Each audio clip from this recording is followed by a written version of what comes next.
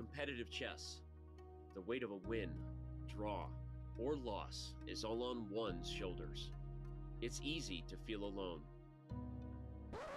Those lonely days are over. Oh my goodness. The Pro Chess League is back. Once again, in chess, teammates matter. That's it.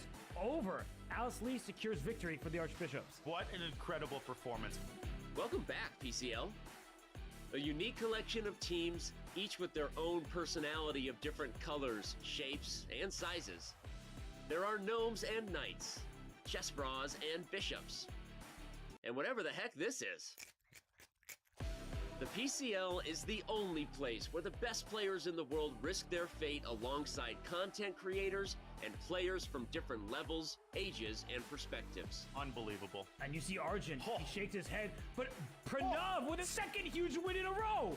Entering its 5th season, 16 teams will reboot the PCL legacy with a new format and new schedule. Only one team can be crowned the next PCL champion. He's blundered. He blundered it. Oh my gosh. My friends, it's the 2023 Pro Chess League. Which team can rise above the rest? They won't be able to do it alone. Yes! Yes! We're going to the playoffs! I'm on the floor! Norway knows for the win!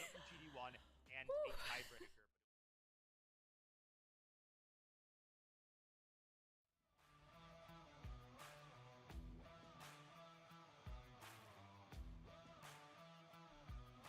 Hello and welcome everyone to the 5th and final week of the main event of the Pro Chess League season 2023, and this week is going to be about heartbreaks and celebration as the teams battle it out in elimination matches. A roller coaster, and for the ride with you and with me is my co-commentator Grandmaster Robert Hess. Robert, welcome. How excited are you? Hey, Tanya. I'm so glad to commentate with you, and I'm very excited. I think the players and the managers and captains, they're super stressed because, as you said, this is win or go home time for all the remaining teams in the Pro Chess League. Wow, go big or go home, as they say. And we kick off with two big matches featuring, well, a certain defending champion of the Pro Chess League. We start the day with St. Louis taking on the Croatia Bulldogs in an elimination match. These two teams are on 2 wins, 2 losses. 1 win, you go through, 1 loss, and you're out. Robert, the second match, it's the Chessbrahs taking on Blitz. And we've got some big breaking news coming in that for this very, very crucial match, the Chessbrahs have got to deliver without a certain Magnus Carlsen in their team. Yeah, Magnus Carlsen had to step out of the lineup at the last minute. It's good news when your team captains and managers have secured the likes of Anish Giri. So while Magnus is out, Anish Giri swapped in. It is not the best start to the 5th and final week of the season for the Chessbrahs because they'll have all they can handle in the Blitz. We hope the world champion feels better soon. And also, of course, as you're mentioning, 1 win is all these teams need to make it through. But some of the teams have already punched their tickets into the playoffs. Let's bring up our standings. The first team to do that, Robert, were the Indian Yogis. We've got 5 teams there who are already in the playoffs. It is the fight this week for the remaining 3 spots. And we see there with a 2-2 score for the St. Louis Archbishops, the Croatia Bulldogs, and the Chessbrahs. Yeah, we have 5 teams already securing their spot in the playoffs. They're all deserving squads. As you mentioned, the Indian Yogis, they look great, undefeated, as were the Gotham Knights. But today, we're going to focus on those teams right after those with the blue mark next to their name. We have the Archbishops and the Bulldogs. And Tanya, these 2 teams, very balanced rosters. Hard to predict who's the favorite between them, but you know they both want it so bad. Oof, that's what the fight is about. It is about getting those 3 wins to make it to the playoffs. We started with 16 teams, Robert. By the end of this week, we will be down to just 8 teams. We see some big names at the top there who've already made it to the playoffs.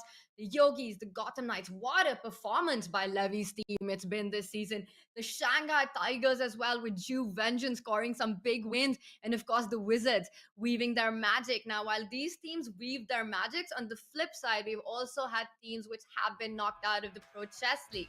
And let's bring that up now. The first team to have been knocked out were the Charlotte Cobras. Of course, the consolation prize on that was that we got Daniel to commentate on the Pro Chess League. We did. Daniel Naroditsky, he was able to join us so many times, unfortunately, because his team was suffering. But that's the nature of the Pro Chess League. And you look right above the Cobras, another team that was eliminated in just 3 matches. The Berlin Bears had the best start you could possibly ask for in the Pro Chess League. Josephine Heinemann had the upset of the season against Hikaru Nakamura in the first game of the season, and yet they went down swinging in just 3 matches. So the teams are so strong in this league. There are no easy matches, and for the Blitz, the Garden State Passers, and Team MGD1, they don't want to fall to the red line. They do not want to be eliminated from this competition. Absolutely, and that's the dream, to make it through. And we see big names there as well, with Blitz at the top of our standings with 2 wins and 2 losses. Now, this is a team that's being headed by the 2021 World Blitz champion Maxime Vachier-Lagrave and the 3 times World Blitz champion Alexander Grischuk, and yet they're fighting for their life today when they play in that elimination match up against the Charlotte, not the Charlotte, but the Canada Chessbrahs. Big games coming up. We've got the St. Louis Archbishops going up first against the Bulldogs, and this is their roster. Talking about biggies, talking about big hitters. Look at this, being led by none other than the 2018 World Championship challenger Fabiano Caruana at the top, 2766, but all the way down. What has been super impressive about this team, Robert, has been their 4th board. Yeah, when you said talking about Biggie, I thought you went up about Biggie and Tupac, but you're talking about Fabiano Caruana, and, you know, he may be from Brooklyn, so we know where it's at. So Fabiano, he is the #1 player on this team, but as you're highlighting Alice Lee, she's been punching above her rating. That's been huge for them because it allows them to trot out such a star lineup like they have today. And Tanya, if they make the playoffs, no team wants to face them because look at their list of reserves. Lenier Dominguez, Jeffrey Zhang, and the rest of the cast. Oh no, you know that every single team that's in the playoffs is rooting for the Bulldogs. Wow, that's actually a really cool insight. You know, we always, as fans and commentators, may the best team wins, but of course the competitors don't want to face the Archbishops. Now, this team had quite a devastating start. They were down 2-0 in their matches. Every week they've been facing elimination, but what momentum they've picked up. They've been winning match after match, and definitely it looks like there's been a lot of shift in the way they've been approaching these games. And Alice Lee has had some of the biggest moments of her chess career here at the Pro Chess League. That big win against Michael Bluebaum that blew our minds. She's been picking up really critical points for her team to push them over to the winning line. But today's task is not going to be easy, as they're facing the Croatia Bulldogs, an extremely balanced team here, top to bottom. We see a lot of 2600s, a lot of 2500s, led by Bogdan. And I have to say, Robert, when I say Bogdan, now I always imagine that moment, the most shocking moment, I think, of the Pro Chess League so far, where he just forgot to promote a pawn into a queen. What happened there? What was that? That was shocking, is what it was, because he could have just simply picked his pawn up, pushed it to the other side, and received a queen in return. Something was going on in time trouble where he was not able to make the right move, and he lost that game, and it was a critical one for the Bulldogs. But if we know anything about Bulldogs, they have not just bark, but a lot of bite. And as you look at their roster, it is led by a 2700 in Deach, but they have Paulina Shuvalova, a nearly 2500 rated player, on board 4. We have Bardia Dineshvar on board 3. These are very strong players, and to add to that, we have their reserves. Mustafa Ilmaz has played a big role for this squad. So, Tanya, another team that is probably more dangerous than their lineup initially looks, but they have some stars that are waiting to strike come playoff time. You're talking about bark and bite. These guys are looking at chomping and chewing their way today against the St. Louis Archbishop to punch their ticket into the playoff. They are really known for their grit and determination in these matches. Somehow they just seem to sneak their way into victory. Now, while we were talking about the St. Louis Archbishop having this up and down trajectory to this point, these guys, their matches have been a lot more balanced. The Croatia Bulldogs looking for that big win. It's going to be a bloodbath, but how much of a bloodbath? Let's bring up our featured question for today, Robert, because it is about how many decisive games there will be in the matchup that's coming up with the Archbishops taking on the Bulldogs. What do you think? Are they going to go for blood here, Robert? Will we see more than 12 wins or less than 11 wins? It's a tough question. You know, these are the fun things that sports and games have added these days, and you should get involved, so use that command predict. But Tanya, I'm going to go with the under today. I love fighting chess, and just because there will be some draws sprinkled in there doesn't mean that it won't be fighting. But I just think that we have such a solid lineup from both sides. It's hard for me to see 12 victories out of 16 possible games. I'm going with the under. I'm going with you over there. Robert, I think today the teams are coming out with full guns blazing. We are going to see an absolute dogfight in both these matches that are coming up, and we've got to take a look. But before we do that, chat, you've got to use the command exclamation predict to put in your votes. What do you think? More than 12 wins or less than 11? Robert says under, I say over. We will find out. It is all about the lineups right now. Who is going to be fighting for these wins? Robert, let's take a look at the squad that the teams have chosen.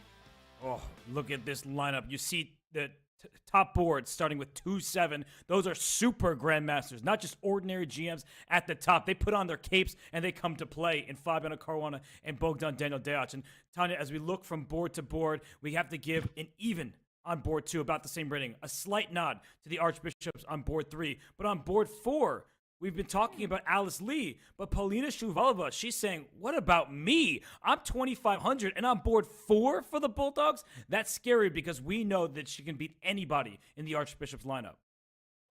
Ooh, Paulina Shavalova is such a strategic positional player who's always ready for these big, long fights till the very end.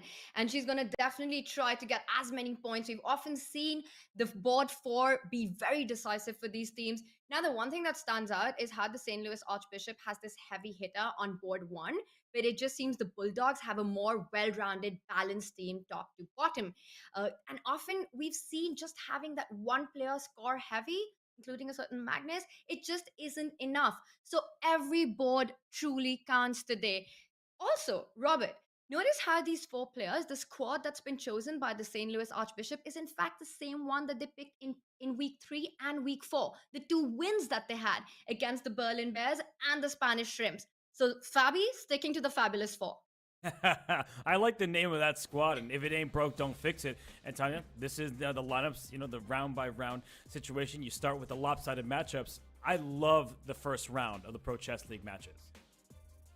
And that's because these are the most lopsided rounds where we see the biggest upsets happen. And oh my God, we've seen that play out over the 5 weeks. It's Fabiano Caruana taking on Polina Shuvalova. We see the top board take on the bottom board. And as the rounds progress, it becomes more equal in strength. I want to ask you, Robert, which game are you most excited about? But before you give your answer, I'm going to give mine. That 4th board, Alice Lee, can she do what she's been doing against the very top seeds? She starts against Bogdan Daniel. That's the one that I'm most excited to watch. Of course, you knew I was going to pick that one, so you decided to take it for yourself. I see this sharing is caring mentality this broadcast is going to have, but I actually was going to start at the top. So same idea, but just different team situation. The board 4 versus board 1 matchup is fascinating to me, because if we just look at board 2 versus board 3, those matches, they're usually pretty level. Some people will end up winning, but I love the lopsided nature of 1 versus 4. But as I was saying before, Tanya, for the Bulldogs, Paulina Shuvalova is nearly 2,500. So it's not the typical 400-plus rating spread in that matchup. It's just a couple hundred points, and she will have a legitimate shot. So that is my marquee matchup of round 1. And that board 3, Alexander Injik, he is the man who beat Maxime Vachier-Lagrave not once, but twice earlier in the season. He needs to do the same today against the Fabi-led St. Louis Archbishop. Let's take a look at the match format, what the teams need to do, because, Robert, it is all about touching that golden score of 8.5 points. And you do that, you win the match. Now, we say it's up to 4 rounds because mathematically, and we've seen this happen, so practically as well, it is possible to get to the score in just 3 rounds. But this match, looking at the lineup, looking at the players, the performance, and what's at stake, this one's going to go down to the wire. It certainly will go down to the wire. That is the nature of the Pro Chess League. When you have all 4 boards playing the other team's 4 boards, you're going to get some wins here and there, but it's just going to be a tight match. And I really think that these 2 teams do not have much separation, Tanya. It's going to be a lot of fun, and we can see, and so will our audience see, the players are getting ready to kick off action and what they have prepared. The openings are going to matter. It's going to be about nerves and time scrambles. It's everything at stake today, Robert, for these teams who are vying for that top three spots. I know as commentators, we all hate that spot, but I'm going to put you in it. If you had to make a prediction for this upcoming match, who's taking it? Oh gosh, you are putting me on the spot, aren't you? I just don't know. Why don't I just throw this back to you, Tanya? Why don't you answer your own question? Come on, who is taking this? I was not prepared for that. I am rooting for a playoff, for a tiebreak in this one. I want to see the Blitz. I want to see this go down to the wire. We've got liftoff already, and the board that you had your eye on. We've got a Queen's Pawn opening, and it looks like it's going to start with the Nimzo, but instead it's the Queen's Gambit decline, most probably. Okay, and we see it's a big choice for white at this moment because you can always swap on d5, but first bishop g5 is played. And Tanya, I'm always curious what openings these top boards will play because they don't want to just make a draw. Normally the mantra is you draw with black, you hold steady, and you try your best to win with the white pieces. But in the Pro Chess League, with these matchups where there's clear separation between the players, Fabiano's not just looking for a draw here. 100%. He wants to try and complicate the position and try and get a game, even though he's playing black. He knows that today is the day he needs to get that 100% score. We've seen board one do that very often. So he needs to join the likes of Hikaru, of Magnus, of Wei Yi, who have scored 4 out of 4 for their team. And we see an interesting opening battle here because Paulina has not yet taken a decision with that G1 knight. Very often, that knight develops before that bishop does, which is why I think Fabi as well is taking a little bit of his time. And now, big question to Paulina, does she want to go knight f3?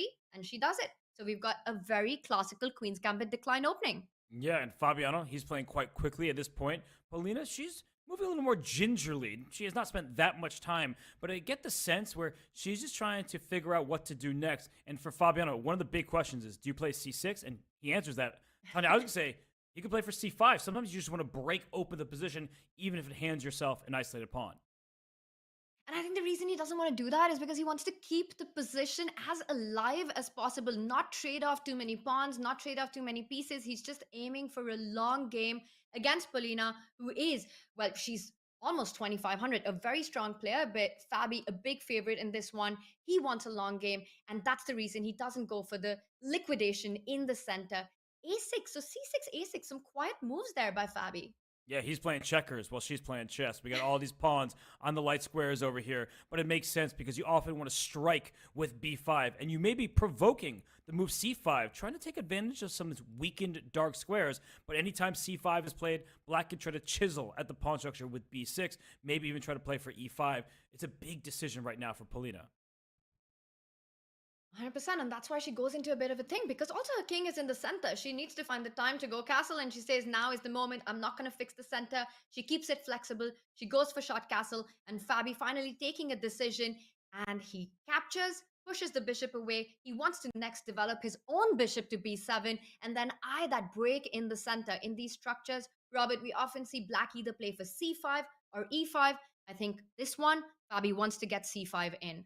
Yes, you definitely do, because where's this bishop on c8 going? It's going to b7, but there's a pawn in front of it. So as Tanya is saying, you want to throw that pawn forward up to c5, get the bishop to b7, and use the long diagonal to your advantage. I actually think that black has a great start to this game. Not that Fabiano's better, but he's definitely not worse. And at some point, the tables can start turning in Fabiano's favor if he gets that activity with c5, bishop b7, and he's got this more advanced pawn on the queen side in the b5 pawn that can go up to b4.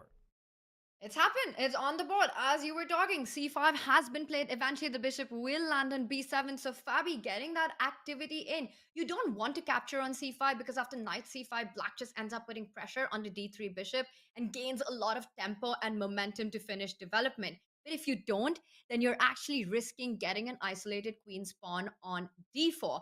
Now, while Paulina goes into a think tank, this is a critical moment in the opening, but she says, I am playing Fabi. I need to take control of the clock, not going into any long things. She offers a trade.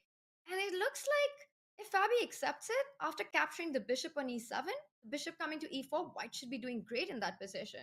Yeah, that's why Fabiano, he decides not to trade knights, as Tanya was indicating. A bishop on e4 would hit this rook in the corner and just gives it a nice diagonal. So the f6 square, perfectly well defended by Black's pieces. The bishop can go out to b7 soon. So I feel like Black is steady here. No issues whatsoever for Fabiano. How are the rest of the squad doing? We've got to take a look. Let's bring up our bird's eye view because we've got action on all boards. And we've been talking about this, that in the Pro Chess League, you could have a Magnus on the top board. You could have Hikaru. You could have Fabi on the top board. But each and every game, each and every player has to make a contribution. And it's super important to focus on each of these boards.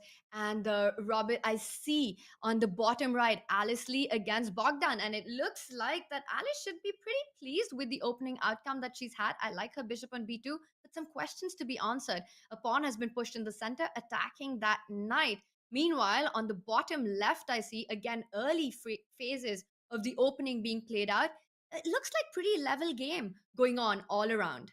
Yeah, the games do look pretty steady. In the top right, the queens are gone, so that's already into an end game between Bardia Dineshvar and Benjamin Bach. And as you were mentioning, Alice Lee's pushed a pawn against Bogdan Daniel-Diaz in the bottom right, hitting her opponent's queen. Wow. So, Tanya, which one should we go to? We have excellent choices. You know it. Okay. You know the one I want to pull out, Robert. I'm not even going to say it because I know you're going to pull it out. And it is Alice Lee's game. We've got to get her on because take a look at that wild position on the board. I mean, the knight was attacked. And now Alice says, I don't care about that knight. I just want to push your queen out. She goes for b4. Bogdan trying to think where he wants to retreat. I think c7 looks like the natural square. You bring your queen back. And again, big questions to Alice. What does she do with the knight? I'm guessing the knight is going to go into the center to the d4 square, but that looks very risky with a rook coming to d8, pinning the knight. There could be some pressure down the d file, and we see the chat. I mean, they're going crazy for Alice Lee. They love supporting her. She's young, but she's very talented and can take down a super gem. Remember, she almost took down Wei Yi. That game was very close, but in the end, she couldn't just quite land a knockout in a complicated position. But Tanya, right now, I'm looking at this. I'm seeing a position where Black is very stable, has Connect 4. I know we talk about different board games all the time here, so there's that one going on. But I think the knight has to jump into d4 and just avoid the queen trade for now because Black's sort of pawn chain here is causing White some problems. Wow, so not queen c7 as I was expecting, but queen to d8. And Robert, what do you think? Is Bogdan saying that, I feel that I have better chances in the end game? He wants to trade off the queen. Alice has shown such excellent play in the middle game. He wants to try to liquidate as many pieces as possible to ease out the pressure in this one.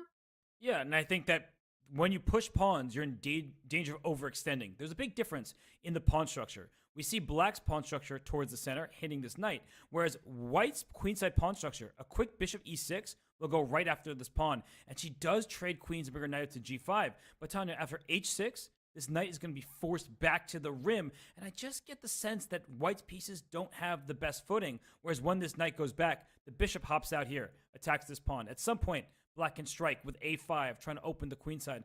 I just like the foundation of Bogdan Daniel-Diaz's position a little bit more. Not saying that White is in danger of losing in the next few moves, but I just get the sense that it's just a little bit easier to play for Black. I agree with you. And your move 8-6, as you called out, is on the board, hitting that knight, freeing that e6 square to bring out the bishop. Once the knight falls down, falls back to h3. Black can also think about advancing the pawns further to g5. Wow, tactics everywhere. Alice is so good at this. We saw her not defend her knight, attack her opponent's queen, and again, she doesn't defend her knight, attack her opponent's rook, and it all seems to work out. You can't pick up the knight because of rook d8, and if you trade the rooks first, Robert, in this position, after rook d1, maybe we can just bring up our analysis board as well. Yes, and rook d1, and you take on g5. There's a check on d8, picking up that bishop on c8. It's not just about equalizing material, but that's a dominating position for White with horrible pieces on the queen side for Black. You know what's crazy? I thought this would just be a winning advantage for White. It turns out that Black actually traps this rook over here somehow. Like, it looks like you have this pin for eternity. You're going to win the game. But Black is actually going to go over here. This is beyond, human foresight just to be able to get this position. You assume that White has to be winning. It turns out that Bogdan Daniel-Diaz could have gone for this. It wouldn't have been easy to see. But when you go over the game and you look at game review, you're like, oh, darn it, I had a win. And you're like, nah, that was too much to ask for. Yeah, those were some superhuman moves. But of course, Rookie 8, a normal way to continue. And now this is going to be quite a grind for both these players. With Bogdan, he does seem to have a pleasant endgame. The bishop will come out to e6, attacking c4, while Alice tries to neutralize Black's edge here with more space that Bogdan has created, that pawn structure on the king side, giving him clear play. The Black Knight can jump to e5, knight d7, knight e5, always in the air. Let's bring up our other boards and get an update on what's happening as the players fight it out. Now, let's bring up our bird's eye view. And I see on the top right, Bardya Daneshwar has been such a huge player for the Bulldogs. He's been a massive scorer in that team. He's up against Benjamin Bach. And you mentioned it's an endgame, but this is a fiery endgame. The bishop has landed on f6. And Robert, I think we have to do a deep dive into this one. Yeah, I just wanted to note as well that 5 core 1 looked like he had a nice advantage against Polina Shuvalova. Happens in the board 1 versus board 4 matchups. But Daneshvar here, he is the lower rated player. He's the board 3 for the Bulldogs against the board 2 for the Archbishops and Benjamin Bach. And I love this position for White. You're about to slam a rook down on d7 because Black has to take this knight. The e5 pawn is under attack 2 different times. So if you move your king, which is in check, everybody, then you lose the pawn. So you have to take. But with a rook on d7, Tanya, the next rook coming over, this bishop can even slide over to h3 and cause Black some problems here. I'm liking the look of this for White, and yet the engine says, ha, what are you talking about? Black's doing okay. This just reminds me of the game that we just saw right now with the connect for e4 has been played. You're hitting that knight. White has to fall back with the knight. And whether you go to d2 or to e1, the f pawn can advance further all the way to f5. Defend that pawn on e4. Block out that bishop on g2. We're talking about connect 4. Well, here it will be connect 3 with very similar dynamics as in the Alice Lee game earlier. Yeah, it's going to be annoying for this light square bishop for White. And his rook on d7, which looks so promising. Once this knight moves, this knight can hop forward to e5. You mentioned that in the other game. It kicks the rook, hits the pawn on c4. So it looks like Benjamin Bach is just in time to parry off the threats. Because if he was delayed for a single move, it's no exaggeration. He could have been nearly lost with White so active with the rook on d7, a second rook appearing on the d file, a bishop maybe sliding out here to poke and prod at Black's position. So e4, very timely shot by Benjamin Bach. Wow, but I still think there is some precision here required as well. White can fall back with that knight to e1, hitting that pawn on e4. Robert, you can jump in with the knight to e5, but White will anyway double up on the d file. I'm still liking White's chances. I see our eval bars say that the position's pretty even, but it just looks like it's going to be easier for White here to double up on the d file to start targeting the queen side pawns here. And wow, is Benjamin Bach down to 2 minutes 40 seconds on the clock? That is a massive, massive advantage to Bardya. Yeah, it's surprising to see that Benjamin Bach has spent so much time. But his position, hopefully for him, is getting easier to play because he can play f5, and he does. And the king can either go to e8 to kick this rook away or go up to f7. This rook slides over to d8 eventually once the king gets out the way. And I just get the sense that unless Bardya can come up with a concrete threat, that the worst is behind Black. I mean, you just connect the rooks, you trade them, and then it seems like you're not in any big trouble. All right, while Bardya is trying to create trouble, but it looks like Benjamin is in time. It looks like Polina might not be in time in her game against Fabi. Let's bring up our bird's eye view. Let's just spin out of this and take a look at what is happening on the top board for the St. Louis Archbishop, because I do see that Fabi has got a huge advantage on his match. Okay, so let's get that bird's eye view up. Let's look in the top left, as Tanya was saying, and oh goodness, that bar is sinking low, and that's because that knight has sunk its teeth into the c3 square.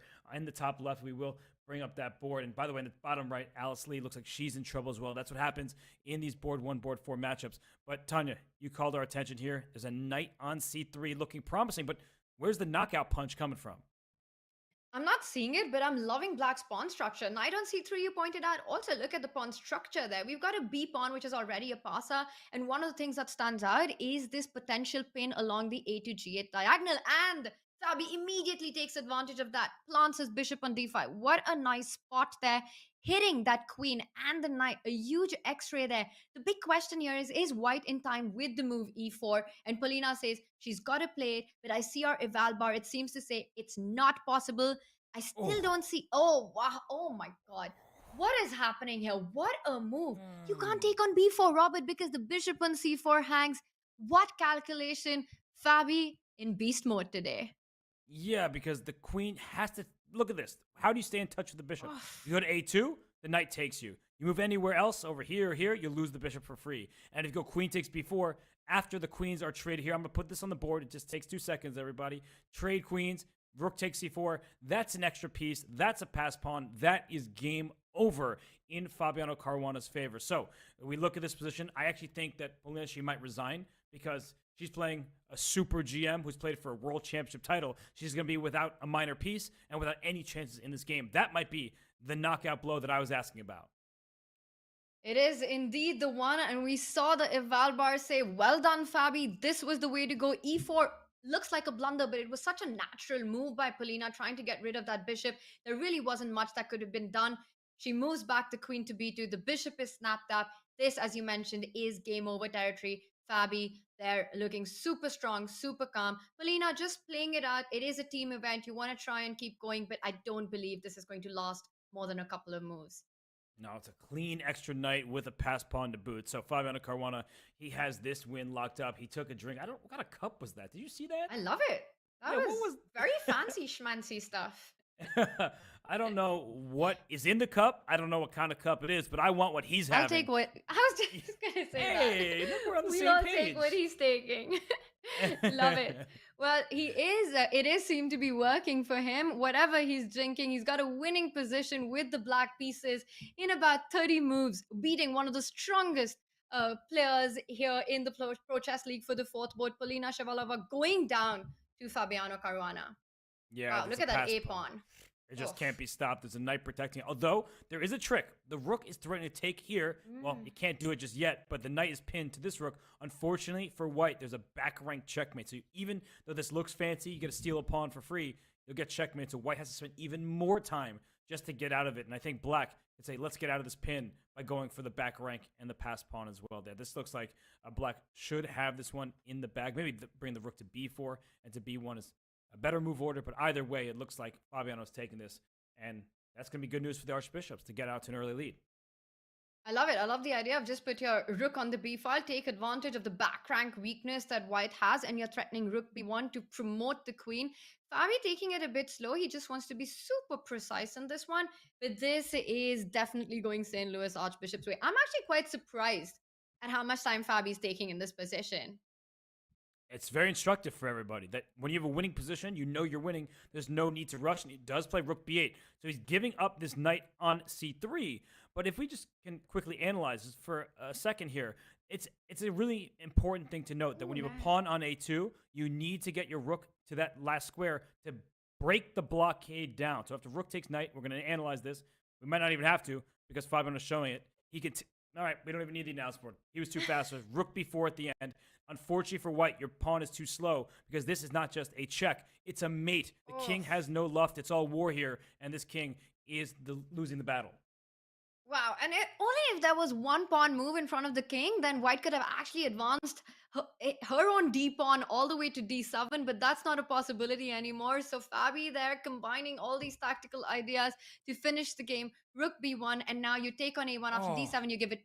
Oh, he could have given a check on e1, but he does go the other way, rook d1. That is some stunning tactics, and that is it. Polina Shabalova throws a tower. It is advantage St. Louis Archbishop as Fabiano Caruana takes the first point. He does, and he goes away. Fabiano has left the building, so we should go to the teammates because the 3 games are still in session. Fabiano gets the first win, but Tanya, as we look at the eval bars throughout these matches, it looks like in the bottom left, we haven't even checked that game out. Injic is a bit better, but still, that's an endgame territory. And in the bottom right, Alice Lee, she's fighting. She's giving it all she can possibly give. Which game should we go to of the remaining 3? Wow, it's endgame territory in all of them, but I see Benjamin Bog down to 17 seconds on the clock with a minor piece endgame, and we know how tricky these can be. A very symmetrical pawn structure. We see on the top right just how equal the position looks according to the eval bar, but with 17 seconds, anything can happen here. Yeah, no, mistakes happen when you don't have time. The good news is mistakes usually happen when your opponent has knights, but Benjamin is the one with both of the knights. So there are no knight forks. The f5 pawn is the only pawn that this bishop can attack, and it's going to be a pawn race potentially, because I'm already looking, and Bardia is thinking, what if I trade all the minor pieces here?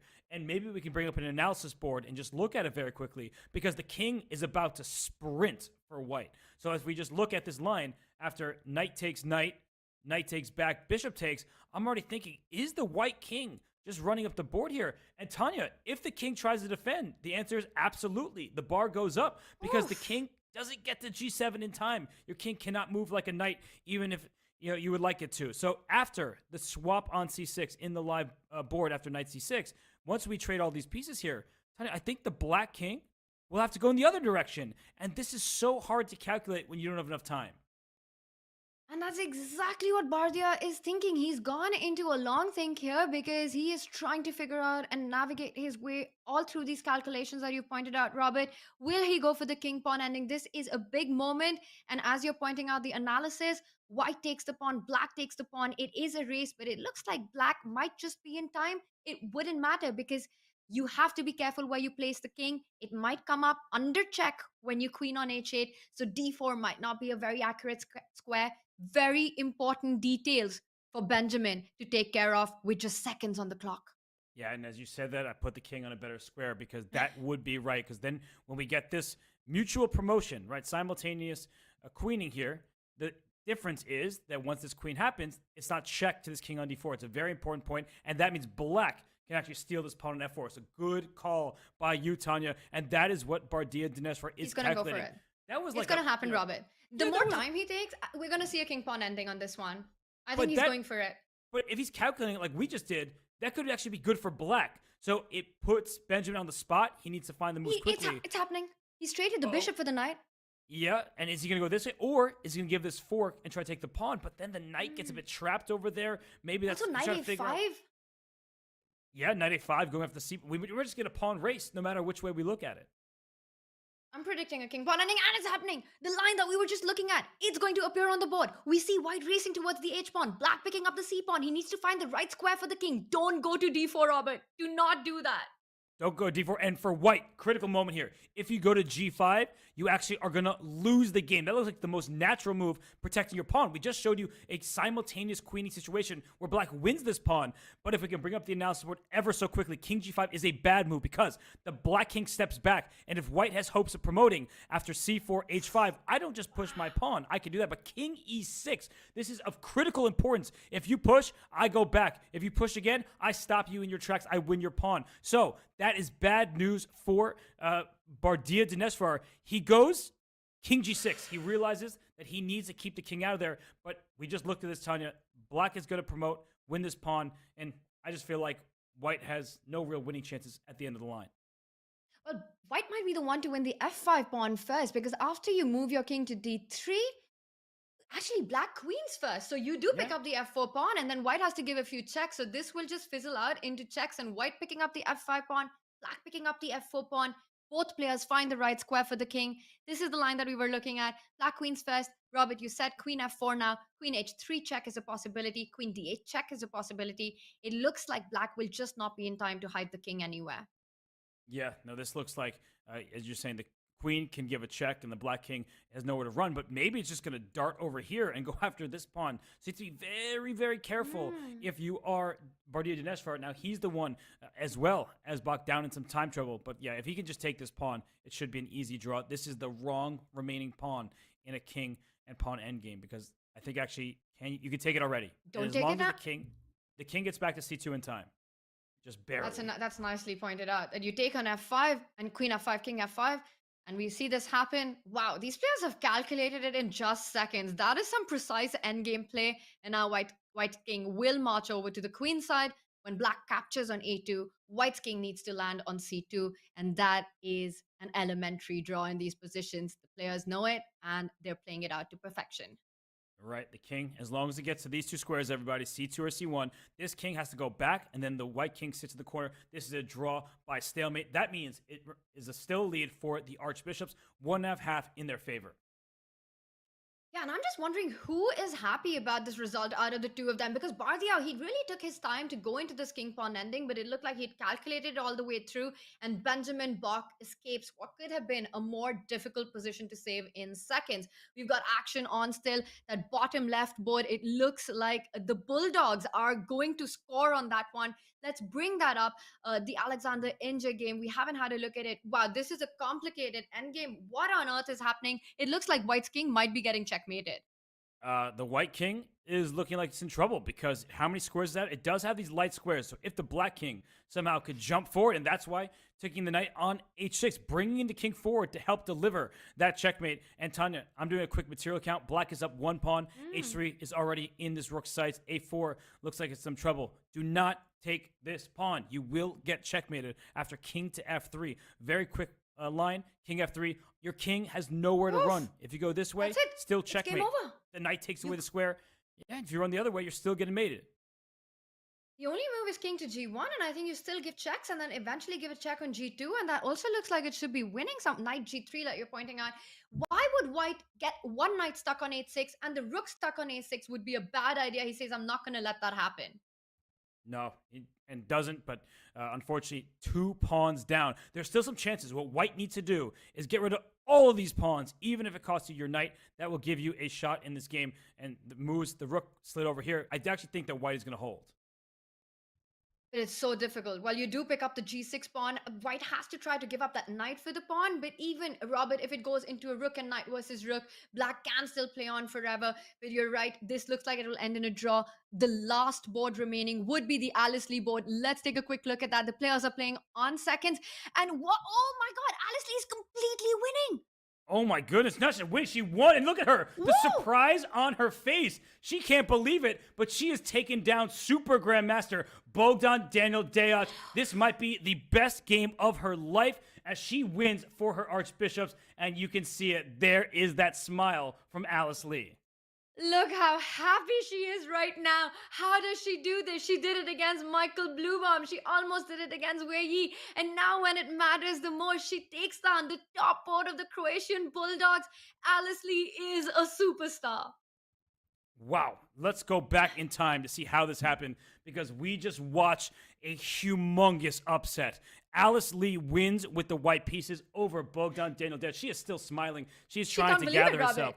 But she's also amazing. She's doing the chess player thing. She's looking over the game. And at this point in time, Tanya, if you just look here, it just seems like black is much better, up a pawn, but she fought. She did not give up, and she just tried to activate her pieces. Oops, sorry, I'm pressing back instead of forward. We see the knight go into the center, but black is dominating, right? Black is just up a pawn, making progress here. So where did it go wrong for Bogdan Daniel Deac? I think around here, Tanya. The knight gets into d6, and now now both sides have chances, and Bogdan Daniel Deac had just 10 seconds remaining. Robert, it went wrong for Bogdan when he decided to play this match and playing against Alice Lee. What a player she's been for her team. An amazing result. And actually, with that win, she guarantees the point to her team, St. Louis Archbishop, and takes them over to the finish line. And this is where we stand after round 1. I am still getting over what we just witnessed. She is just 13 years old. She's a women international master with 2 international master noms. It's clear. She's made it clear with her breakout performance here at the Pro Chess League, just the bright future that she has ahead of her.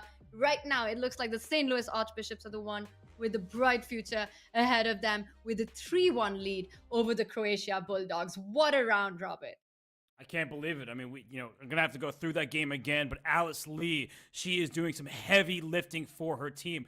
Coming into this match, we're talking about it. She's been punching up, and there's no more up to go than board 1 for the other team. So Alice Lee, I mean, she is a superstar in the making. We had Fabiano Caruana on for an interview. He says he could see her becoming a Grandmaster for sure, but after a win like that, hey, maybe GM would just be the start. We don't want to put pressure on her. She seems to just be having fun. But Alice Lee, with perhaps the biggest win of the Pro Chess League season thus far.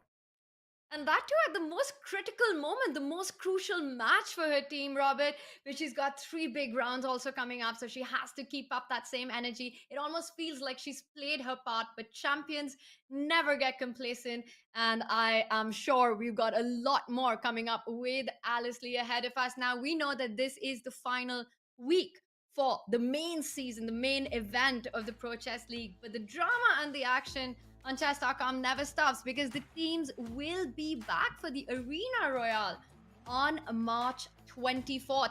Now, it's been difficult to watch so many great teams being eliminated from the main season these past few weeks. Even the teams with a losing record have exhibited incredible play, Robert, this whole season. So to celebrate all of the talent that we've got here with us on the PCL, we are hosting an Arena Royale on the March 24th. You don't want to miss that. It is going to feature all the 16 teams who will be playing with up to 10 players competing from each team. It's going to be an epic show on the 24th March. Mark your calendars. You don't want to miss this. Use the command !Royale in the chat for all the details. Yeah, it's going to be fun, right? It's just all the players, even those who are eliminated, they get to come back and take part. So it's a nice kind of end or all-star game, if you want to call it, for the Pro Chess League season. I love it. Can't wait for that. What I can't wait for right now is to see the action that's coming up on the other side of this break. Do not go anywhere.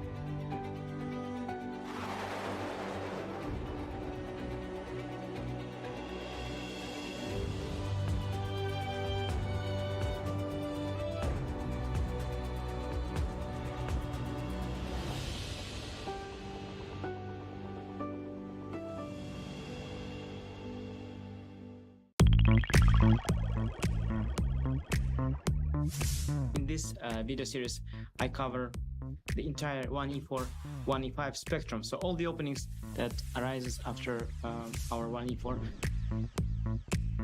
I have had a lot of experience in this. I've played several games of prominence. I had a game against Levon Aronian from the World Team Championship. I also had a game from Gibraltar against Marcus Rager, which is the game that I'm going to show here.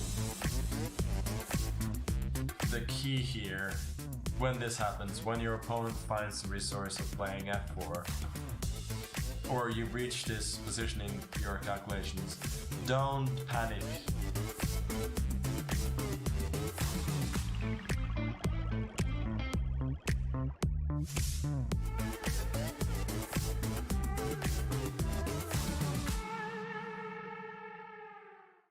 Your subscription makes shows like this possible, which is why our Twitch subscribers will never see ads on chess.com.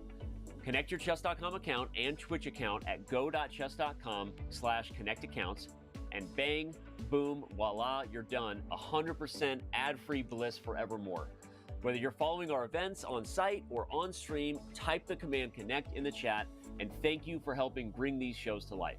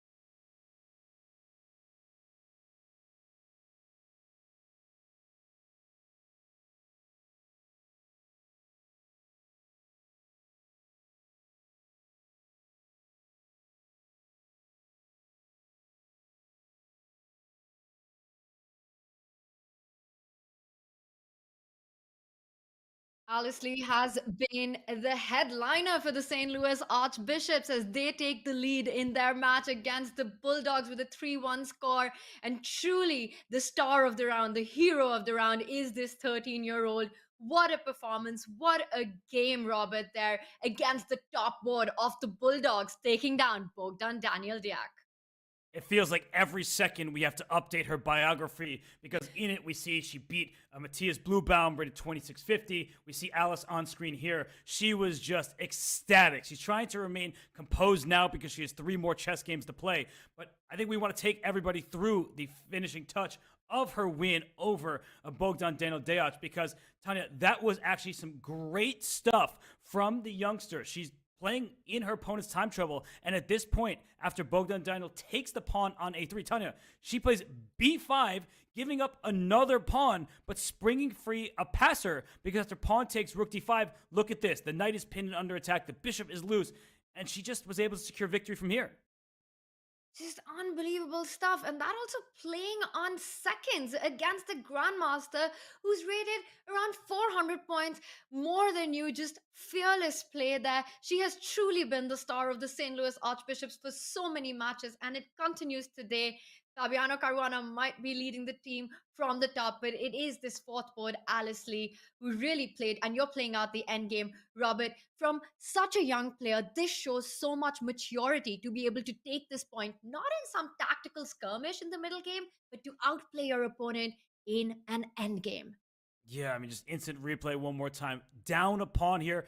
Gives up another just to spring free a pass pawn. And as we're highlighting here, the minor pieces are all loose. Black and only 5.9 seconds left. Not enough time for Bogdan Daniel Diak, but the time of her life for Alice Lee. She's phenomenal, but it's 3-1 St. Louis right now, Tanya. We can celebrate her victories if you're the Archbishops, but she needs to keep it up, and so does the rest of the squad.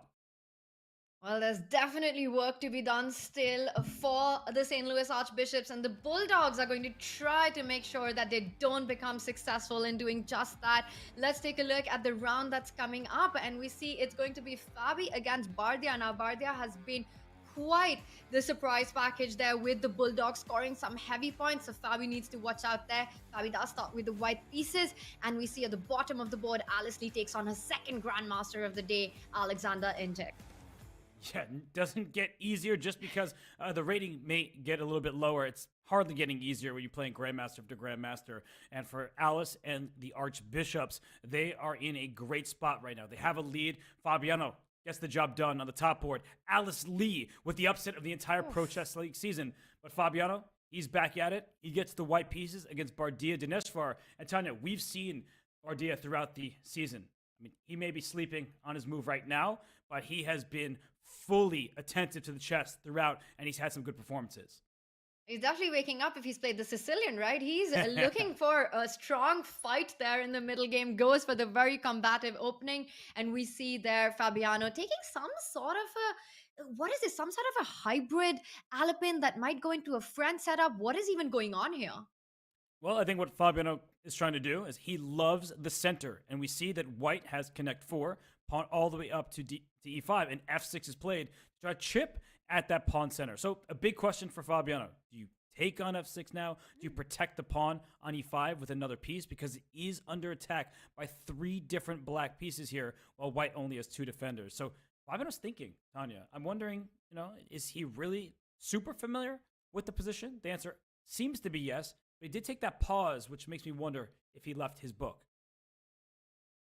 Well, it's hard to be prepared with these offbeat openings, and I think that has been Bardia's focus as well throughout the Pro Chess League. He's been playing these lines which are not super conventional and then taking his opponents off a mainline theory, and we see that, well, there was no French, so no e6 was played. Instead, strikes in the center, opens it up. That knight from f6 can head to e5 at some point. It can also head to f4, wire h5, f4. Meanwhile, white's knight is heading to e5. White with the last move. Fabi has defended that d4 pawn, so definitely eyeing a knight jump over to the e5 square. Yeah, some big decisions for both sides because it's not a typical pawn structure. We see the semi-open f-file, but a semi-open e-file. So both players, they're looking to use their rooks to their advantage. And black does go first with knight h5, trying to go f4. And Tanya, I think a lot of people would say, can I just take a pawn? Isn't that free? I even have my bishop defending it. Oof. Oh, what's that pawn on d4 doing? It's stopping e5. And I can see you shaking your head. You're like, no, no, no, no, no, no, no, no. I'm not taking this pawn just to see what that looks like. And you have 2 pawns in the center, and black is just springing forward. I was holding my breath when you went for this line because I thought you'll take on c5, you'll play e5, and the bar would be like, white is completely winning now. But it does confirm that, in fact, the center is much stronger than getting greedy and going for that pawn. As you're mentioning, e4 coming in, this f file open. White's queen is stuck to defending that knight on f3. Always watch out for bishop h3 tactics in these positions as well. So there would be just too much for white to be careful about. I like this move, knight h5. Robert, I'd mentioned it. The black knight can find itself over to f4 and really putting pressure on Fabi's king side. I am liking Bardia's position here. It's a really tough call right now for Fabiano because I like Bardia's position no matter if it's even material or even if Fabiano is up a pawn. So I'm like, maybe I should just take the pawn, right? Let me take this pawn, and I don't like my position, but you need to prove that you have enough compensation, and that's very difficult in rapid chess because e5 wouldn't be the end of the world. The bishop could slide back. Yes, white is a bit passive. Black is gaining space in the center of the board, but maybe there will be some chances for Fabiano in that line. He's never going to take it. That just doesn't feel like a Fabi move to give so much activity in the center. And, you know, when I say these kind of things, it's never going to happen. It usually always does. But I will be surprised if Fabi decides to get greedy with the pawn and give up the initiative. And Robert, he wants to keep things under control. He continues with development. That's very Fabi style play. Allowing e5 just seemed way too dangerous. Now, this position will 100% heat up, and we'll have to jump straight back into it at some point. But for now, I see the actions on the other boards, and there's one board that's already hot, hot, hot. Let's bring up our bird's eye view, because what on earth is going on that top right screen, Robert? We've got white's rook, which has done a rook lift onto h3. Black has already castled. White's king is in the center. White's pawn is on h5. That is intense action. What, 10 moves down? Yeah, the top right game is fascinating, and just it's one of those openings where you throw your file, the H file, the rook file pawn up the board, and you have the rook lifting to H3. But the question is, what attack do you have? Is this a bluff? Is he just hoping that an attack against the king will come out of nowhere? And this isn't the Levitov chess wizards, right? You can't just make magic happen. So, Tanya, I'm asking you sincerely, is white doing the right thing? Is there a legitimate attack in this position? You know, it's definitely brewing up. I would be really scared. One of the plans as black here, because one of the plans that are very typical is to line up a battery on the b1-8-7 diagonal. At some point, the bishop from d3 can fall back to c2. The queen can jump to d3. White's pawn will advance to e5, and you can already start to see mating ideas along this diagonal. Now, meanwhile, black develops the knight to c6. I'm slightly surprised because I thought that black needs to keep that knight there so that bishop can come to a6 and you can start trying to trade off pieces. But Polina says that if you fall back with the bishop to c2 to defend that d4 pawn, she'll have a jump on b4. So she's still trying to play actively to counter white's attacking idea of setting up the battery. Yes, and this pawn on d4 is actually hanging. Sometimes when you see a queen in line with another, with a bishop in between, you look, can I move this bishop away with some check? The answer is not here. So knight takes d4 is a threat, and e5 shouldn't be counted out either. With the rook in the bishop's line of fire, you could push that pawn up the board. So, Tanya, do you have to make a move like bishop b5 then, just to protect the d4 pawn? Well, it does move the bishop to protect the pawn on d4, but slides back to e2, and it's a mistake, which means e5. We have the help of the eval bar off to the side. That's a double attack in the position. Wow. Yeah, and that rook lift that we were talking about, suddenly the rook on h3 is vulnerable. Who would have thought e5 coming in? Will Polina Shevalova find this move? It's not an easy move to spot. Wow. And she said, might not be easy for you guys, but here I am. Plays it out in under a minute on her clock. Hits that rook on h3, hits the center pawn on d4. She does see that Benjamin's king is still in the center. It's time to open it up. And the eval bar says with that move, it's advantage Polina. And I'm trying to understand, what does Benjamin have in mind? And it looks like, we look at him like he doesn't have too much. I think he missed this idea altogether. And at this point, right, whether or not he missed it, and I think you're right, he did, you just have to get the most out of your position. And I would play the move d5. So I have two options. Either I give up my rook for this bishop. That's seemingly a 2-point swing, right? 5 versus 3. But we don't just count in points, because if you move the rook, you'll only be down quote unquote 1 point. But it's a very important pawn in the center, and I think that position is actually more difficult for white to play, and he does go for it. He didn't want to give up the exchange, but I think I would have tried to lock the center and given up the rook. But he's just saying, all right, knight takes d4, for example. You can, I guess their e5 pawn is loose, but I don't know about this, Tanya. I feel like it has to be really, really good for Polina, no matter how she takes this pawn on d4. Yeah, I feel you, because white's king on e1 suddenly looks extremely loose there. You know, after knight d4, that knight on d4 is so strong. At some point, the black bishop will come to b7, and it looks like white is going to take a long time to get to black's king. So things under control here. The other way that she could recapture the d4 pawn is with her own e5 pawn. I think what Benjamin has in mind for e takes d4, where Polina does win a pawn, is to simply get the bishop to b2, start piling up the pressure on the d4 pawn, and hope that you can get to g7. Even those positions with black's bishop coming to f6 to really challenge that long diagonal, it looks like everything's under control here for black. Polina doing well out of the opening here. Yeah, no, this is a good position for her, and she's doing the right thing by slowing down, because there are 2 different ways she could take this pawn on d4 if she wants it. I'm also wondering if at some point there's a bishop takes h6 type of tactic. It might not work here, but sometimes just, you give up a bishop, open up the opposing king. But Wow. I just feel like she can safely take on d4. Hey, Robert, that's a brilliant idea. And just to demonstrate that, let's just make a non-move here. For example, a5 or rook b8. I'm loving the concept that you have. You take on h6, and bishop takes 8. And I see that Ivalbar approves, and queen c1. Queen c1 was the point. And it seems to work, because it's a double attack. You hit the knight, and you're threatening mate in 1 with queen h6. That is a massive tactics that exists in this position. Wow, you know what's funny is I was thinking queen d2. This little sideways queen move is actually much more difficult than it would appear. Queen d2 is natural. Let's get the queen up the board, round to the side, but it is a double attack. And Tanya, I think you've actually highlighted the downside of playing pawn takes d4. That bishop takes h6. After g takes h6, there's still maybe this queen c1 idea, hitting the knight and hitting the pawn, because if you play queen d6, which seems to defend both, then look at this.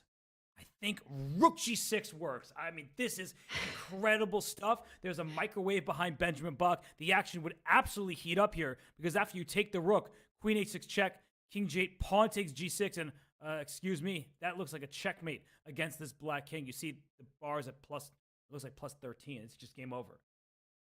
It doesn't matter. It could be a plus 100. This is mate in the next move. You're not surviving it. You move the rook. It's still queen h7 and followed by queen h8 checkmate. This would be game over. So it's really fascinating to see the kind of tactics that exist in the position. There's a third move that's been played, one that we were not considering. Doesn't take on d4, pushes the bishop. So she's still targeting that rook on g3. Bishop h4 is actually quite interesting, Robert, because if white decides to trade that bishop for the knight, the queen suddenly becomes super powerful on h4, hits that pawn on e4, is threatening queen h1, and don't forget, notice the d4 pawn still hangs. I like this.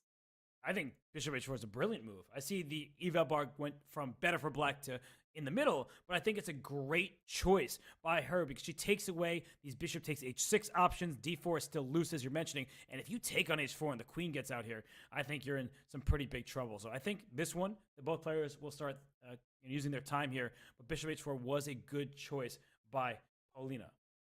And just before we move on to the bird's eye view, to finish your point, if white does go for the 8-6 sacrifice, black can pick up the rook on g3, doesn't even have to bother picking up that bishop on 8-6. So everything remains safe for black. Really nice practical move, as you're pointing out. Let's take a look at the other boards. Let's bring up our bird's eye view as action is heating up all around. And again, my eyes are drawn to the bottom right, because it's madness there one more time. Alice Lee, unstoppable on the king side. She's really going for it. She's playing against Grandmaster Alexander Injik, but we see the position there with the pawn march. Fearless play there by Alice. And on the bottom left, we see that Bogdan Daniel Diak, who suffered a major upset in the first round, looks like he's back in control in his game. Yeah, it looks like the board ones, the top left 5 in a Caruana also has a slight pull against Bardia Dineshvar. But those games on the left-hand side, they're kind of locked up for the most part, whereas the games on the right-hand side, it just seems like much more open space, kind of hectic positions. So you get your two different options. Whatever your flavor is, you can choose between them. So Tanya, speaking of choosing, I'm going to make you do it. Sorry, partner. Which game do you want to dive into?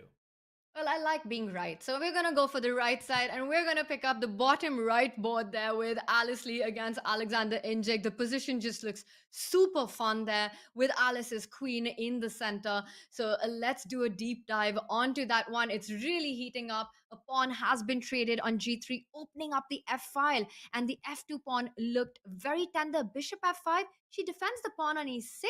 But our Evalbar says, hold on, that's a mistake. Yeah, well, it's as it takes a little bit more time, gains a little bit of depth. It's saying that was a mistake, but it's probably not one that's easy to recognize if you don't have the engine as your assistant. So why would that be a mistake? Well, I would like to play G4 as white, but of course I can't get away with that. There's a queen and bishop in line with it. So maybe knight C2 first. Let's kick this queen out of here. And I just want to get at this bishop. That's my big goal. Perhaps the knight slides into E3 so I don't even have to push my pawn. But I feel like maybe now white's pieces can join the party where this knight is sitting and doing nothing since the D3 pawn is already defended enough times. That's really interesting that you want to get your pieces out, but actually big tempos hitting that queen on d4 that I was just mentioning when we jumped into this game looks like such a powerful piece. And after knight c2, it's kind of hard to see a very stable square. You've got to fall back all the way with the queen, go back to d7, your idea of d4. Well, it looks like Injik needs to find that, because if not, then black has got ideas of her own. Alice might be threatening bishop g4 next. Notice how the pawn on f2 is pinned, so you can't really go f3. So it's really all about timing, and Injik needs to be precise right now. This is his moment to push back on the pressure. Yes, and both players, they're about the same on the clock. Now he has just dropped a little bit below her in terms of the time. But if we look at the material, it is even. 5 pawns per side, 2 minor pieces, 2 rooks and a queen. But the board is so open. It's not just about the material, and it's a complicated position. I don't think that there are easy choices here. I mentioned knight c2. The queen slides back to d7. The question is, and then what? That's hard to recognize for white because you see one-off moves every here and there, but the actual plan is not that straightforward. So I actually think that this is a very complicated game, and the result of it will be determined far down the line, not right now.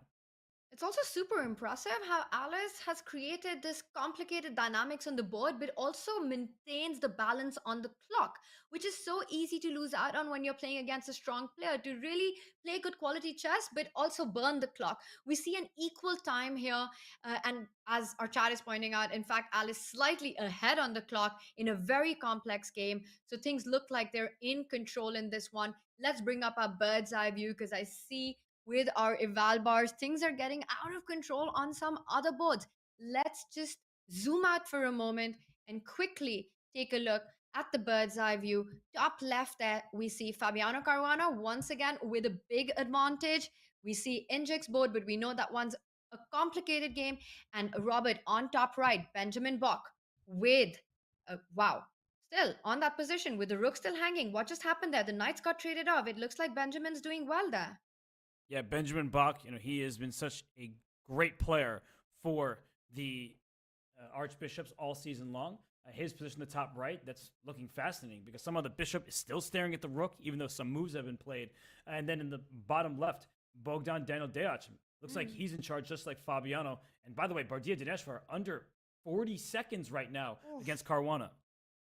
I think we've got to jump to that one. How will he handle the pressure against one of the best players in the world, playing on seconds there? Bardya Daneshwar against Fabi in what looks like a really difficult position, Robert. Let's see if we can do a deep dive into that one. Fabi in driver's seat in this one. And that's all because of that big weakness on e6. He goes rook c3, so shifting that rook to the open c file, and not easy to find a good square because the rook will jump onto the 7th rank.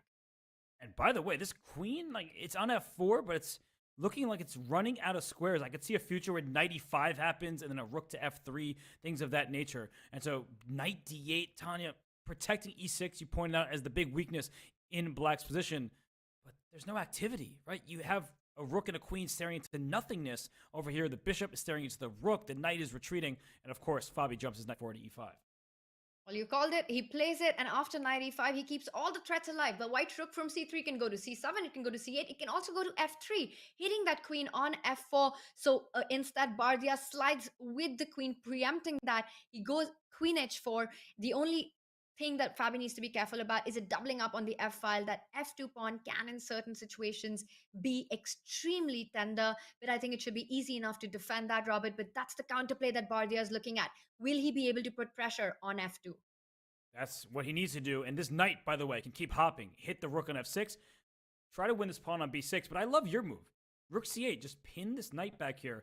I feel like black is completely tied down with no major threats. The knight on b5 defends this pawn on d4. So if you think about stealing a pawn, you're going to gambit your queen and not in a good way. So this knight on b5 is doing great work. This rook can slam down on c8.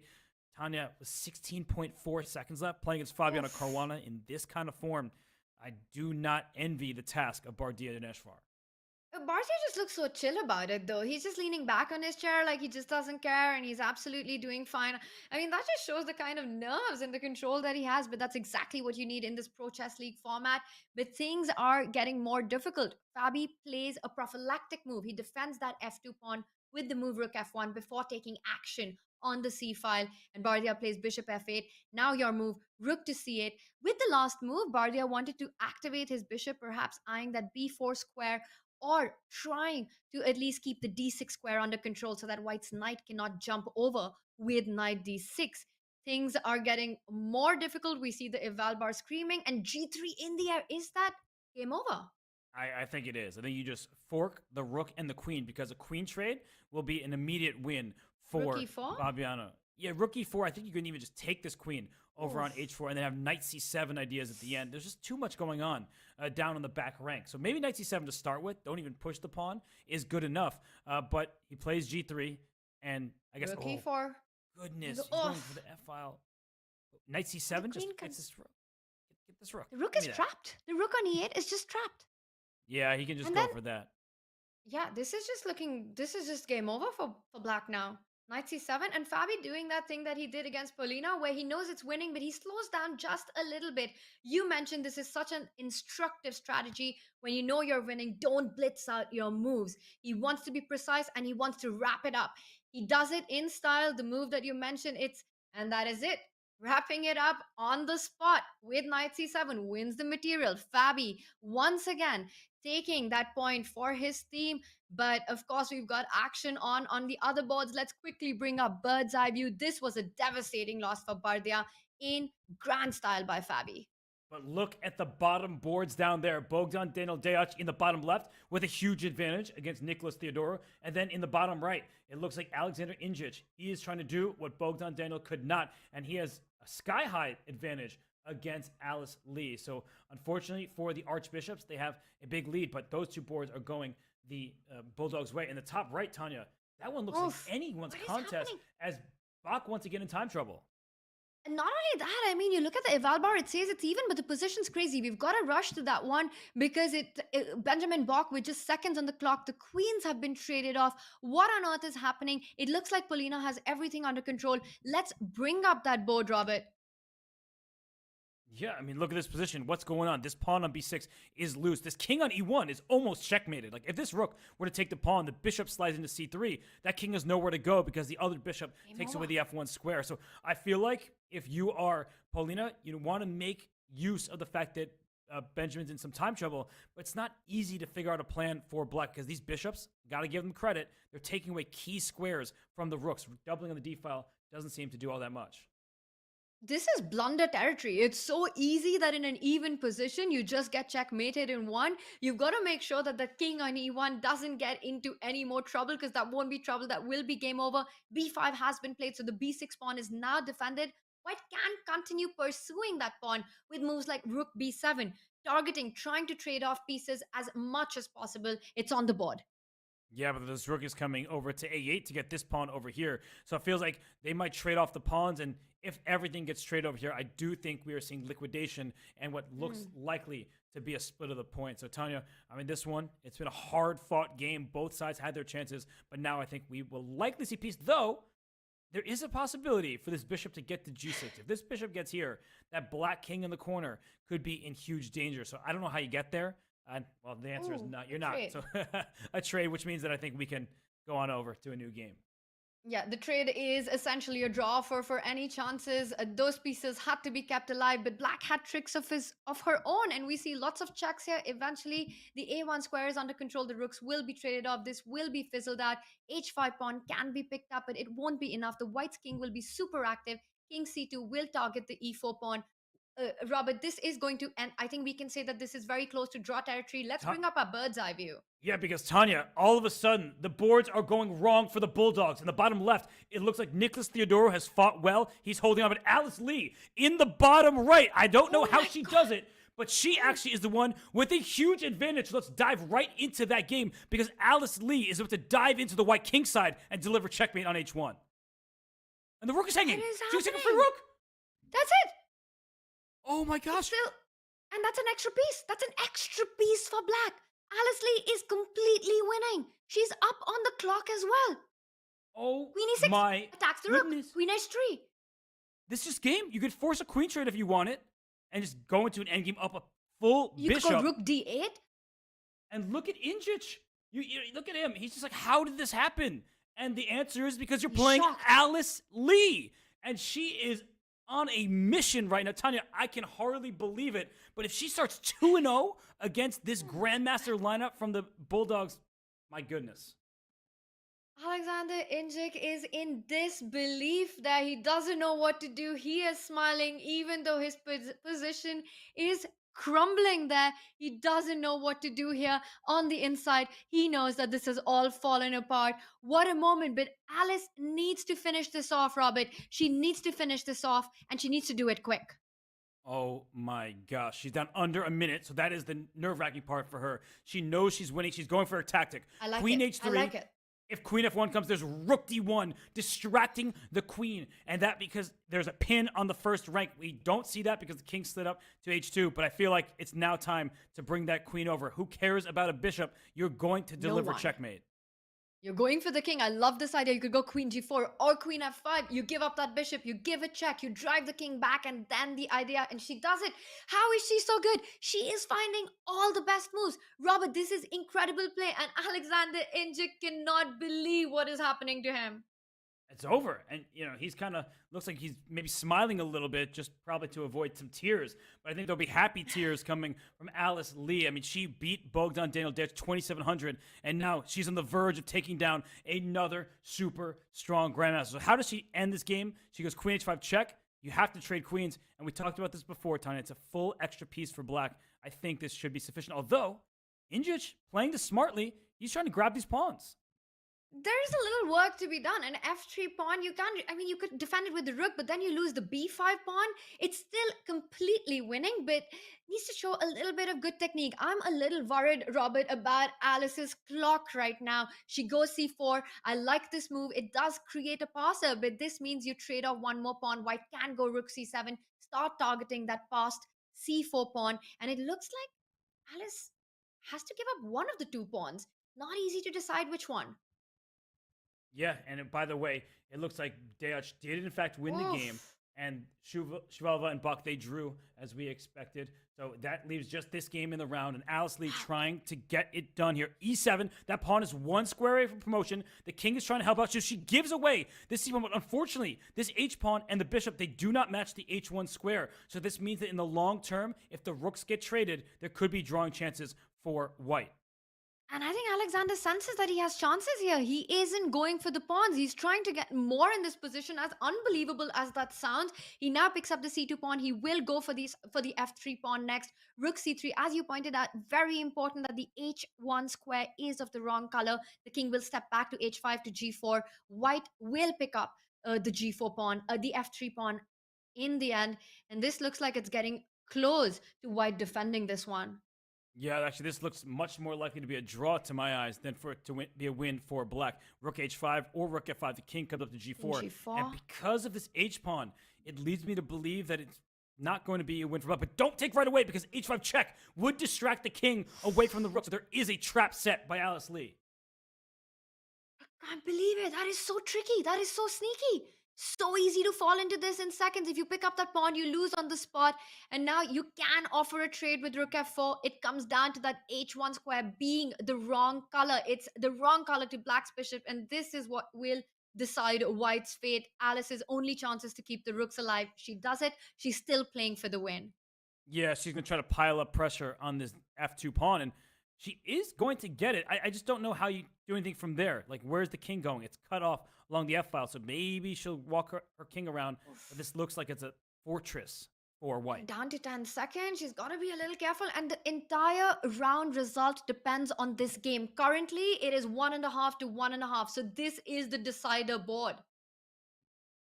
Yeah, but it looks like the back and forth should do the trick for Alexander Ingic. But even if this game is a draw, you know St. Louis will be thrilled. They want to keep the status quo. They won the first round by 2 points. And Alice Lee, I mean, she's been unbelievable. She's not going to convert this into a full point. It was trickier than I think we initially gave credit in the position, but still a draw. That's a great result for her, and it looks like it's unavoidable at this point. It's a huge result. Once this one ends, if she's on 1.5 out of 2, playing the top 2 boards, that is incredible stuff by the fourth board. Honestly, has every reason to be proud, but this particular result I think is going to be slightly bittersweet, regardless of who she's playing. She knows that she had a completely winning position. What a game by her, but it just looks like Alexander Ingic has set up a sort of a fortress where it's impossible for black to make any further progress. Especially now after f4 check. And she actually needs to be a bit careful because this endgame with the king up to h3, now you have to calculate these sort of things. Actually, oh my gosh. Oh my god. This is getting dangerous. She might lose the game. Wow, what a move! If you take it, there's rook h6 checkmate. And if you take the bishop, you trade, and then you pick up the g3 pawn after rook e5, you trade on e5, h3 is h4? How do you... I mean, I am shocked. Robert, this is stunning stuff.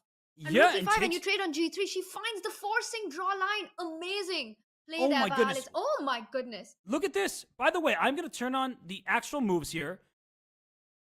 h4 is the only move that makes a draw. Every other move loses for black. And the reason why is that you brought your king up to e4.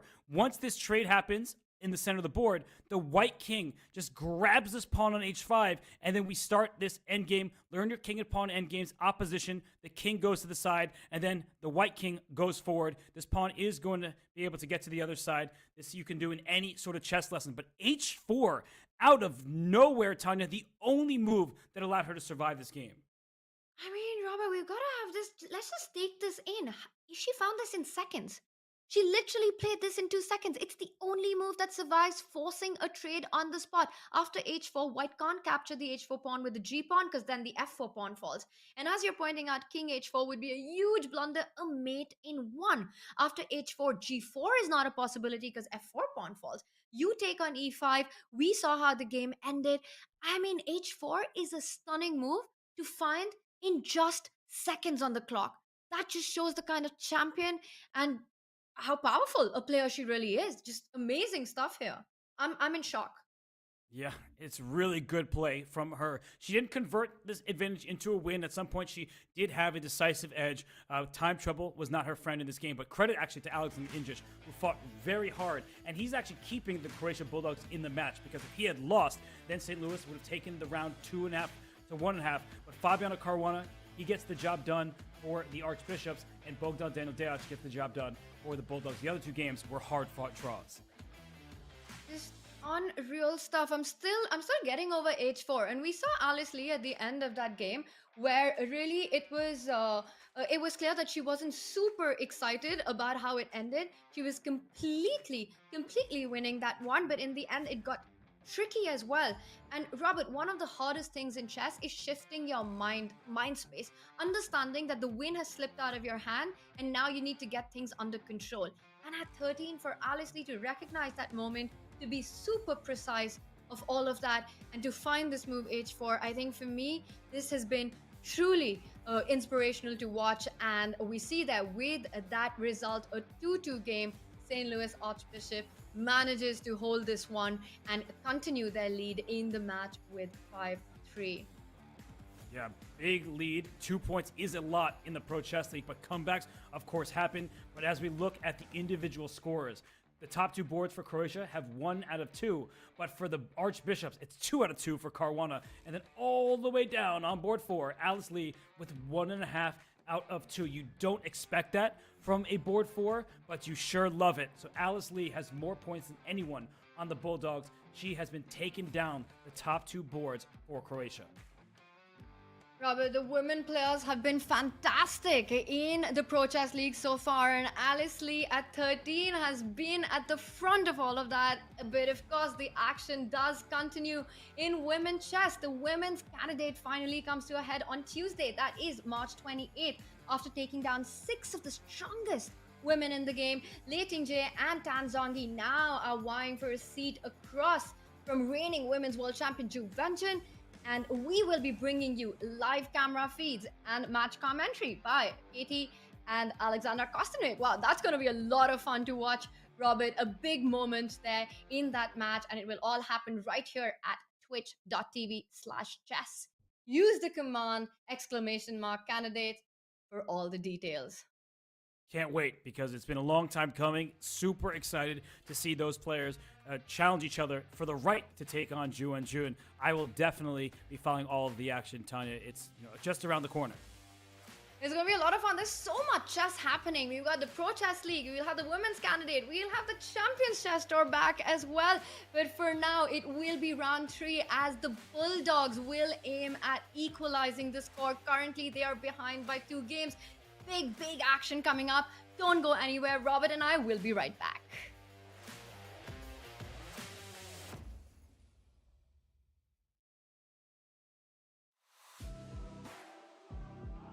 From the World Chess Championship to the Candidates, the Speed Chess Championship, Title Tuesday, and so much more. Chess.com/events has all of the top chess tournaments played both over the board and online. Analyze and review games from the world's greatest players with live commentary, cloud analysis, opening explorer, and table bases. Find all the key event information, including schedules, prizes, results, news reports, player bios, tie breaks, and more. Even compete by voting for your predicted results. Explore chess.com/events today on web or with our iOS and Android apps and experience chess like never before.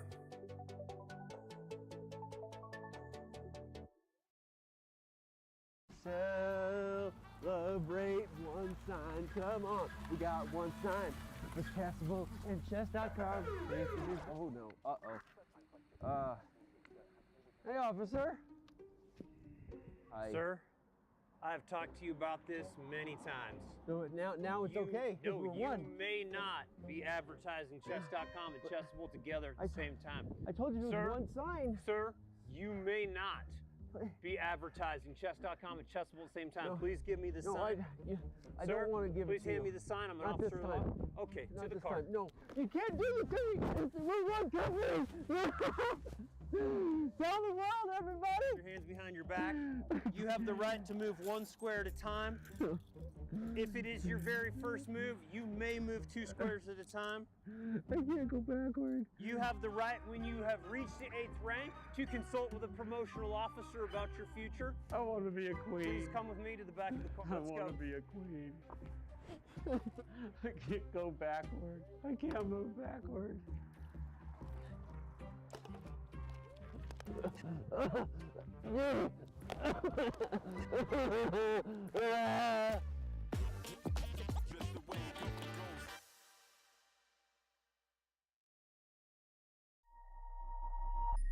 I do like positional styled games. I may try to keep it positional, but I can also change gears.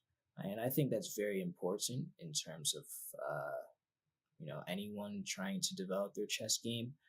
If you do find, style of play that you enjoy, that's good, but you could also try to sharpen it by implementing, another form of, into your bag, as we would call it, right?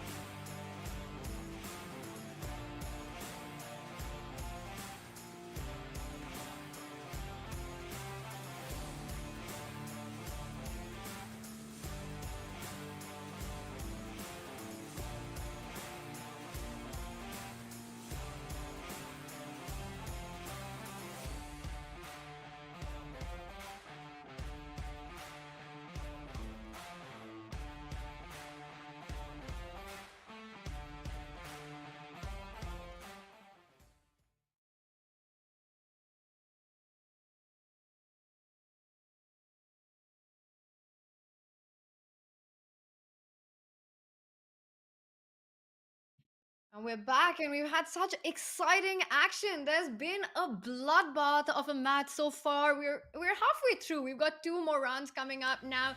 The St. Louis Archbishop is being headed by Fabiano Caruana on the top board. And take a look at the kind of percentage, the win percentages that we've had throughout the Pro Chess League. Fabi with 7 wins, 3 draws, and 2 losses at 70%. Robert, I'm looking at the top of this graphic that we've got in front of us with Hikaru, Magnus, and Wei Yi with high percentages and no draws. What does that tell us about them? I mean, the key is you just don't lose, and that way you have the best win percentage. And Fabiano Caruana, he entered this match with a great winning percentage. He's won 2 out of 2 games, so it's only going up and up for him. But the challenge is only increasing in difficulty as well, Tanya. So while he's been a star throughout the season, in seasons past, and in this specific match, he now has to play the top 2 boards. So they'll look to make a dent in that record. Absolutely. And talking about making a dent in that record, well, Fabio will make sure he wants to get that percentage high up. Let's take a look at how the match has gone so far and remind everyone what the Croatia Bulldogs need to do. Well, first thing first, they need to win a round robin. Right now, they're down 5-3 to the St. Louis Archbishop. We're going into round 3, some big rounds there. Now, we've been talking about how the Croatia Bulldogs need to handle Fabi at the top, but I think the big question right now is how do they handle Alice Lee on board 4? Those two have been stars for the Archbishops. And if you look at the Bulldogs, right, they have at least all 4 players have scored some points. So they're not going to be dejected. They're not going to think that I can't do this. It is a 2-point separation, but you can't put all your hopes on this 3rd round, right? You just want to just cut into it, maybe score 2.5, 1.5 in this round. Where does that come from? That's a great question because everybody on the Archbishops is playing quite well. But I think if you're the Bulldogs, if you're Injic, you're thrilled to have not lost that game. And that means, all right, some luck is on their side. They really survived that one. Alexander Injic was completely busted against Alice Lee, but that one ended in a draw. Let's take a look at our lineup that is coming up with Fabiano Caruana taking on Alexander Injic, and I think he really needed that. Before you're facing Fabi, the last thing you want is to come out of a loss against the 4th board, against Alice, because even psychologically, that is so difficult to overcome. Yeah. I mean, just the psychology of chess is always going to play a part.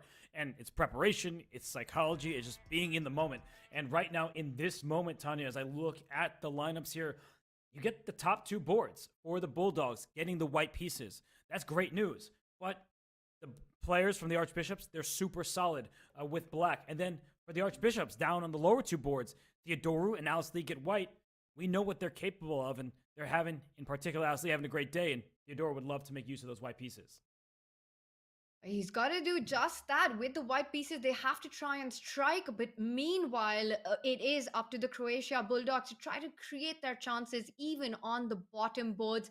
This is a very important round for the Bulldogs. Robert, you mentioned they shouldn't go all out, try to score too big, try to go super rash, because that can backfire. But the one thing they need to make sure is that they get this round in with whatever margin, whether it is 2.5. You want to try and cut into that lead a little bit, but it's super important to not let things go to the last round, keeping this big point difference of 2 points, because that is going to be super difficult if that is the difference in round 4. And we can see the players are almost ready to go. It is an elimination match between the St. Louis Archbishop and the Croatia Bulldogs.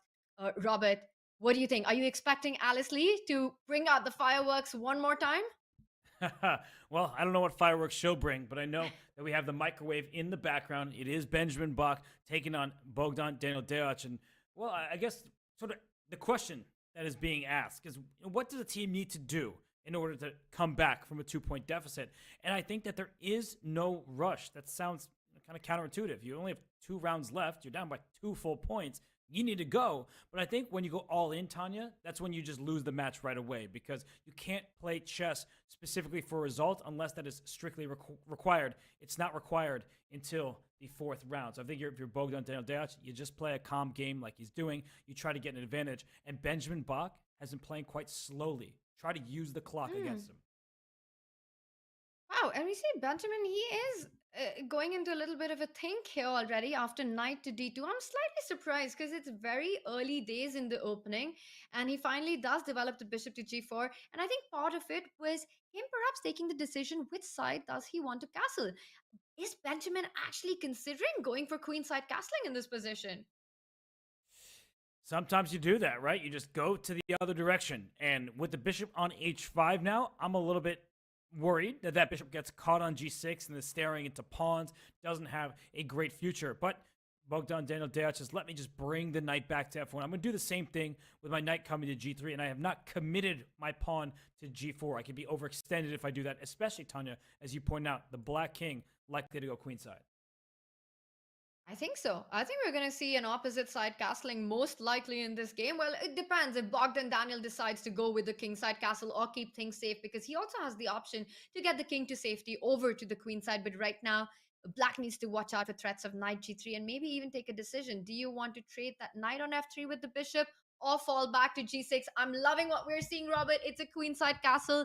We know that that means it's going to be, well, we might have fireworks on Alice Lee's board, but this one's going to be really feisty as well. For sure, because it's often that the white king goes to the king side. You haven't castled yet, so you still could go queen side as well. But I like how black is playing this. You may have double pawns, but you have good control over this d4 square, which means that white cannot break open the center. And I think everything is under control for now. All right, well, as Bogdan decides which side he wants to castle, it gives us a few minutes to take a look at the action all around. Every board, every game, every player matters here. And we see that we do have liftoff on our left side, as we can see on the top left, Fabi's game against Alexander Injik. And I see that there have been a few trades already. It looks like Fabi is quite pleased with the position. Everything under control there. I see a bishop pair for Injik, but better structure for black. Meanwhile, on the bottom left, we see the queens have already been traded off, and there's a bit of shattering of the pawn structure there. And it was voluntary. Like, Nicholas Theodorou just chose to put a piece on e3. Polina quickly took that piece on e3, and that means white's pawn structure will be bad. And in the bottom right, Alice Lee against Bardia Dineshvar, two very talented teenagers. They're going to be squaring off, and their teams are going to be relying on them. So, Tanya, which game should we dive into more deeply as all four boards are underway? Well, it's excitement all over, but I want to take a look at the Fabi board because it just feels like there's been so much progress in that game. So many pieces, two minor pieces have been traded off already, and we see there's no more the bishop pair advantage. It just looks like both players would be quite happy to have a peaceful ending to this one. Well, if you're Fabiano, black pieces against a strong grandmaster, you definitely take a quick draw if it's being offered. And the issue for black is this bishop is very strong. The issue for white is you have this separated pawn structure, two isolated pawns here, and a pawn's best friend is another pawn. So if I could just slide this pawn over, if you let me cheat for a second, then white's position is quite great. But if these queens get traded, Tanya, this knight hops around a bunch, those pawns could be in some danger. So I think that you have to restrict the black knight, use the bishop on the long diagonal, but I am worried about those pawns in the long run. We see Valbar does favor that bishop advantage that Alexander Injik has. The b2 bishop can never be challenged. It is quite a strong diagonal that it is breathing fire down. f3 slightly weakening there. This e3 pawn, once again, a voluntary decision there by white, which does give black this additional target. Do you really want to ever go e4 with that pawn, creating a d4 weakness in the position, which feels like black can at some point go with a knight jump around a little, knight d7, knight e5, knight c6, knight d4, and all these ideas come into play. So it really looks like, well, Fabi's got things under control, and even though white has got the strong bishop on b2, black has his own trumps in the position. Yes, that knight maneuver that you mentioned could be in the future, and not to mention that black can just bring the knight over to b6, because with the bishop on this long diagonal, it needs full scope. So just like white played f3, perhaps black will move the knight and put a pawn on f6 and make that bishop stare into a blunted diagonal. So I actually really like the look of the knight maneuver over to b6. Go right after this loose pawn on c4. That's the bad thing about a bishop. It can't go to the other color complex, which means you need to go after the light squares. Well, and that means that white has to try to create play on the dark squares with that bishop. And I don't see that happen once there is this wall with the f6 pawn. I love that idea. I was only thinking about bringing the knight to e5, but there white would have the opportunity to actually trade that knight for the bishop. And of course, if Fabi has the choice to able to create some chances in this by attacking the c4 pawn, he's going to do just that. But it might be Injik's opportunity here then to already trade on f6. That essentially would be a draw offer. Yes, because without the minor pieces, with some liquidation occurring, that does feel like it's likely to lead towards equality. But with the weak pawns over here, I mean, that's the problem for Injik, is he can't afford to just simply trade. And Fabi, he brought the queen back to e7 first, now brings the knight over likely to b6, or as you were indicating, maybe over to c6 and into d4. But if the knight goes to b6, kind of want your queen back on e6, so maybe a slight inaccuracy from Fabi, but in a position where he definitely is no worse. Well, 97, we were talking about this maneuver. It is on the board. The knight from d7 can hop over to b6. It can hop over to e5. It can also go to b8 and then to c6 and then hop over to d4. Meanwhile, white still hasn't really created the chances along this diagonal. There's always f6 to stop that. And I also like that the d4 square is under black's control. We see that after this move e4, it really is a gaping hole in the position, and black can maneuver the knight all the way up to d4. I'd like to do that, or target the c4 pawn. Things are looking good for Fabi here.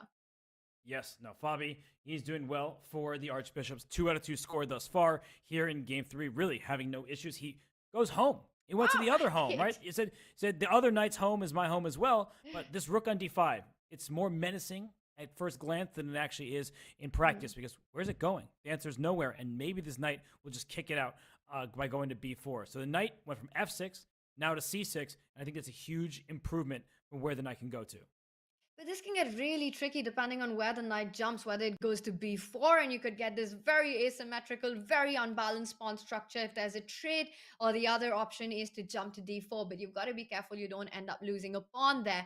Fabi choosing an interesting idea with the knight maneuver. This one's going to develop over the next couple of moves. Let's bring up our bird's eye view. Let's just zoom out from this, because there is action on the other boards as well. And wow, big action on, because take a look at that top right. It's not just Benjamin Bach who went queenside castling, but Bogdan Daniel also decided to keep his king on the queen side. And we see a nice little knight there posted on f5. And I see our eval bar, but I think white does seem to have a little more space, a little more activity in that one. Meanwhile, on the bottom right, the Alice Lee board. A lot of trades in the center there, Robert. The pawns are all off, and it's all about piece activity in that one. Yeah, the bottom right and the bottom left both look like interesting positions. We can go to the Alice Lee game, as you were calling for, because Bardia Dineshvar, the super strong player from Iran who's made his presence felt here in the Pro Chess League, we see that there's pressure against Alice's position down to this e2 pawn here. So these positions with the Fianchetto bishop in these Catalan structures, they can liquidate quite early, but that doesn't mean we're heading towards a draw, Tanya. Not at all. There's always a lot of play in the center, and it's really all about piece activities and a lot of maneuvering. And we see that happen with Alice's last move. She falls back with the knight to d2, defends that c4 a knight. At some point, what she needs to do, Robert, is kick that knight out from d5. e4 is something that Alice really wants to get in the position, but she has to be careful because that bishop on a6, x-raying that knight with the rook on f1. So still requires a couple of moves here to make everything work for white. I really think e4, queen g4 ideas are something that Alice is thinking about.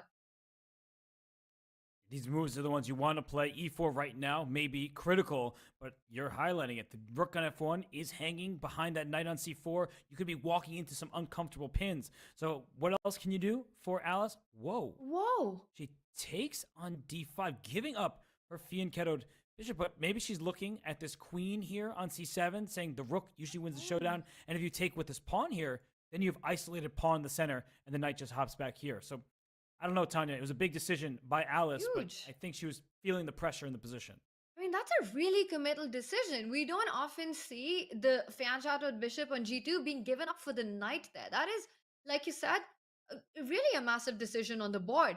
And she played it in just about a minute, made it so quickly. Rook d5, you pointed out knight e3, but lucky for black that you still have the option to come back with the rook to c5. So you covered the queen as well as get out of the attack on the rook on d5. So things are still fine. Robert, I am very unsure about the trade that Alice decided to go for. It just feels if black can set up a battery along the a8, h1 diagonal, with black's light square bishop still alive, this could get dangerous for Alice. So what Tanya is suggesting, if I'm reading between the lines, you need to trade queens if you're Alice. You desperately need to get those queens off the board because you may get checkmated in the near future. So I think you're 100% spot on here. For Alice, maybe move like knight b3, just get these rooks off the board, start trading some pieces. But it's not going to be easy for her. She is certainly worse. That's very clear. And she doesn't have a plan while she's down a couple minutes. So knight e4 and knight b3 were the same idea. But Tanya, she's down a lot of time and her position is worse.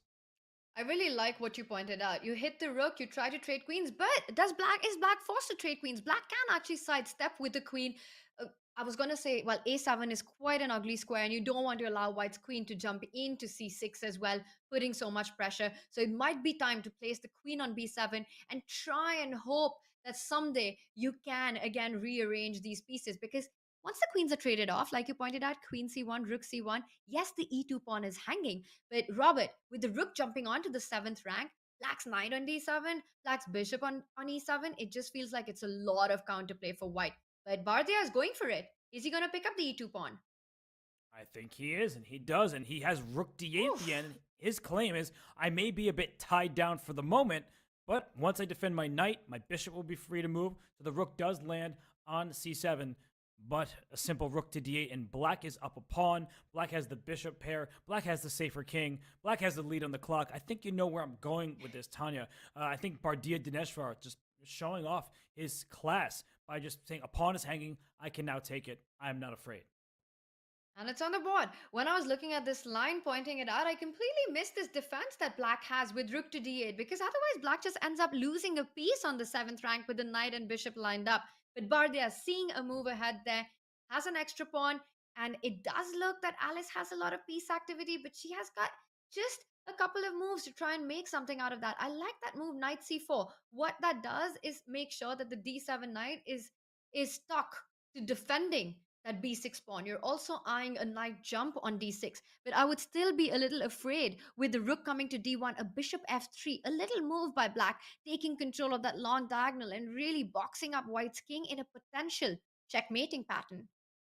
I see what you're going for. That looks very, very dangerous. And so white has to be careful. The good news is that if the bishop goes to f3, you can kick that bishop out of there by even bringing your knight back to d2, and the bishop will have to leave the f3 square. So for now, it does seem like Alice is hanging in. And what she needs is a trade. If she can trade this bishop for a knight, that would be ideal. But what she really wants is to get these pawns off the board, because without the queenside pawns, with all the concentration in the center and on the king side, that actually helps the knights and helps the defensive task. So she has her work cut out for her.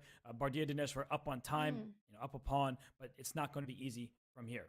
Well, he's not the only one who it's not going to be easy for, because I have my eye out. Let's bring up bird's eye view, because there has been a big turnaround, as I see with our Valbar on that top left board, Robert. Look at that. Fabiano Caruana is in trouble.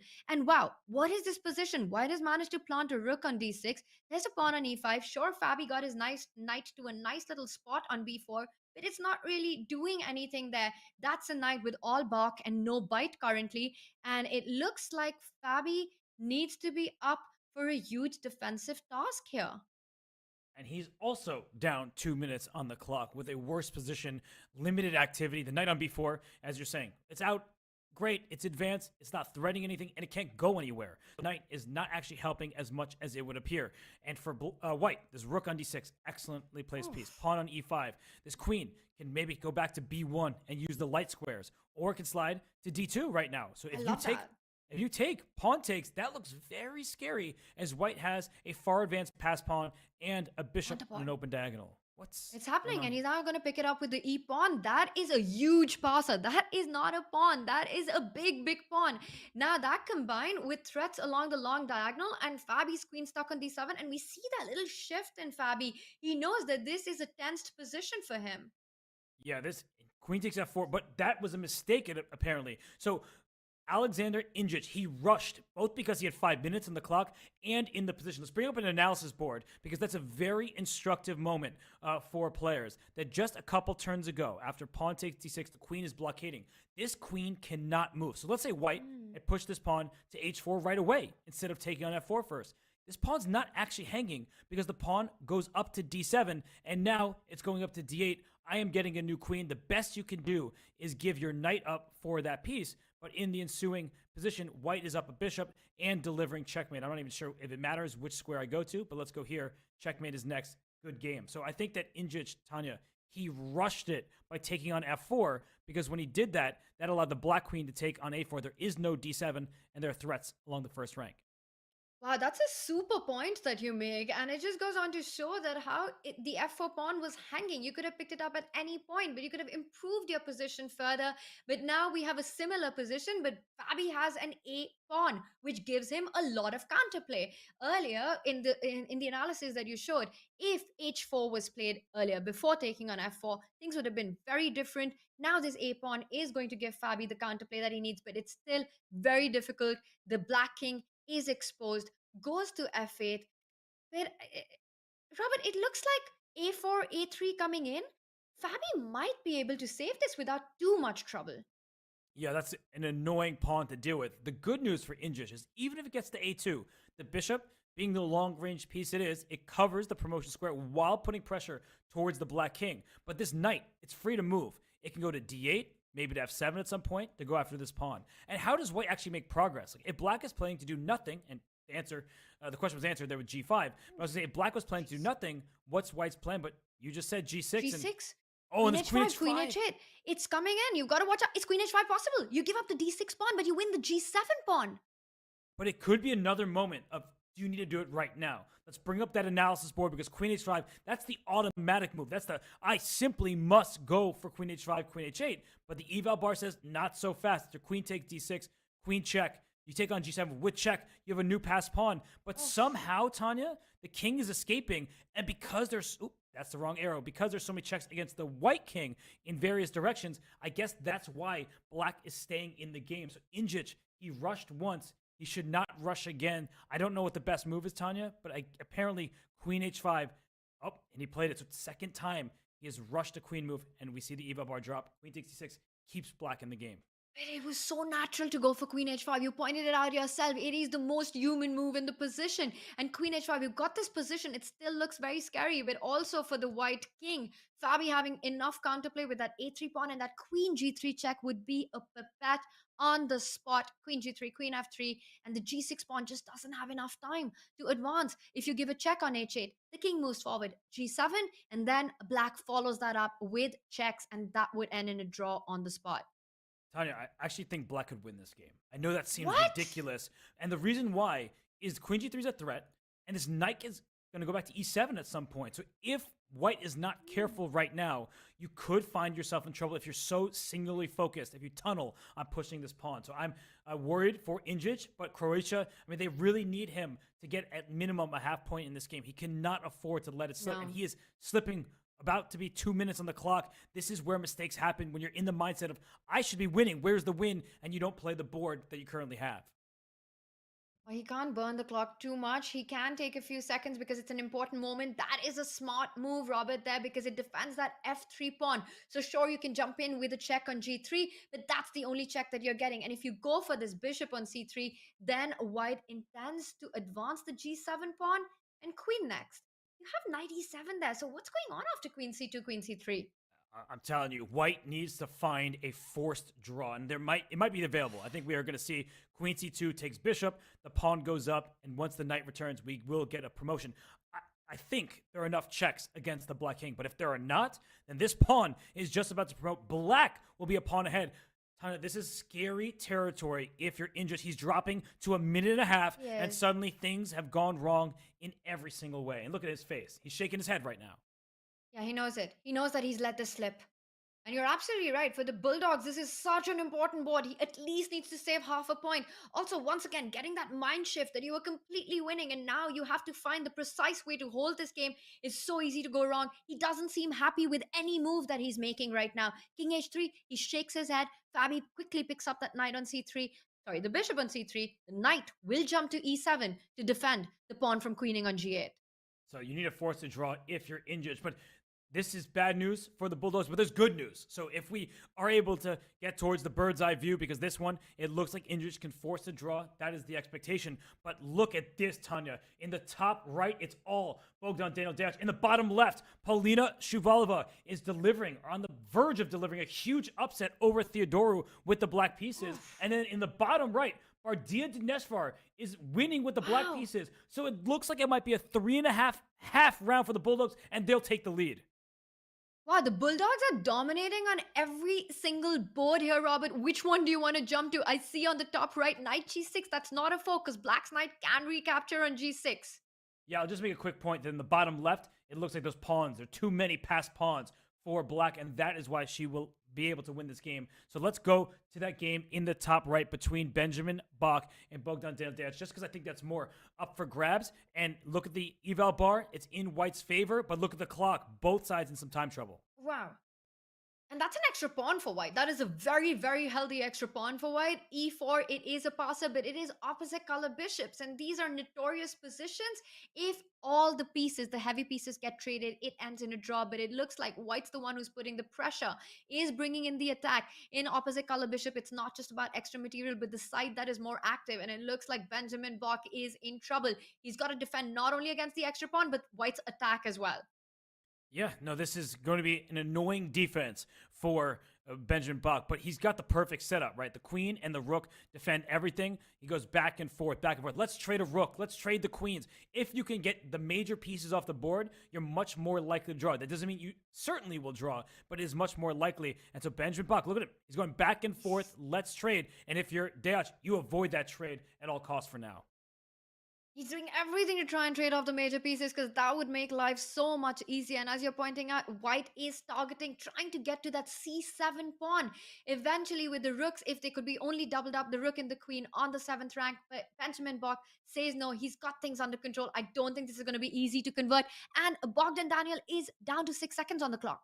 Wow, this one is still looking pretty low, but we have to go to our bird's eye view because there is a big news happening in another game. So while this one's in time trouble, it's going back and forth. I just want to catch the eye on, look at the top left. Fabiano Caruana suddenly has a winning position against Alexander Ingis. And I mean, all games are frantic at this point as the players are in time trouble.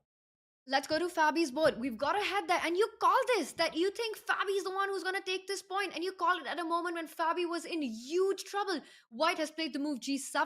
It looks like a very dangerous position. And I'm still trying to understand, why is White busted with a pawn on G7? Maybe it's because the black king can sit in front of this pawn, because as you approach it, the queen would need to be able to get to the f8 square. That's very hard to get to. So king f7 might just be able to pick up the pawn. And what about a2, by the way? This queen is stopping the white pawn from promoting, and I don't think there's an endless series of checks. So king b7 was in fact played. Sorry, king f7, excuse me. I wonder if now at this point you have to go after this a3 pawn. Just give up g7, win a3. I just think that it's not going to be enough because black has these two other passed pawns to work with. This has been such a heartbreaking turnaround for the Bulldogs because Alexander Injik looked like he was completely winning against Fabiano. And wow, he just flags. Injik flags. He's beside himself, and Caruana just laughed a little bit because he didn't like the game he played, but he moves to 3 out of 3, and we have to move on because for Injic, it's disappointment. For the Bulldogs, it could mean elimination. So let's go back to our bird's eye view because, well, actually, I mean, there are just 2 games remaining. It looks like Nicholas Theodoru salvaged a draw. Oh my goodness. Wow, he survived somehow. But we've got to go to that top right board with Alice Lee against Bardia, players playing on second. Alice has got 6 seconds on the clock, Robert. The rooks are being traded off, but it just looks like, wait, white is down a piece. You can't save this. Yeah, Alice Lee in the bottom right, she's in a losing position, down a full minor piece. So we know the result of that game. Credit to Bardia Dinesh, that one is over. So we have 1 game left between Benjamin Bach, he is the black pieces, against Bogdan Daniel Deach. So let's dive right into that one. It is the last game of the round, and the Bulldogs, they desperately need this to inch closer in the scoreboard here. But how do you break this shell, this pawn, right? How do you get through?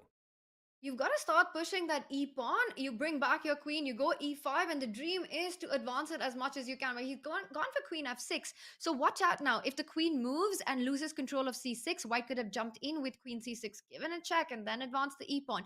Well, I do see e5 is still in the air, but Bogdan not taking that decision. At some point, Robert, he's got to go for it. He's got to start pushing that e-pawn. You called it queen c6 check, and it was d6.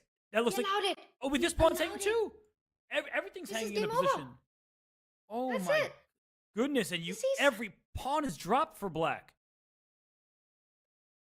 And he attacks the bishop, but this is over, and we see Benjamin there absolutely frustrated. He completely missed queen c6, queen b6, and now Robert, this one has 3 extra pawns, and it looks like the Croatia Bulldogs will take it with the margin that you mentioned at the start of the round, 2.5 to 1.5.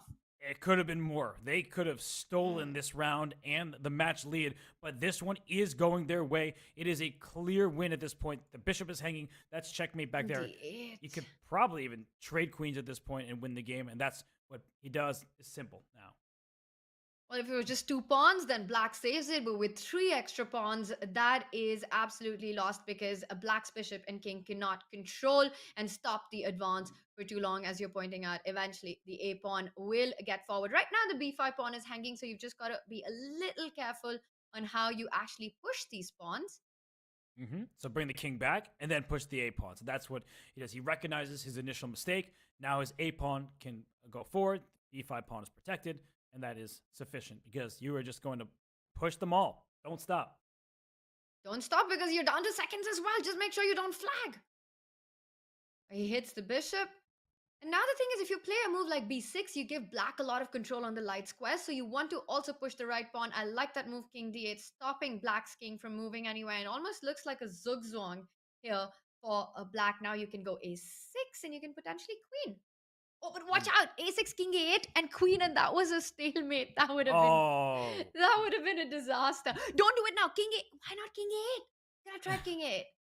Yeah, no, you're trying to go for a stalemate. That's funny, but I think it's going to be a resignation. I'm going to show that what you were just saying as Bogdan Daniel Dejac gets a huge win for the Bulldogs. He's keeping them in the match, but Tanya brought up a very funny tactic that Bogdan was able to avoid because if a6 check was played and the king went to a8, the move b6 is winning for sure. But let's say you want a queen. I'm going to win your bishop. The eval bar sinks because after bishop takes, king takes, like, no, that's stalemate. The bishop takes away the escape square. Yeah, but what a miss by Benjamin, right? I mean, in this position, of course, it was still lost, as you pointed out. b6 was in there, but there are always these tricks you have to be careful about. Benjamin there making a huge blunder at the very last moment when it looked like everything was under control. He blundered into queen c6, losing a bunch of pawns in that position. And with that, the Croatia Bulldogs take their first win of the day against the St. Louis Archbishop. So now, Robert, we've got the smallest of margins between the team. This was a 2.5 to 1.5 win with a Bogdan Daniel and a Bardia Daneshwar scoring big and very important wins to keep the Bulldogs hope alive. 2.5, 1.5 in the round for the Bulldogs. It could have been more. It could have been disaster for the Archbishops, but Fabiano Caruana, I don't know how. It was a miracle. He wins the game, and that is the reason that the Archbishops, they maintain a lead. But Tanya, it feels like a closer match. The Bulldogs have to believe in themselves because each and every board for them has shown potential. And as we see the overall scores, the Archbishops, they're led by board 1 Fabiano Caruana. And then for the Bulldogs, similarly, their board 1 is leading the way, but it feels balanced on the rest of the boards. Yeah, absolutely. And it's also very impressive how the board 4 has actually contributed so much to the team. We also see Polina with 1 point and Alice Lee, of course, at 1.5 with that first round win and the second round draw. And she went down to a Bardia Daneshwar in that last round. And now with the smallest margins, we go into a round 4, Robert. So that's a big one coming up. But what do you make of this? Do you think, what are the chances? Are we going to see a tiebreak or not in this one? I think everybody wants to see tie breaks, except for the St. Louis Archbishops. They've been leading since the start, but the Bulldogs, they've had their chances. I mean, even though it was a 2-point lead for the Archbishops at some points, it was closer than that. There were mistakes from both sides. That's the nature of this event. And we've had a few draws, but not many. So for those of you who predicted the over on today's featured question, I think you're looking likely to win. Ooh, that one of them was me, by the way. Just saying there, Robert, that I did predict this was going to be a bloodbath, a big fight, and that's what we're getting. But it's far from over as the Bulldogs are currently chasing the Archbishop, but just by 1 point. We've got a huge round for coming up on the other side of this break. Don't go anywhere.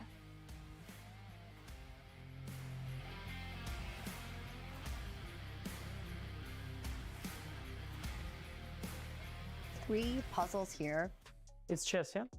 Yes, it's chess. No, we're gonna. Oh, but suddenly, you know, there's like some kind of triangles all over the place. Oh, okay, okay. Yeah, no, okay. Word of warning, I'm not the fastest. So here is the first one. Oh, okay. Okay. So f2 check. Yeah. A rook a takes f2. Queen g2 check. Rook takes g2, knight h3. King h1, rook takes f1. Rook g1, rook g1. Wow. Is there like a mate anything? Okay, 1 second. Yeah, I think I have solved it already. Like f2 is the answer. Actually, I didn't have time to calculate king takes f2, which looks. I mean, at the very least, I can just take on d3 and on f1, and I'm much ahead. And there is also rook f2 in the end, so it's just checkmate.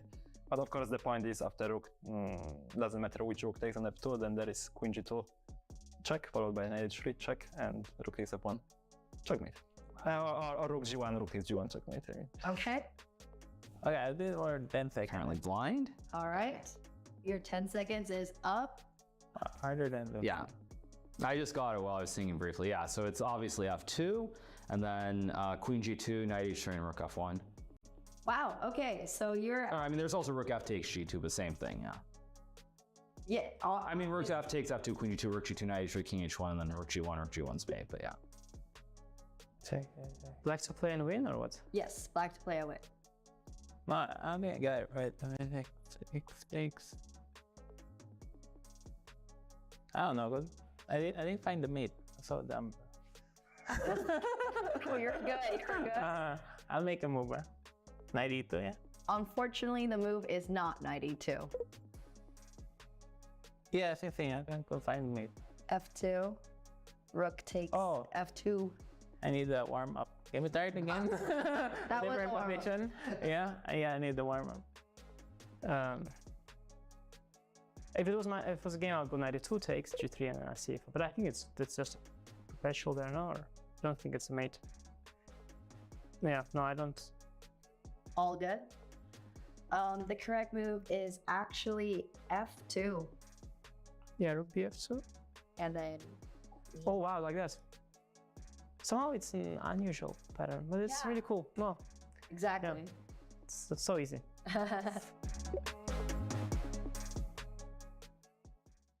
Interested in becoming a chess streamer like your favorite creators, such as Hikaru, Gotham Chess, and the Botez sisters? Come on! Look at this! Woo! Chess.com is excited to announce the Community Streamer Program. Whether you're just getting started with streaming or already established and looking to expand your audience, you can now connect your account to Chess.com and have your stream promoted on the game's largest platform. Simply link your account at chess.com/settings/connected accounts, set your category to chess on Twitch, and start streaming. You'll get an ad-free experience on chess.com. You will pop up on our list of live streamers. Your chess.com profile will feature your Twitch stream, and your stream will be linked to your games on our Play server. Type Command Community Streamer in chat and start growing your stream today.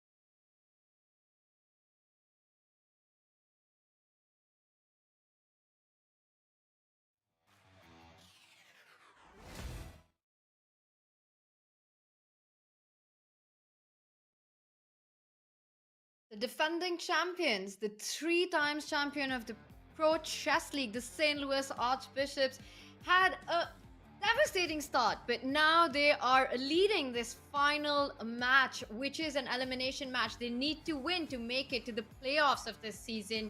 They won the 2020 season, the 2019 and 2017.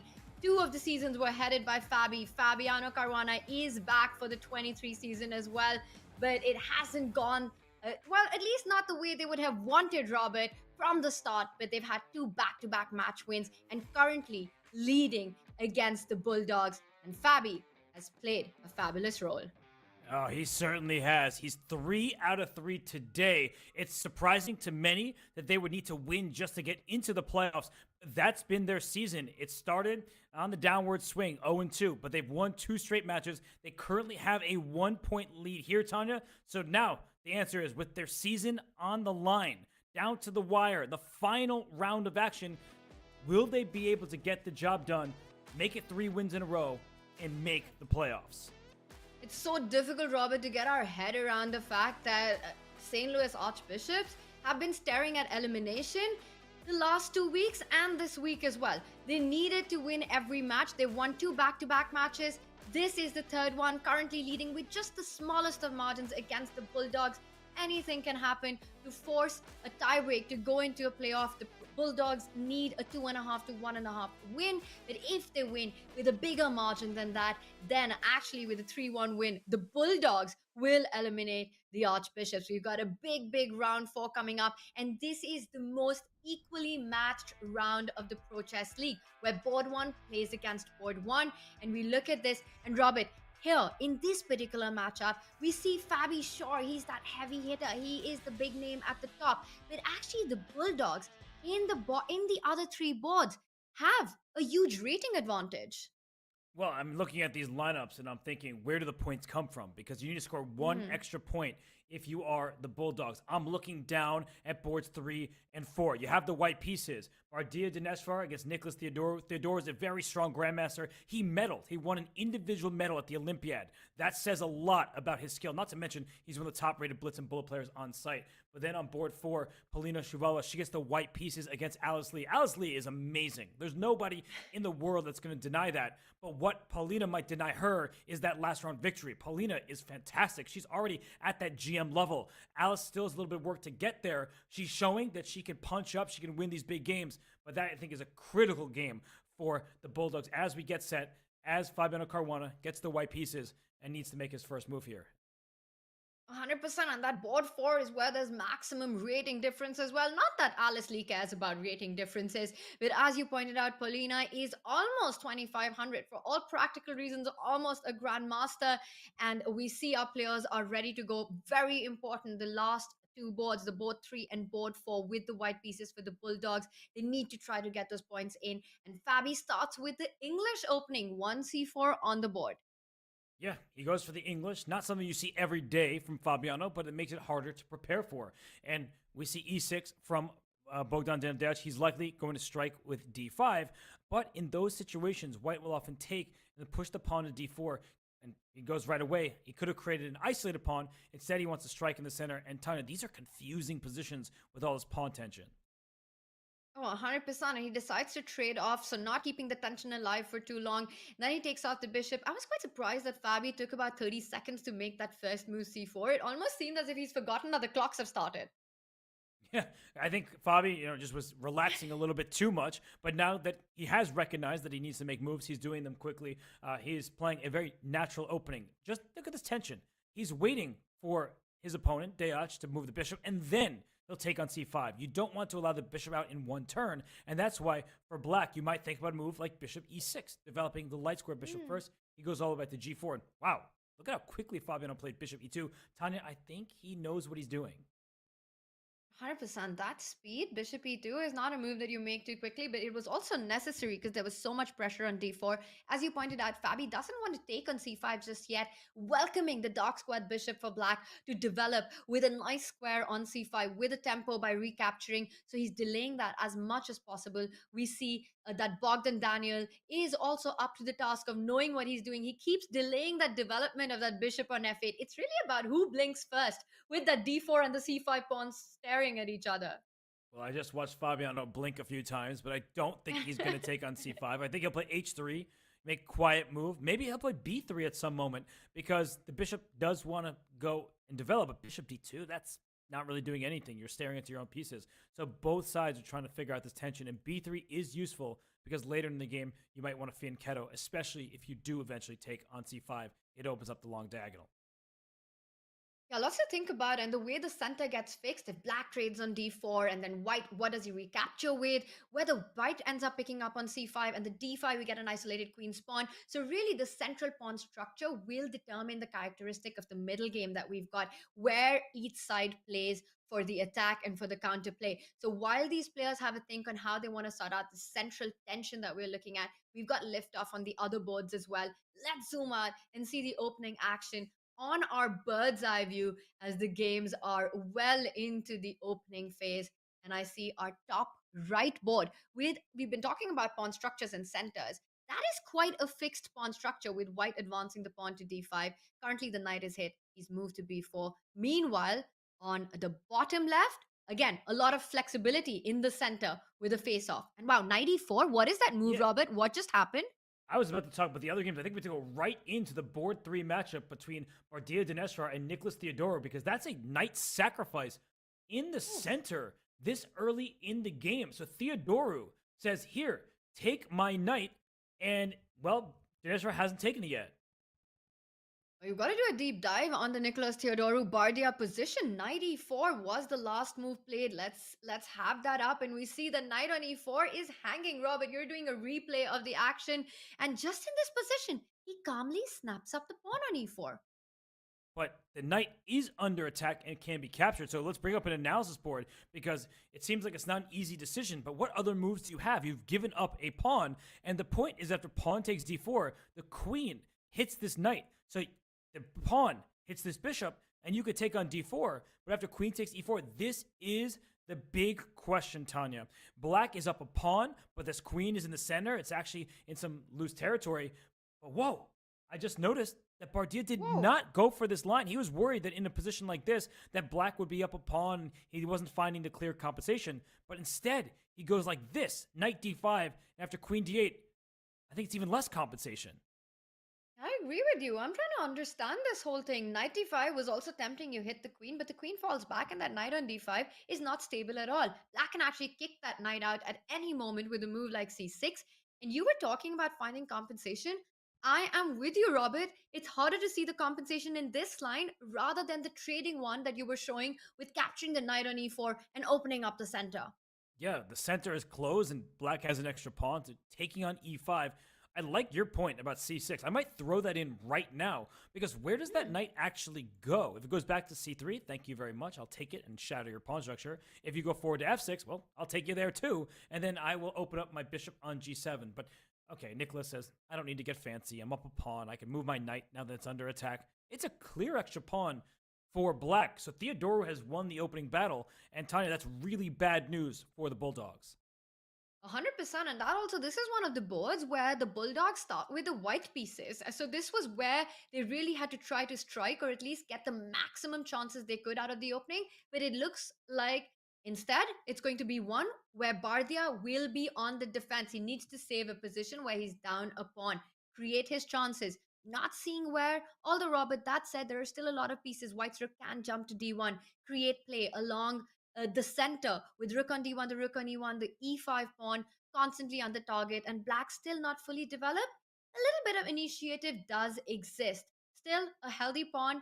While this one develops, we will see whether Bardia can create something out of it or not. Let's zoom out for a moment, because I have my eye out on the bird's eye view, and on a certain board, I do see our rival bar has jumped all the way, well, not all the way, but quite a bit of the way for the St. Louis Archbishop. Take a look at that top right board. Benjamin Bach, it looks like he's got a good position. He's got more space with that d5 pawn. There's a lot of stuff happening on the queen side. b5 is hanging. a4 has been played. Robert, some pawn sacrifices going on here. First question, what happens after c takes b5? Well, let's analyze that position, the board 2 matchup between Benjamin Bach and Alexander Indrich.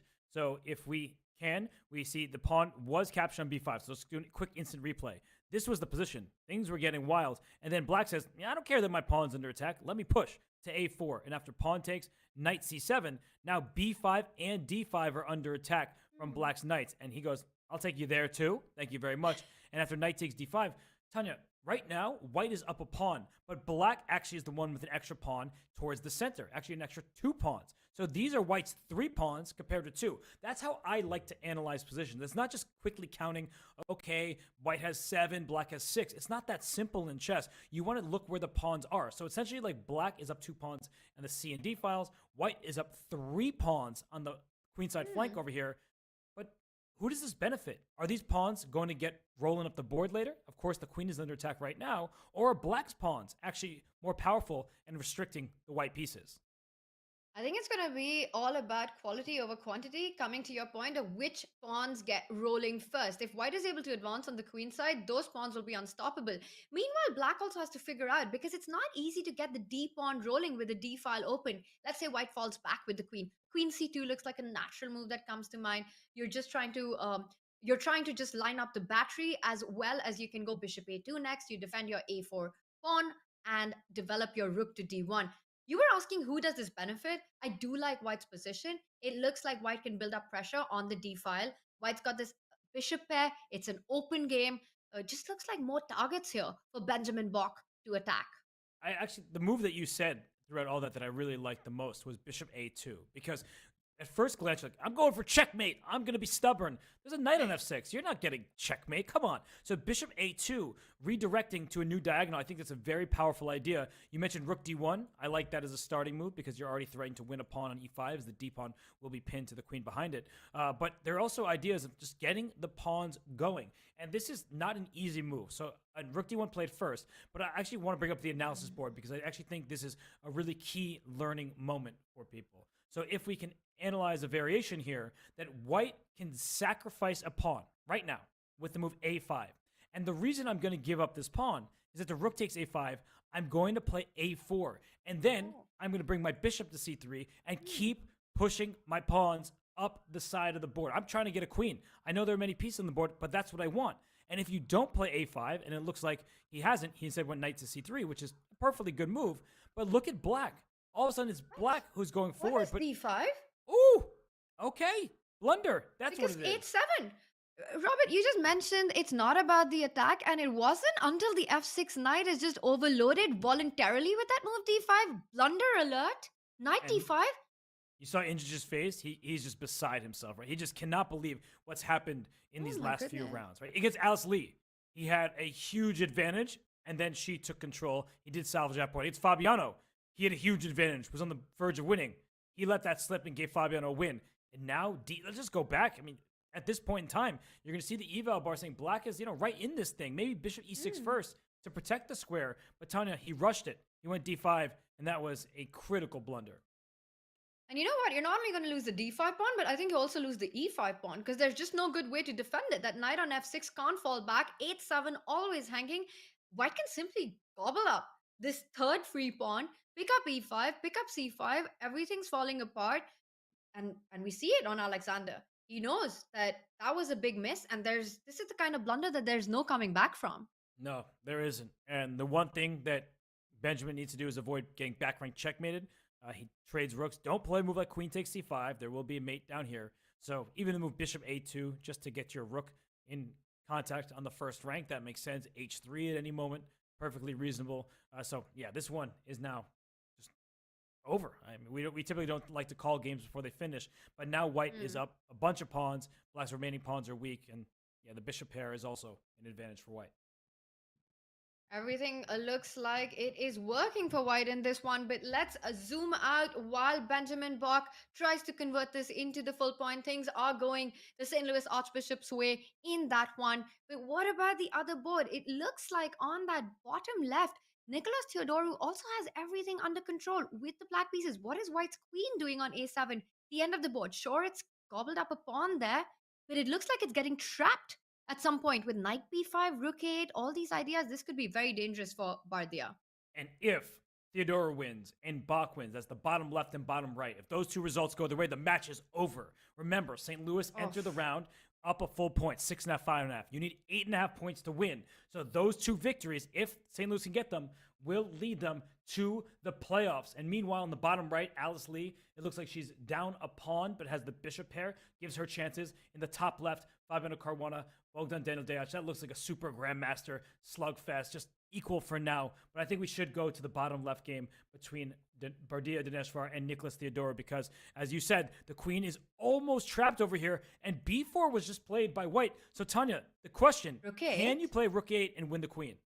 Yes. I mean, I don't know if it's good or bad, but rook 8 is screaming to be played here. That queen on a7, you've got no squares.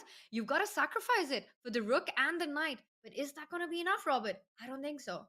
Wow, it's such a big question. And by the way, there's a G pawn missing. Like, if there's pawn war on G2, I think white could sacrifice the queen. So we'll bring up an analysis board to show you very quickly what we're talking about. Rook A8, no, their knights cover the square. You can't go to B6, the queen covers it. You just can't go to any of these squares. So the queen is trapped. And after queen takes, pawn takes C5, okay, we see a position where white has a rook, a minor piece, and this passed pawn on D5 after bishop takes C5. But if this pawn were on G2, and white's king were safe, we'd be saying, wow, the Lasker compensation feels legitimate. Lasker compensation is a rook minor piece and a pawn for a queen. That equals 9 points. It's a fair trade, but the king is open. This pawn's a target. I feel like that is what leaves black ahead. It's really about the placement of this pawn. If it were on G2, the king would be safe. White would actually maybe decide for choice.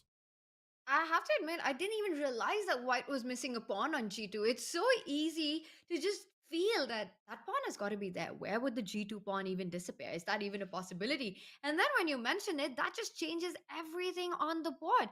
B4, you're talking about the compensation of picking up the material, and the reason that it falls apart is because white's king is super unsafe. We can imagine a position where black's knight can jump to h4. The queen will come back into play, and that will be game over on the king side. B4 currently played, and Nicholas goes for it. He goes for the move. Rook to a8.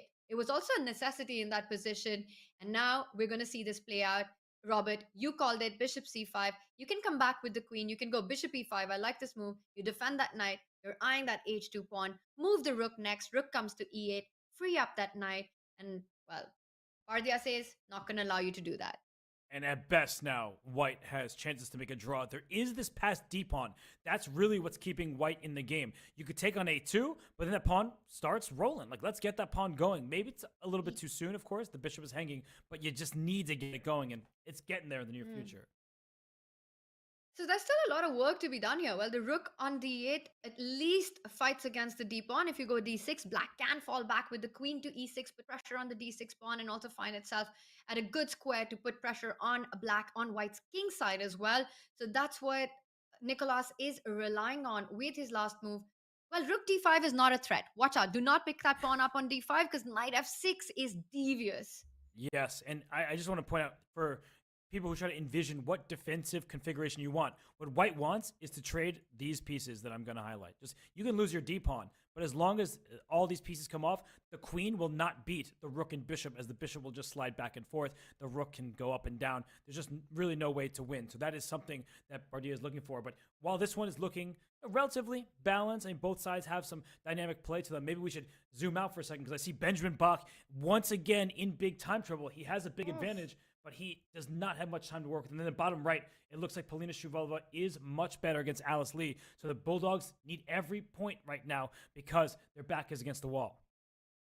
Wow, Benjamin Bach is up an extra piece, but he's playing on seconds, but it does look like that one is completely winning for white. So I think we should head over to another game. Let's take a look at the let's pick up the Benjamin Bach, and then we'll move over to the Polina game. Well, here it looks like everything's over. Everything's defended for white. An extra piece, a lot of extra pawns. I don't really see how black can create anything here. Yeah, you're just trying to flag your opponent, but Benjamin Buck is one of the best bullet players on the site. He plays with a minute to start the game. He is not afraid. He has 2-second increment in this one. And as you point out, Tanya, an extra bishop for white. Queen G1 saves this bishop back here. And after Queen H4, going after this H3 pawn, I'm pretty sure you can even bring your king up to G2 just to defend everything. So I think you're right. We can zoom out of here, but it was good just to check in to see what the position was, because Benjamin Buck, he is winning this game. Absolutely, and he goes for bishop h6 on that top right, threatening a mate in 1. That's an interesting choice because queen f3 can be picked up with a check, but once white's king moves forward, everything is under control. Let's say that is Benjamin Buck's game. Meanwhile, we see on the bottom right, Polina Shevalova is the one who is in driver's seat for the Bulldogs, and we've got to try and pull that one up because that's a very important game that Polina has to take. She plays with white against Alice Lee there, and we can see that there's a lot of pressure. The d5 pawn has advanced. That is an extra pawn for white, and a really nice one. The h pawn can start advancing down the board. Yeah, this knight on f5, a knife on f5. Can't really kick it out. You need your bishop somewhere to do that, and this is the nature of having double and isolated pawns. You would love to just push that pawn to the side, and I think black has great compensation, but for now, this rook on d2 is under attack. So Paulina on the clock, she needs to move a rook somewhere. Don't go there. That would blunder the rook to this bishop. So that's where the compensation comes from, is these bishops are causing some problems. The white rooks, this pawn on d5 can be targeted in the near future, but I love white's position. This knight on f5, the h-pawn going, and once this rook moves out the way, I feel like even if you drop d5, you should still have a sizable advantage. Polina's taking a bit of a think, and I don't see so many squares for the rook, as you pointed out. Don't go e2, don't go d3. Rook c2 looks like a natural response here. You sidestep, and then you want to start pushing on the king side. The d5 pawn is still under control, and we see that Polina does move her rook. Now there are ideas of going g3, of starting with h4 already, and it looks like the Bulldogs are going to take the point on this one. Let's zoom out and get a look, because this means, if we just get our bird's eye view, Benjamin Buck, let's say he takes the point for the St. Louis Archbishop. Polina equalizes it on that bottom right board. It comes down to the left side of our bird's eye view. Yes, because St. Louis needs 2 full points. Benjamin Buck in the top right, he's getting that full point done. I think we're very confident in his chances. And that means on the left side, if they get 2 draws there, that the match will be over in their favor. And actually, look what Benjamin did. He gave up a piece because his passed pawns, we can just stay in this scene here. Look at the top right. Those pawns, they cannot be stopped. So Benjamin Buck decides, let me actually trade pieces, make it easier for myself, and he knows he is winning with those pawns running so quickly up the queen side. And yeah, that's going to be a win for the Archbishops and Fabiano Caruana. By the way, Deoch on his final seconds over there, what is going on with his time management? It's been terrible from the start of the day. Let's jump straight into that with Bogdan Daniel Diaz taking on Fabiano Caruana, playing on seconds there. And wow, that looks like an extra exchange for Bogdan. But the 2 bishops and this g7 weakness give white a lot of compensation. And not to mention, that's an extra pawn. I think this position, if anyone's trying, despite being down in exchange, it's white. Look at that pawn structure and the bishops controlling all key squares. The bishops are great. That's a pass pawn. Where's your rook going exactly? You can't go anywhere down here. The bishops cover. And h5, you hit the bishop, but you create a new weakness. And look at this bishop. I think it should go back around to b3 because there is no rook e1 check. Just highlighted that, and here it comes. I think Fabiano, he's making small progress, and maybe he'll switch to attacking mode. Oh, nice. That's a nice idea because the queen from d3 not only threatens that mate on h7, but you'll also have b5 in the air. Once the pawns start rolling down on the queen side, it will be all over. Right now, Bogdan aiming to get that queen to e1, trying to trade off the queens, but queen d3 will just be in time to escape that. I think for white, Fabi can keep the queens on the board. Queen d3, I love this idea, attacking h7 and then pushing the pawns further down. And Tanya, Benjamin Buck won his game. So if Fabiano wins here with these passed pawns, the match is over. Queen trade about to happen. How can black stop these pawns, especially with 8 seconds on the clock? Yeah, that's the big problem here. Even if there is a defense, it's so hard to find. And notice how that bishop on c2 controls the b1 square. Rook c1 trying to target that bishop and stopping that c6 pawn. Bishop b3 will hit the d5 pawn. And that's what white can go for at this moment. I like the move bishop b3 here. And I like Fabiano spending some time. How are you going to protect this pawn? He doesn't, but take on d5 here. And this pawn is going. You have b6 and b7 because look at this bishop. The bishop covers b6. So even if Black decides to take this pawn on c6. I'm going to show it very, very quickly. The king goes away, b6. Oh, thank you for a pawn. No, thank you. You can't stop my other pawn. You can't get this rook behind the passed b pawn, and that should be a win for white. So as we see, Fabiano, he does take the pawn on d5. The king comes d7. It is time to play b6. B6 is coming in, as you're pointing out. It doesn't matter with the tactics. If black takes on c6, the b pawn is unstoppable. And once again, Fabi, he just first attacks that rook on c1. And now, again, the move b6 is in the air. If Fabi wins this, it's not just game over. It is match over, Robert, because with Benjamin Bach already taking the win home, the Archbishops just need another point. And we're getting another update that Nicholas Theodoru actually drew his game. And that's it. Fabiano wins. We've got a winner. Yeah. We have the St. Louis Archbishops returning to the Pro Chess League playoffs. Fabiano Caruana goes 4 out of 4, Tanya. It wasn't always easy. He had some losing positions, but he fought tooth and nail to bring this team back from an 0-2 start in the PCL season to win 3 matches in a row and head to the playoffs. This has been the golden squad for the St. Louis Archbishops. After a devastating first 2 matches where they lost and they've been staring at elimination every week, they've won 3 matches in a row with exactly this lineup. Fabiano, Benjamin, Nicholas, and Alice Lee taking the teams on, doing what needs to be done to make their way into the playoffs. And that means while we celebrate for the St. Louis Archbishops, Robert, it's the end of the road for the Bulldogs. And I just want to point something out in this game because this was a cheeky try by Bogdan Daniel Deac. We were talking in this position. Bishop c6, bishop takes, rook takes, b7. You can't stop the pawn from queening because the rook can't get behind the pawn.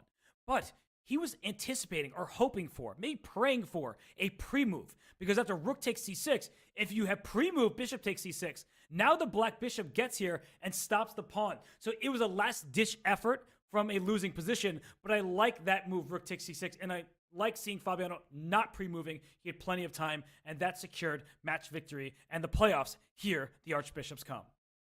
Wow, that's so tricky. And the fact that you can set up this little trap with just seconds on the clock, something so easy to fall on, that you just pre-move a recapture on c6. But of course, Fabi is in another league and he does preempt it. He found the right way. We've got one more game going on now. It doesn't matter for the match result, but still, it's a fun fight between Alice Lee and Polina Shevalova. And we see Polina still in the driver's seat. A little heartbreaking for her that even a win will not help her team. It's too little, too late. And it might be too little, too late even in this game right now because we see the eval bar. It's hovering closer and closer to the center. Black is down a pawn, but maybe there's bishop takes e3, winning that pawn back. If the knight moves, you lose sight of the d5 pawn that will be targeted. So Alice Lee, I think her best characteristic that I've seen as a chess player is her willingness to fight to the very end. She is not somebody who just takes a position for granted. She continues to hit these rooks, right? These bishops come to life. And will she play bishop d4 back to go off this knight? I'm not sure. But I like her fighting spirit and the way she's hanging in these games, even with tough positions. Wow, and look at that. Polina as well, just bringing her rook to h1, the starting spot of the rook, where actually, yes, you've defended it there, but it's going to assist the h-pawn, march down the board. And that was a really nice little dance maneuver by the white rook all the way to h1, where in fact it looked like it was a passive square, but it's going to be the piece that's going to assist white's pawn to promoting to that h8 square. I love that little maneuver there. And she's just maneuvering back and forth between e5 and d4 with this bishop, a6 and c8 with that one. But, I mean, this pawn is going up the board fast, so I think it's time to bring the king up closer to it. And she says, let me block with the bishop instead. This bishop is active while also blocking this passed pawn. And now white needs to find a way to actually get past this bishop. Bishop g4, bishop f5 would be the dream, but then it does allow a black to step back with that bishop to d4, target that e3 knight. Also, always watch out for bishop e4 ideas as well, but not so easy to dislodge this bishop from h7. So Alice Lee, not only a whiz kid when it comes to tactics, but also really defending hard in this one. She is. I mean, look at this. Her bishop just took away the f5 square, so the knight's going to go. It might go to c4, but then what's your next move? Maybe d6, but then the knight gets kicked out of there. She, I think, did that a little bit too early. She welcomed the knight into c6. I was just mentioning that pawn push. She shouldn't have rushed it. Rook d6, but it's interesting to see how the bishops have been putting pressure on white's pieces, but I think it's all done for now. Now with the knight coming to c6, the bishop on d4 is not stable anymore. You can't afford to give up that bishop. She says, I'm fine giving up that a7 pawn, but will not get out of that. These two bishops are basically the soul of black's position. After knight a6, as you're pointing out, black has got the counterplay of rook a6, rook a2, winning back the pawn, not only winning back the pawn, but creating play as well. And this bishop Both players again, down to like seconds. Yeah, this is crazy. If you take this pawn, she wants to open the a file, get an attack of her own, but she's going back and forth, yo-yo string between these squares. If you play h7, the king helps to stop this pawn over here. So it's very close, and that's why the rook came behind the pawn. She blocks it once more. Tanya, I feel like this is anyone's game because of the time trouble. a4. Alice is unstoppable. She's just creating chances and creating pressure, and it doesn't matter if it is right or wrong. Practically creating big questions for white to answer with seconds on the clock. Rook check. We see the players just blitzing out the moves. Now you still can't pick up the 8-6 pawn, but the king defends it from queening. But this looks like it's getting out of hand. Knight g6 that you're pointing out. 8-7 coming in. This is game over. No, this is really well done from Polina. I don't know about f5. Actually, yes, I do know. You're going to play knight g6, leading the checkmate. Rook g7. So, great game there, like down the stretch by Polina. I mean, it's not going to be enough for her team, but it was starting to get more and more towards Alice's side. But she says, nah, not so fast. There's a reason my rating is crossed 2,500. She wins the game, but unfortunately for her, not enough for her team. Wow, what a match, what a game by Polina. But as you're mentioning, Robert, it just wasn't enough. And speaking of a dogfight, a bloodbath, this last round did see 3 decisive games and the Nicholas one ending in a draw. And with that, it is the St. Louis Archbishops who move on to the playoffs. It is the end of the road for the Croatia Bulldogs. What a close match we had, but it always felt like it was the St. Louis Archbishops who deserved this one, Robert. They had been leading the match from the start of the day, from round 1, and a lot of credit for that goes to Alice Lee. Alice Lee with 1.5 out of 4. I know at the end, it's the score she had after 2 rounds, but to get those early victories against the opposing top 2 boards, that's why Alexander Injic had a bad day. I mean, he's 1 out of 4. He couldn't get a victory against her. Bogdan Daniel Deac, he lost against her. So she took points from the top 2 boards. And then Fabiano Caruana. I mean, how much more can we say about that guy? 4 out of 4 score against this Croatia squad in an elimination match. Tanya, he's just one of the top players in the world. He's played a world championship match. He's a beast. That's nothing to say about Fabi. No amount of compliments are enough for his chess. He is the leading player of the St. Louis Archbishop, and he's led the team into the playoff after a difficult start for the team. What a performance by him. And Robert, not only by him, by everyone who predicted an under 11 score, including yourself. I know you're celebrating on the inside there even though we had so much action, so much drama on the board, it looks like the decisive games were under 11. So congratulations to everyone who made that predictions. And let's take a look at our standings as one more team has made their way into the playoff, and that is the reigning champion St. Louis Archbishops, the 3 times champions, which was staring at elimination just after week 2, finally win the 3rd match in a row and find themselves into the playoffs. Robert, I think it's surprising, the trajectory, the road that they had to the playoffs, but it's also not surprising to see them there. This team belongs in the playoffs. I think everybody was shocked that they started 0-2, including the players in the roster, but they found the lineup that works for them. Fabiano Caruana, he leads the way. He scores the majority of their points. And then when they can trust board 4 to just pick up points by beating not just 2,600 GMs, but 2,700 rated Bogdan Daniel Deac.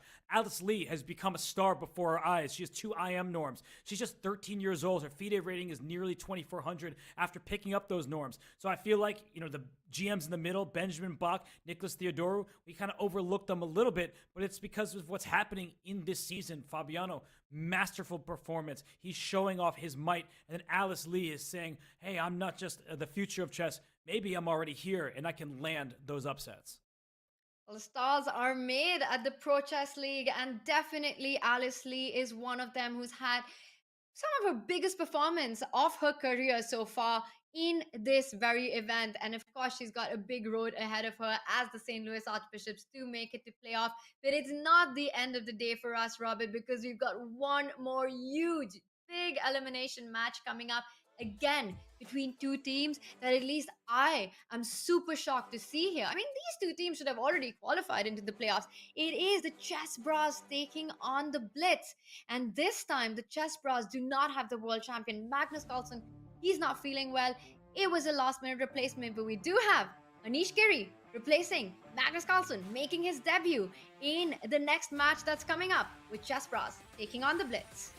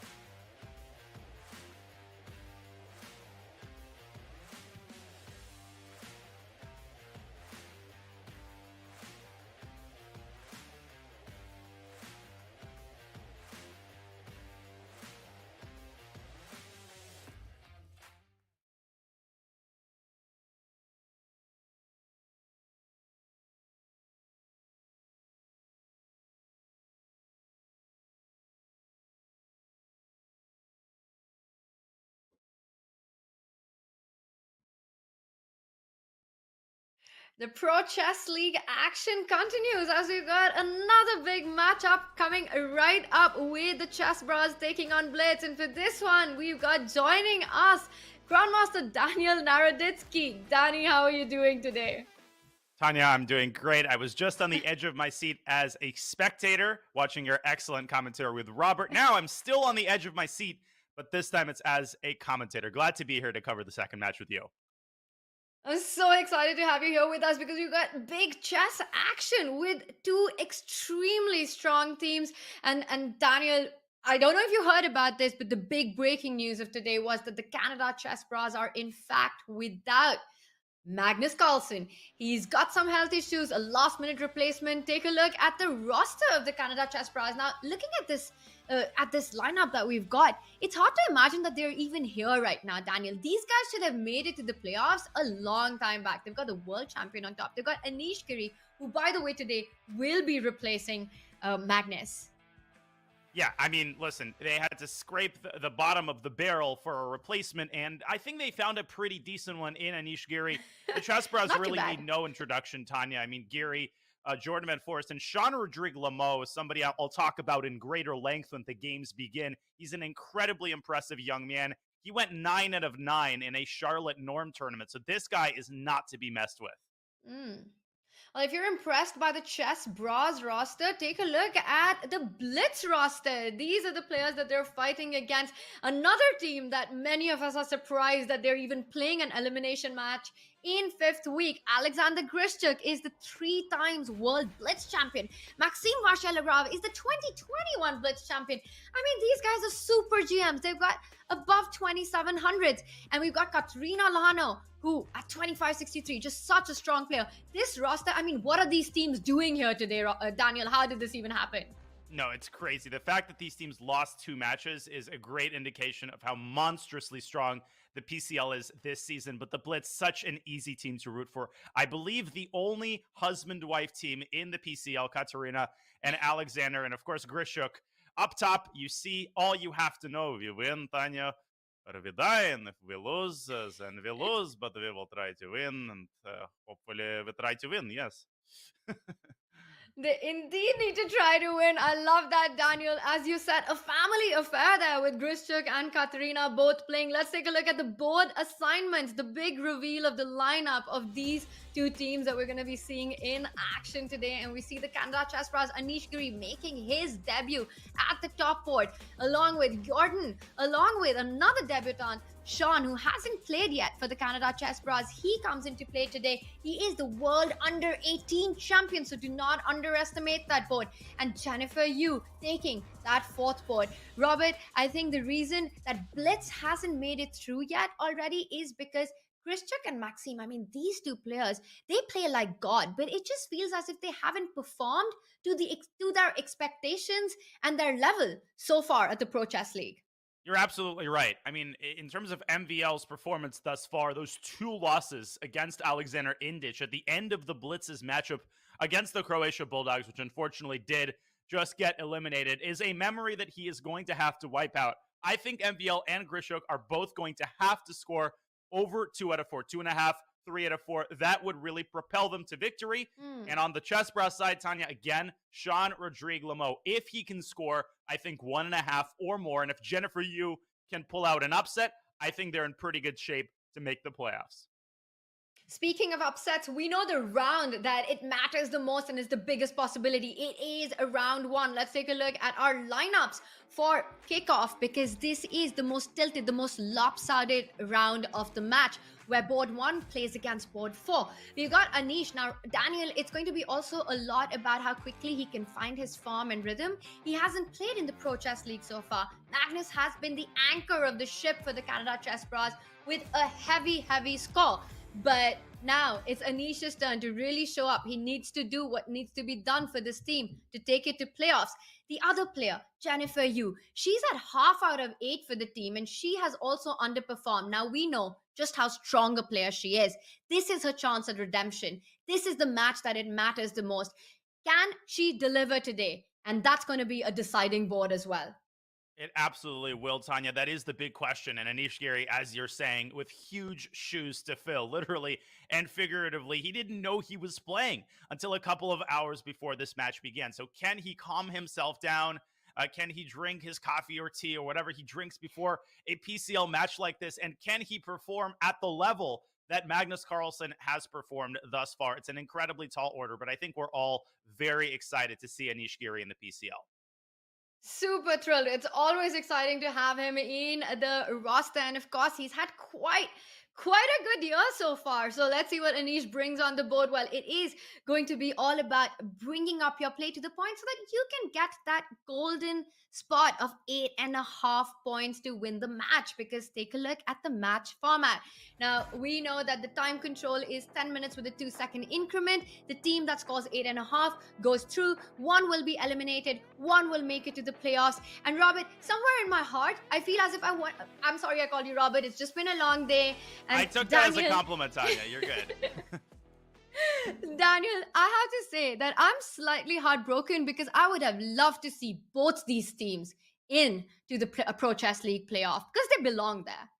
They have, as Mikhail Tal famously said, you have to take your opponent, in this case your opposing team, into a deep dark forest where 2 + 2 = 5, and there's only a path back for one. So which one is that going to be?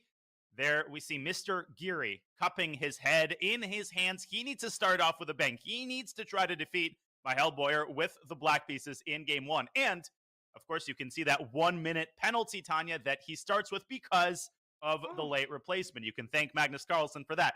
But in all seriousness, we wish him the best of health and a quick recovery. That's a really important point. So every game, Anish will be starting with a 1-minute deficit, being a late replacement for Magnus. But you got to do what you got to do. And Robert, as you pointed out, Robert, I need to stop saying that. Daniel. Daniel, it's so important for him to get on the game as quickly. And we see a Sicilian on the board. Is he going to go for the knight off? We know he's got a course on that. So in the CGC final in Toronto, Tanya, I called Levy Wesley like 6 or 7 times across multiple days. So you've got a long way to go until that's filled. But again, I take it as a compliment. So you're totally good. Daniel, we'll get there. We'll get there at some point during today's commentary where I will indeed keep calling you Daniel. But for now, just bear with me. And it looks like Anish had a bit of a think there before deciding to potentially, we could have a knight off now. D6, you trade, knight f6, and then a6 on the board. I'm predicting it. It's going to happen, Daniel. Does Anish realize that he started with 1 minute less and not 1 minute more, though? Yeah, that's a great question. Why is he taking so long to make these opening moves? He appears to be a bit distracted. Yeah. I don't know what's up, but he's already spent a minute, Tanya. I mean, that's a little concerning on move 3. Yeah, and we can see on camera that there is a little bit of switching of screens going on there. It looks like he's figuring something out, but this could prove to be very costly. He's down 2.5 minutes on the clock, trades quickly, knight f6, knight off coming up, Daniel. Oh, not coming up, Daniel. Knight c6 on the board.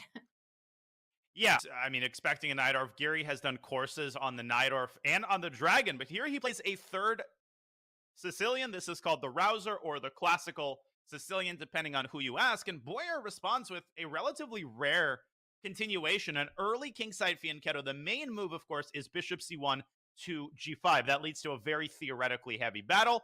Boyer kind of sidestepping the most topical theory. Of course, g3 is also pretty well known. Wow, so g3 played and quickly answered by Anish, making his intentions clear that he wants to fan shatter the bishop as well on g7. And now it is Boyer taking a little bit of a think here. Trades on c6 before developing that bishop to g2 because he wants to go e5. And that looks like a pawn sacrifice really early on. Can't black just snap that up on e5?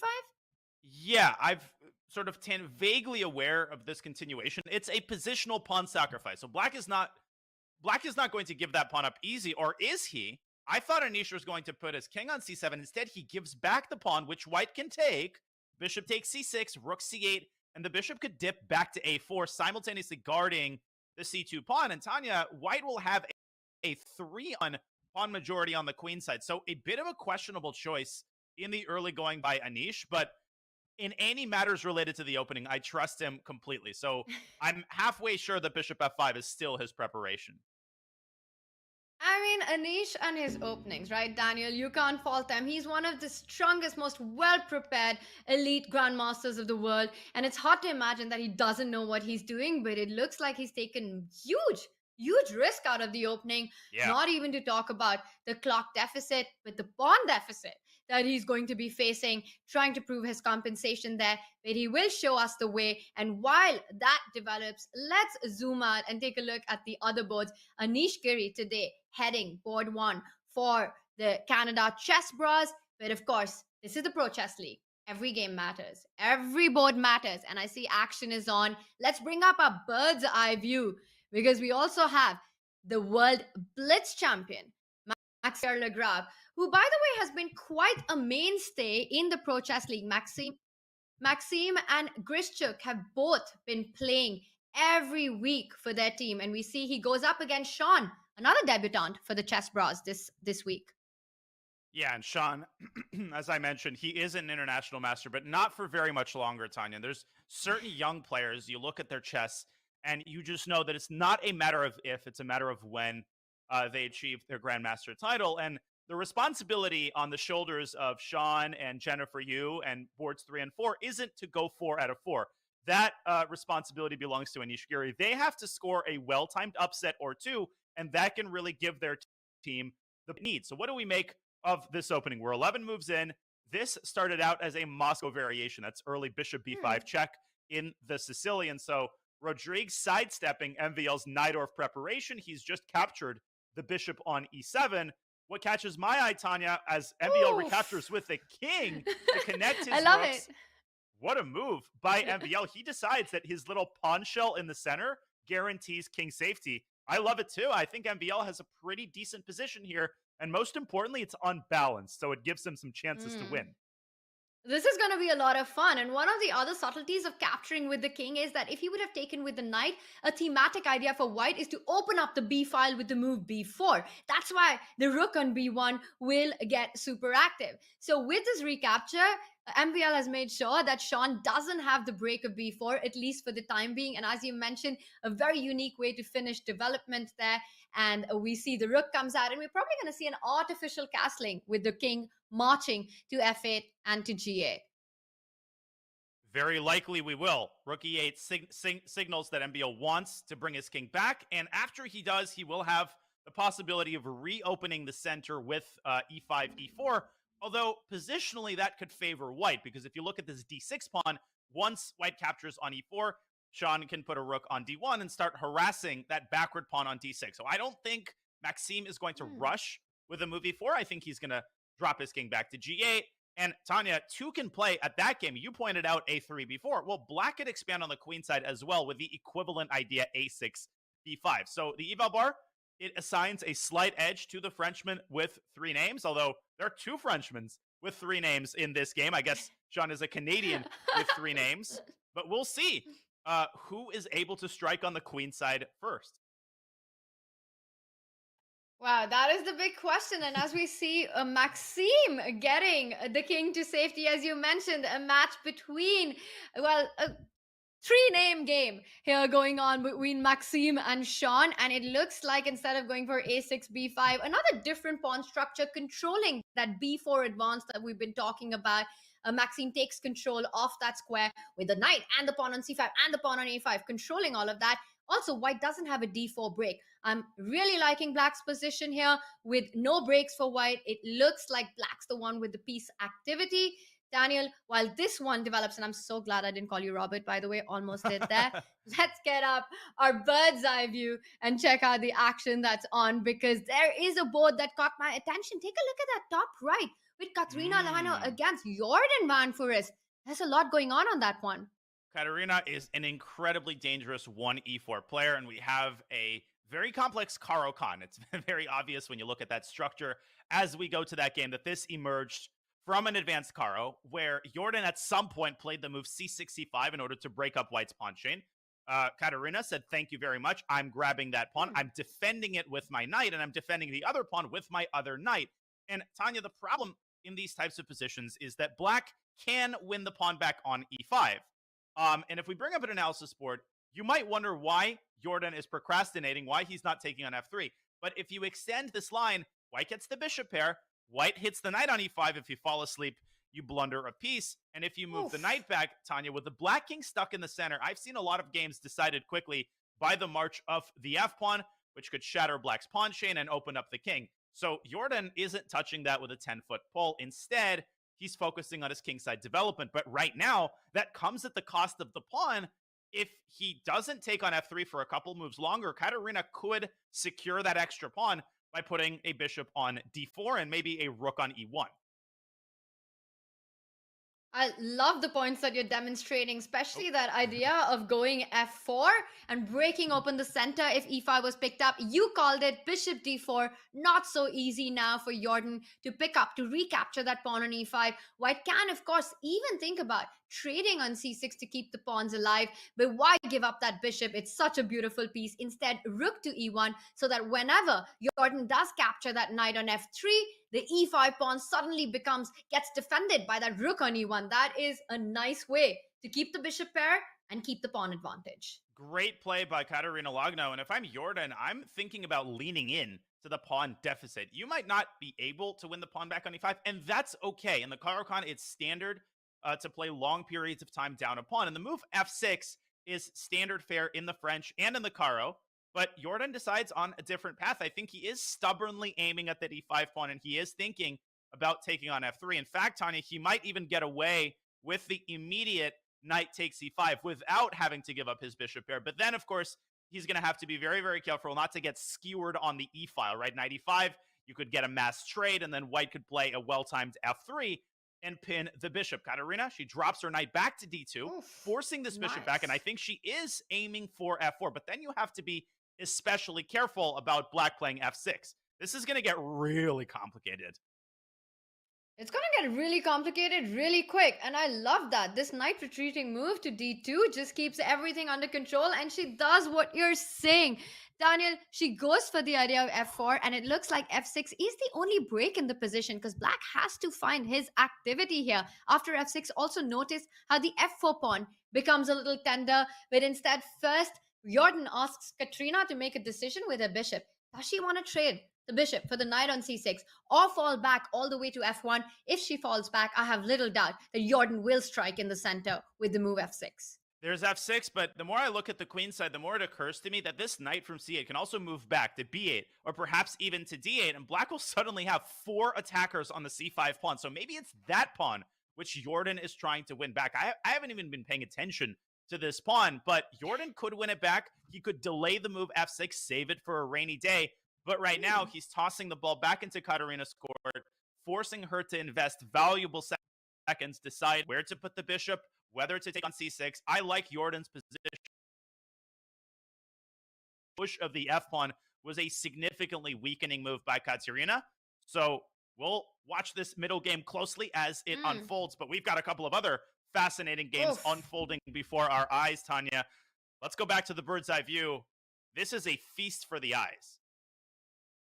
Absolutely, and you're totally right. While Katrina invests her time, let's invest our time into these positions, especially that bottom right board with Alexander Grischuk taking on Jennifer Yu. Alexander's got the black pieces, but we see the kings have been castled on the queen side. There's so much happening here. That d5 square is weak. The bishops are eyeing each other on the long diagonal, and that is the board that I would like to do a deep dive on. But also really quickly, just on that bottom left, Maxime Vachier-Lagrave with a slightly bit better endgame there, and it all comes down to that pawn structure we were talking about on the queen side, where he's fixed white's pawns, the rooks in the center, there's a pin on e3, the knight can jump to b3, the pawns eventually can go forward to b5.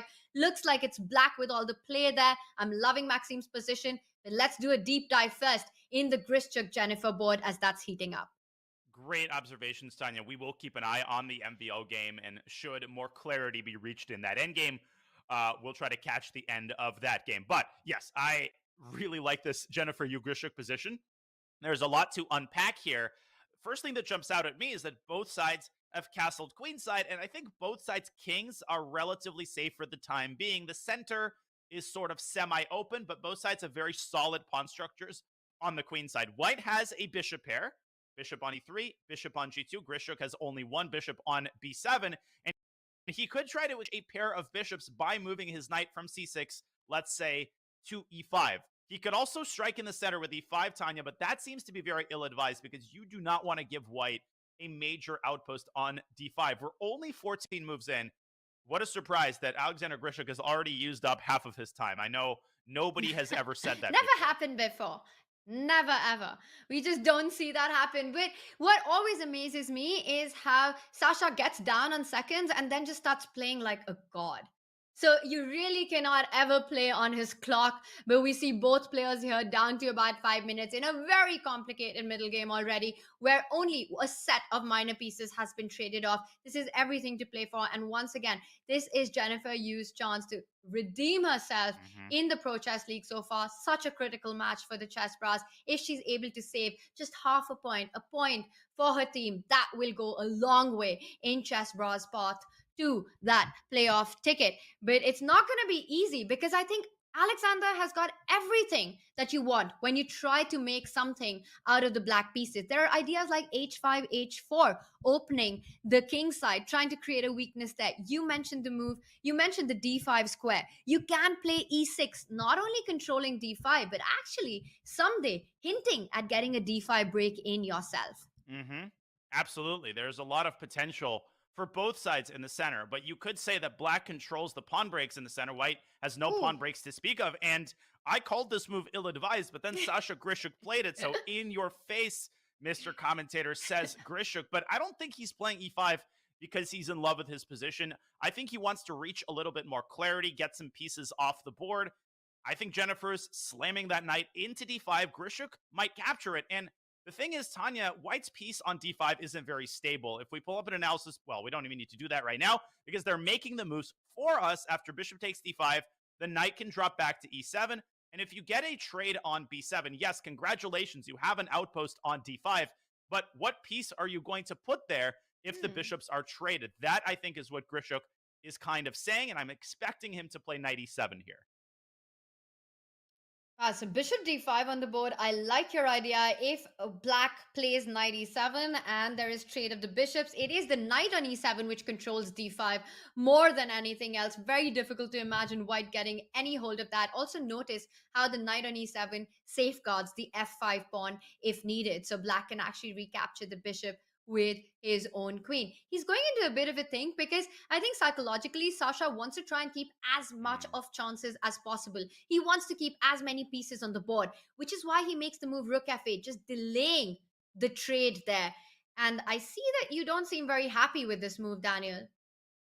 I'm a little bit puzzled about rook f8. I think he's trying to lend another supporter to the f5 pawn, but obviously this rook is going to be pretty passive. I would even consider playing f4 if I'm Jennifer Yu in order to freeze the f5 pawn in place. And white has a very simple plan consisting of doubling rooks on the d file and piling up the pressure on the backward pawn on d6, Tanya. It's not only the d5 square that Sasha weakened when he played e5, it's also this d6 pawn itself. But most important thing for Jennifer is to avoid this getting into a time scramble. You do not want any sort of time scramble against Alexander Grischuk, and I really like the way that Jennifer Yu is managing her time thus far. She jumps her bishop out to h6 and says, get off me, forcing the rook off of the f-file. Rook f6, bishop g5 forces Alexander Grischuk's rook to move back to the e-file, but this bishop doesn't really have all that many prospects either. Yeah, well, luckily for black, the g7 square is under control because bishop g7 would actually win the rook on h8, but because the queen is on d7, that's not a possibility so far. And now white needs to watch out because if at some moment black can get a successful f4, that bishop on h6 could potentially be trapped there. So there are a lot of ideas that exist in this position with that bishop on h6, which could tactically work out for black. I like this little dance of rook f8, rook e8 that you're pointing out, and rook e1 played. So Jennifer continues to play fast, very important against Sasha, brings the pieces into the game. I would be a little worried about that bishop h6. A bishop trade is offered. Also notice how that knight can potentially land onto f7 or e6 and get that final f4 break in. Knight d8, knight f7, knight takes b7, also possible to reinforce the d6 pawn. I think it's impossible to speak of an advantage for Grischuk. This is going to be a fascinating climax in this game, but a couple of other games have reached a climax. So let's dive back into the bird's eye view. I'll point out lower left, Tanya, it looks like MVL continues to make progress in that endgame. His knight on c4 threatens a fork on b2, a fork on e5, and the pawn on a3, which I think he's about to capture. So MVL, I think, is pretty much has this in the bag. But let me tell you about someone who doesn't have it in the bag. Anish Giri over on the top left is locked in a time scramble in this endgame against Mihail Boyer. So, Tanya, shall we take a closer look at that endgame time scramble as Boyer tries to score a big upset against the newcomer, Anish Giri? We shall, Daniel. And it's funny that you say Anish Giri, a newcomer, in the same sentence. Yeah. Never thought we'd hear that one. But as you're pointing out, well, the only impressive thing for Anish has been that he's managed to equalize the time. And it looks like, in fact, more than equalize, because Mihail is the one who's under 30 seconds. He needs to be fast in a position which seems very much in control. That knight on c5, hitting that pawn on a6, but he decides not to capture it. I'm slightly surprised. Knight a6 was a possibility. This is too passive. Against any other player, he would have taken that pawn and started playing b5, but you're facing Anish Giri, you're double, triple checking everything, you're second guessing yourself. And his idea is to prevent Black's stroke from infiltrating the second rank. So I get it, I get what he's doing. The problem is that Black's one pawn is stopping White's pawn armada, and White might be unable to create a passed pawn. Anish, on the other hand, is going to start setting his pawns in motion. He starts with g5, he's going to play e4, and I think Black's position, Tanya, is easier to play from a practical standpoint. You could also go after the h-pawn if White's king walks 10 seconds. He too needs far to make into a the move. center. He does. 5 seconds now for Boyer. Oh my god, play! 2. He's gonna lose on the play. He's gonna lose on the clock. No, he plays. He's allowed Oh my rook god. d3, Tanya. I think he's slipping. This is panic. This is panic mode on by Mihail. I am shocked that he didn't take the pawn on a6. Knight b3 was a passive decision. Now Anish can even fall back with the bishop, and he does it to advance the f-pawn further. f5 coming in, e4, f4 ideas. Great call. Who's going to stop it? Not Mihail. Nobody. And he goes back to c5. He's stumbling on his... No, I mean, this has been just a meltdown in the time scramble, but you can't really blame him. You're facing Anish. You came very close to drawing or even winning this game out of the opening. And look at Giri's pawns. Bang, e4, bang, e3, bang. And the pawns are totally and utterly unstoppable. Mihail is trying. He stopped e3. It's bang, bang, boom, boom. And he could have picked up the a6 pawn like 20 moves ago, but instead wasting so much time. And now Anish's pawns have marched down the board so much faster. Daniel, you're pointing out White still goes b6. b6, b7. He's threatening to promote. Oh, but Giri's going to deliberate check on h3. And that's going to deflect White's king. Giri's going to promote, and he will queen first. Bishop f5 was an evil, evil move by Giri, and he follows it up with checkmate. What a finale. Wow. And Mihail there, we saw the frustration on him. He knew that he had this so close, that retreating move with the knight instead of capturing that pawn on a6, something that he did far too late in the game. And Anish Giri starts with what he needed to, a win to get himself set up for a very, very big match that's coming up. We've got action on the other boards. Let's take a look. And wow, the Jennifer Yu Alexander Grischuk game has heated up with that h-pawn advancing down the board, but it is the bottom left where Maxime Vachier-Lagrave looks like he's set to level the score, which Anish Giri won against Mihail. And MVL has just officially won his game. So we could go also to the Katerina Logno game in the top right. So the score is currently 1-1. MVL delivers for the Blitz. That was an incredibly smooth game against Sean Rodrigue, whose praises I sung, but losing to MVL. Absolutely not a shame at all. But Katerina Logno is very close to securing an important half point for the Blitz. She's locked in a double rook endgame against Van Forest. Material is equal. I see the pawn on d6, Tanya. Who do you think is playing for a win here? Yeah, it's tough to see. I see our Valbar says it's absolutely level, but let me tell you that draw is one of the least, is probably the least likely result in this one. With Black's b4 pawn and White's d6 pawn, it is a game for all three results. After rook a4, Black is threatening a b3 check, which now after rook b5 wouldn't make so much sense because the king falls back and then suddenly the b3 pawn will be left hanging. Instead, you're with a rook trade. If you take, then we'll see a trade of the a pawn for the d pawn, and this will fizzle out into a draw. I think it will. Jordan has the token advantage here. He's won the pawn, but these 2-on-1 endgames are always basically a dead draw.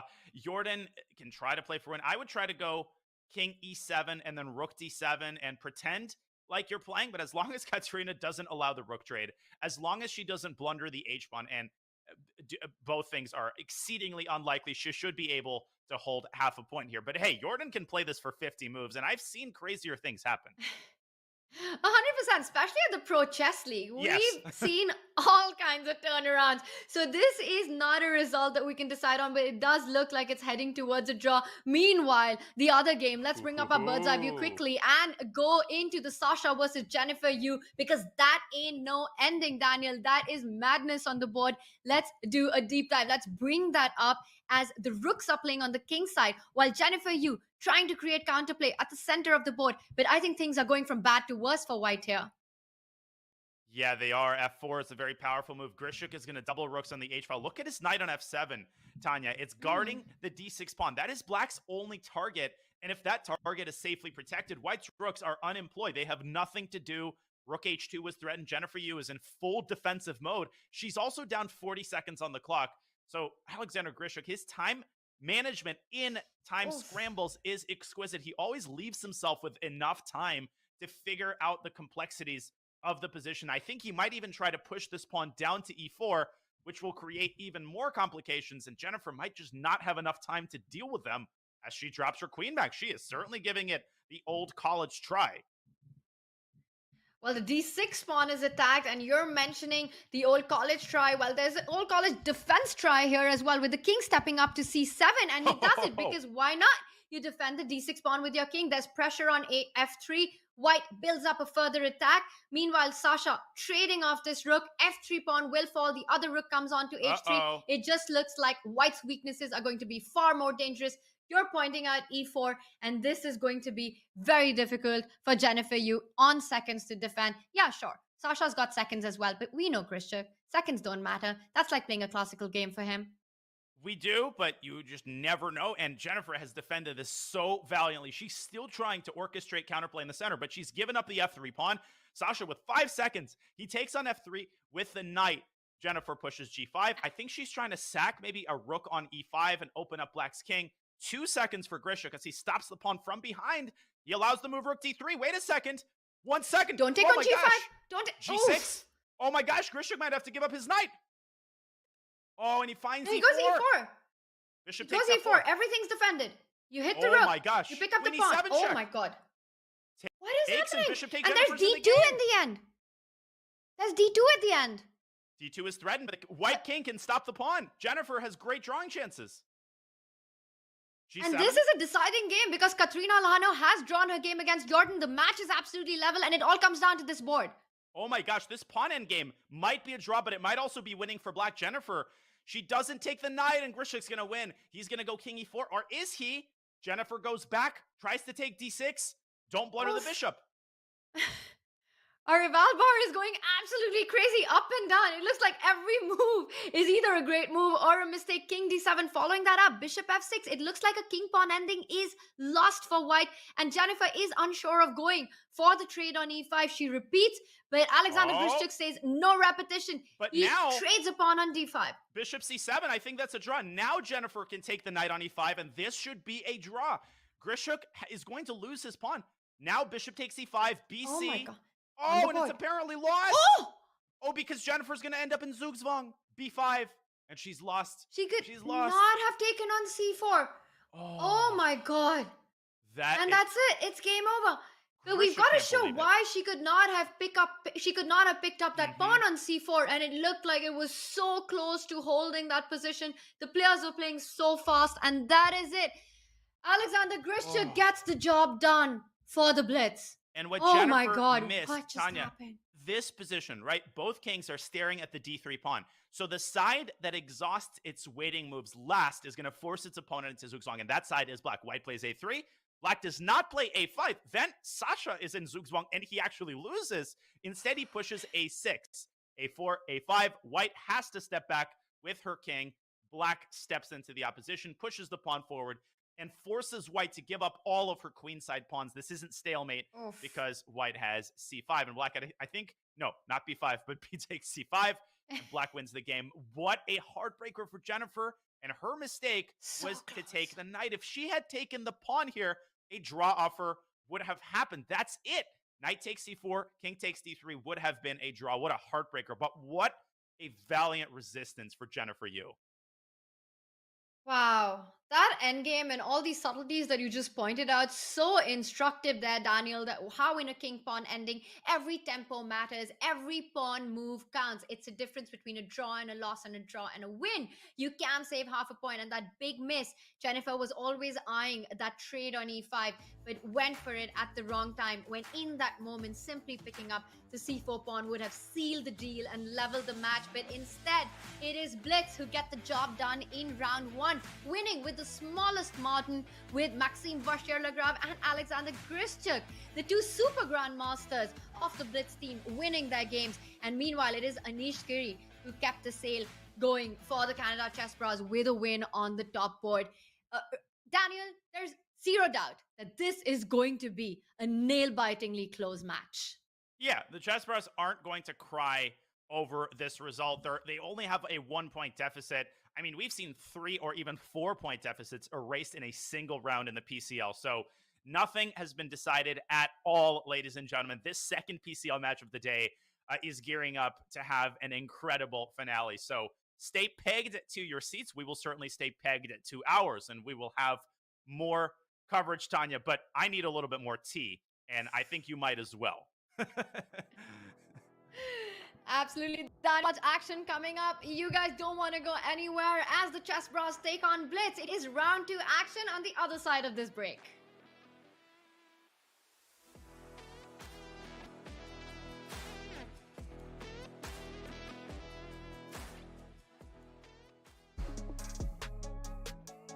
I have 3 puzzles here.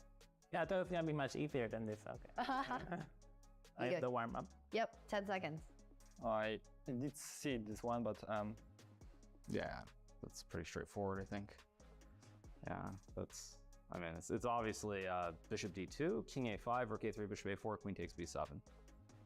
Ooh, it is not. It's not. I'll give you a second try. Really? And also 5 seconds if you want to look at the board. No, I don't need to. I didn't. Because there's a rook g3 trick that I missed. This is true. Okay, just give me 1 second. Let me think about this. Yeah, I'm not gonna get it without actually thinking. So you can just tell me what it is. Okay, it is queen to f3 first. Okay. Yeah, I would have had to think for like a couple of minutes to get that. That's actually pretty tricky. Yeah, I think I found it in bishop d2. It is not bishop d2. Okay, let me try again. I know the position is. okay. This one is going to be more difficult, of course. So I'm thinking about queen f3 right now. I'm not sure. Bishop takes and only then bishop d2, so that there is no rook g3. Yeah, okay, I would stay with queen f3 in the first move, and after bishop takes f3, bishop d2 is for sure the main line and the beautiful one. Yeah. You're nailing this one. Okay. I think this one I have. I think it's probably queen g3 first and then bishop d2, because in bishop d2 there is rook g3. So I think queen g3 at g or queen f3 bishop d2. Let me think. Oh, queen f3 may be better, because then I just deflect the bishop as well. Yeah, queen f3, bishop f3, bishop d2. Yes, that's the one. Perfect. Yeah, queen f3 was the correct move. Yeah.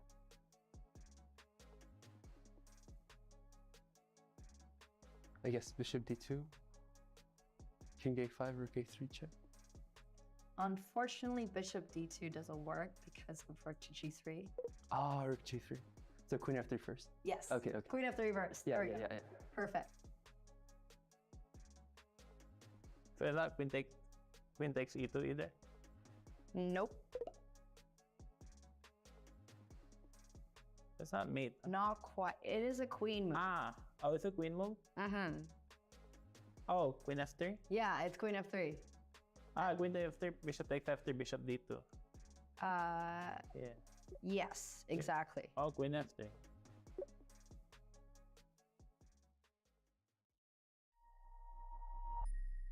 mattered that you had these serious brothers, and they were about excellence.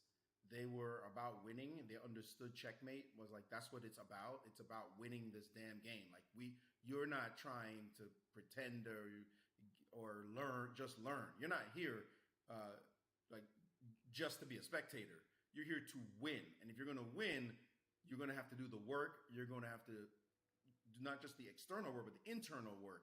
Because your pride and your feelings and all that, thanks, no thanks. That's just going to go by the wayside.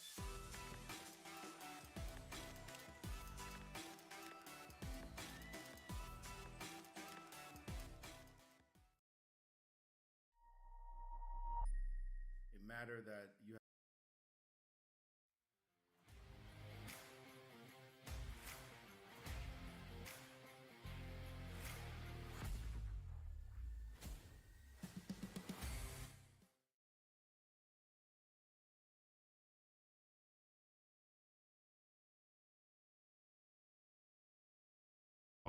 or loss is all on one's shoulders.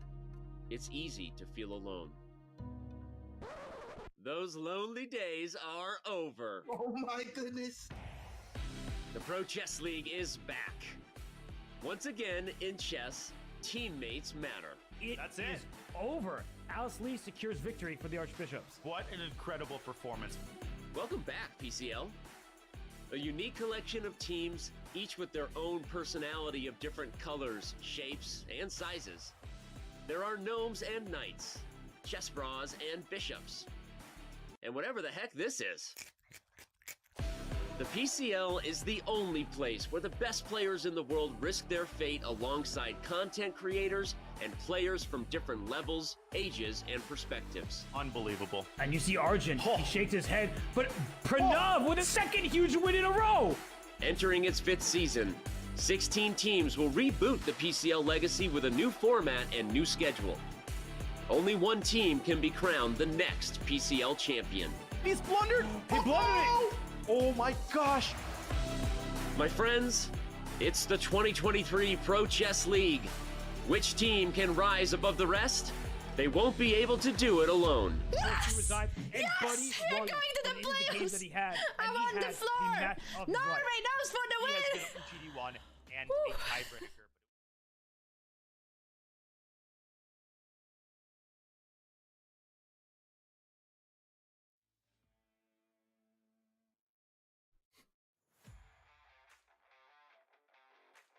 The Blitz take their lead in round 1 against the Canada Chessbrahs, and one of the big players in that who managed to get that done is the Frenchman with 3 names, Maxime Vachier-Lagrave, the 2021 World Blitz champion. He is just such a beast in all formats, whether it's classical, rapid, or blitz. He's been in the world elite for over a decade now, and we see there Maxime, he's ready to go for round 2. He knows exactly how important his role is today in this elimination match. It is go big or go home. Daniel, he needs to get the job done. And I look at Maxime, he looks like a guy on a mission right now. Listen, Tanya, we know all is right in the world and MVL is snacking during a chess match. I don't think I've seen a single SCC or RCC or CGC or anything PCL match where MVL is not snacking. So we know everything's good. Well, we know everything's good because he won his first game in excellent style against a Canadian with 3 names. And now he faces Jennifer Yu. A tough matchup given the form that Jennifer Yu is in. Came oh so close to tying Alexander Grischuk. But now Jennifer's reward is to face the 2021 World Blitz champion, Tanya. Man, oh man, life in the PCL is hard. It is hard, and the last game of Jennifer that you were pointing out, that was a wild end game, and just all the turnarounds that we witnessed. Now, we were talking about Maxime scoring, but he wasn't the only one. It was Alexander Grischuk as well, who scored a big win, taking his team over to the finish line in that wild end game against Jennifer Yu. Anish Giri winning a point for the Canada Chessbrahs. We're going into round 2 now, Daniel, but what impressed you the most in that round 1. Well, MVL, I think, played the smoothest game on the Blitz side. Alexander Grischuk, he stuck with it. Oof. He kept his foot on the gas pedal. And Kaisa, the chess goddess, rewarded him in the end. I was also impressed with Katarina Lagno's play. She drew Jordan Van Forest from a position of strength. Now she has an even more difficult trial. She faces Jordan's compatriot with the black pieces, no less. But I'm expecting Katarina to score at least one upset. She already did in the first round. Now, if she can hold a draw or even score a win against Anish Giri, that would give the Blitz a massive push. And of course, Tanya, MVL, and Alexander Grischuk, both of them have the white pieces. They have to do their job.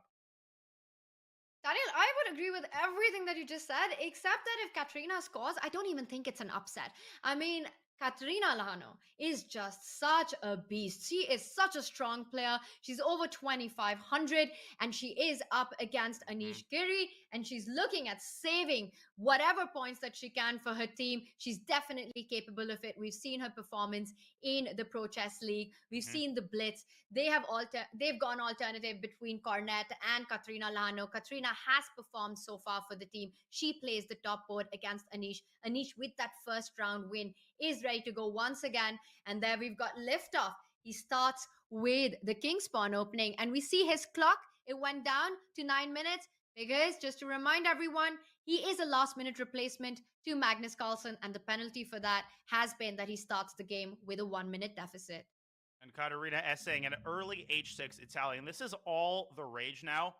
Black preparing an early kingside expansion with g5. You can also play this more modestly with g6. But either way, Black generally pushes the g-pawn early in this line. But I had a fun piece of trivia, Tanya. Did you know that Katarina started an internet company in her spare time? It has the lowest latency of any internet company. It's called Lagno. Okay. How long have you been waiting to crack that one? Or Like- is that, I don't even know if you're joking anymore, actually, I am, Daniel. I I was am. very convinced you Like are. a cup Okay, of but I almost overbrewed bought it. coffee. But I think that's a great business. Like a cup of It's a great over-roasted business coffee, idea. Tanya. Lagno I love it, Incorporated.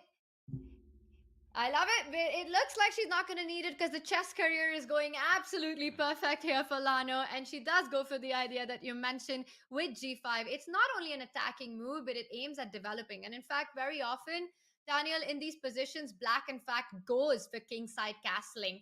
The other plan that Black has is to develop the queen to e7, bring that bishop to e6, and the third one is to transfer that knight from e7 to g6, eyeing that f4 square. That's the one that Lagno has chosen for her fight against Anish. But I don't like the move knight e7, and it's precisely because Anish strikes in the center. That's one of the most annoying, most tilting things about facing the Italian. You never know when your opponent is going to strike in the center with d4, and Anish chooses the perfect time to do it. Why is this the perfect time to play d4? Well, Black has temporarily relinquished her control over the e5 pawn, and you might say, oh, well, Black just goes knight g6. If we could bring up an analysis board, what happens if Black plays knight g6? The eval bar shoots up, White takes on e5, and Black lands in a pawn down endgame. No matter which way Black takes, White's going to capture the queen. Don't take on f7 first, because then the rook guards the queen. First you take the queen, then you take f7, and not only is Black a pawn down, but this bishop, Tanya, is biting on granite, and Black's king is caught in the crossfire. All sorts of shenanigans coming right up. So Katarina can't play knight g6. But if she has to play e takes d4, well, we know that that is a huge concession. And after knight takes d4, White could strike at the king side with f4. I think Anish has a big advantage after his last move. Well, I'm a little surprised there because she did blitz out these moves, and when you play an opening as committal as 8-6 g5 against the Italian, and then you make the move knight e7, you have to know what you're doing. And after d4, we see that she's gone into a bit of a think tank. You're pointing out that she needs to trade on d4, allowing White's pieces a lot of activity. Ooh. That would be great for Anish, but Ooh. instead, Lagno goes for a piece sacrifice herself. She goes knight e4. It's hanging. But after knight e4, she wants to go d5. What's going on here? Let's keep the analysis board up. We're going to need it. Well, first impressions is that d5 wins back the piece. Yes. But I'm a little bit worried about this weird move, knight to g3, trying to get this knight right over to this weak spot on h5. And I don't really want to talk about what happens if Black tries to preserve the bishop here, Tanya. Maybe you can maybe the analysis board can talk about it. This is all we need to know. Apparently, knight g3, though, isn't the best that white can do. Maybe a simpler approach, just d takes c5, gives white a huge advantage according to the eval bar, because no matter which piece black takes, it opens up the d file. White has a check on f6. So I really think it's pretty evident that things are not going Katarina's way. But let's see if Anish can punish her play properly. And I think he is. D takes c5 is already on the board, Tanya. Bad news for Katarina here in the early going of this game. Wow, this is exploding super quick. Now, you can't really take on e4, I think, because after the queen trade, white... Wait, can you take on f7? Because I just realized, first I thought knight d2, but let's just take a look at that if you get the analysis board, because this is getting absolutely crazy. Get that board back up. Let's see you take... Get that board back up. Queen d8, you trade on d8, king d8. And I'm just wondering, is bishop f7 an option, or am I going absolutely crazy here? Because I see, you pointed out knight f6, but hello, the rook from f1 coming on to d1. This is bad news for black. Sorry, not rook b1. Rook d1 check. Black has to block, and bang! e6 crushes black's resistance because the rook is going to come to the 7th rank, and that game is over. Tanya, great tactical eye by you. Anish saw that in 3 seconds. Played e takes d5, or d takes e5 instantly. And I think he might be flat out winning out of the opening. This is why the Italian is all the rage. It's a ridiculously dangerous opening when played by the right people. Anish has gone dangerously red right now on our screen. He's calculating. He's on meditation mode. I don't know what's going on there, but he's looking at all these lines. Wow, she picks up the knight on e4. Oh my... That is... Oh, he missed it! He missed it! He missed bishop f7. That would have ended the game right then and there. That was resigns after bishop takes f7. Now, he's still basically winning, but that's shocking to me. He plays knight d2 instantly. Bishop f7 ended the game. Oof. And when we were looking at this line, knight d2 was the first move that came to my mind as well, because it hits on e4, it hits on f7. But the moment you spot that the king on d8, the center of the board, right after a queen trade, is actually in a kill box there with rook d1 coming in, bishop f7, a huge miss. But perhaps not one that's going to haunt Anish, because he does still keep a big advantage. Now, black can pick up the e5 pawn, but eventually the e4 and the f7, both these pawns are hanging. I think after bishop e5, bishop f7 was Anish's idea. In any case, instead, knight c6, Lana wants to get that knight to e5, but that might not be enough. White can simply grab the pawn on e4, knight e5. Material balance is still on. Yeah, I think doing things in the other order, Tanya, maybe is even stronger. Bishop takes f7, knight takes c5, and then drop the bishop back to d5. You're attacking the e4 pawn twice, and you're going to win the pawn. But the bigger problem is that black's king has no safe haven with the d and e files both open. And, well, the e file is going to open up after these pawns are eliminated. White has easier access to those files with his rook. So rook d1, rook e1 is going to come. So, let's not overstate the case. Anish is definitely still winning in this endgame. I'm a little bit surprised that he missed bishop takes f7, but you're absolutely right. He still has things under complete control. And very nicely pointed out by you there, Daniel, that despite the material balance, it's actually king's safety that's a problem for black here.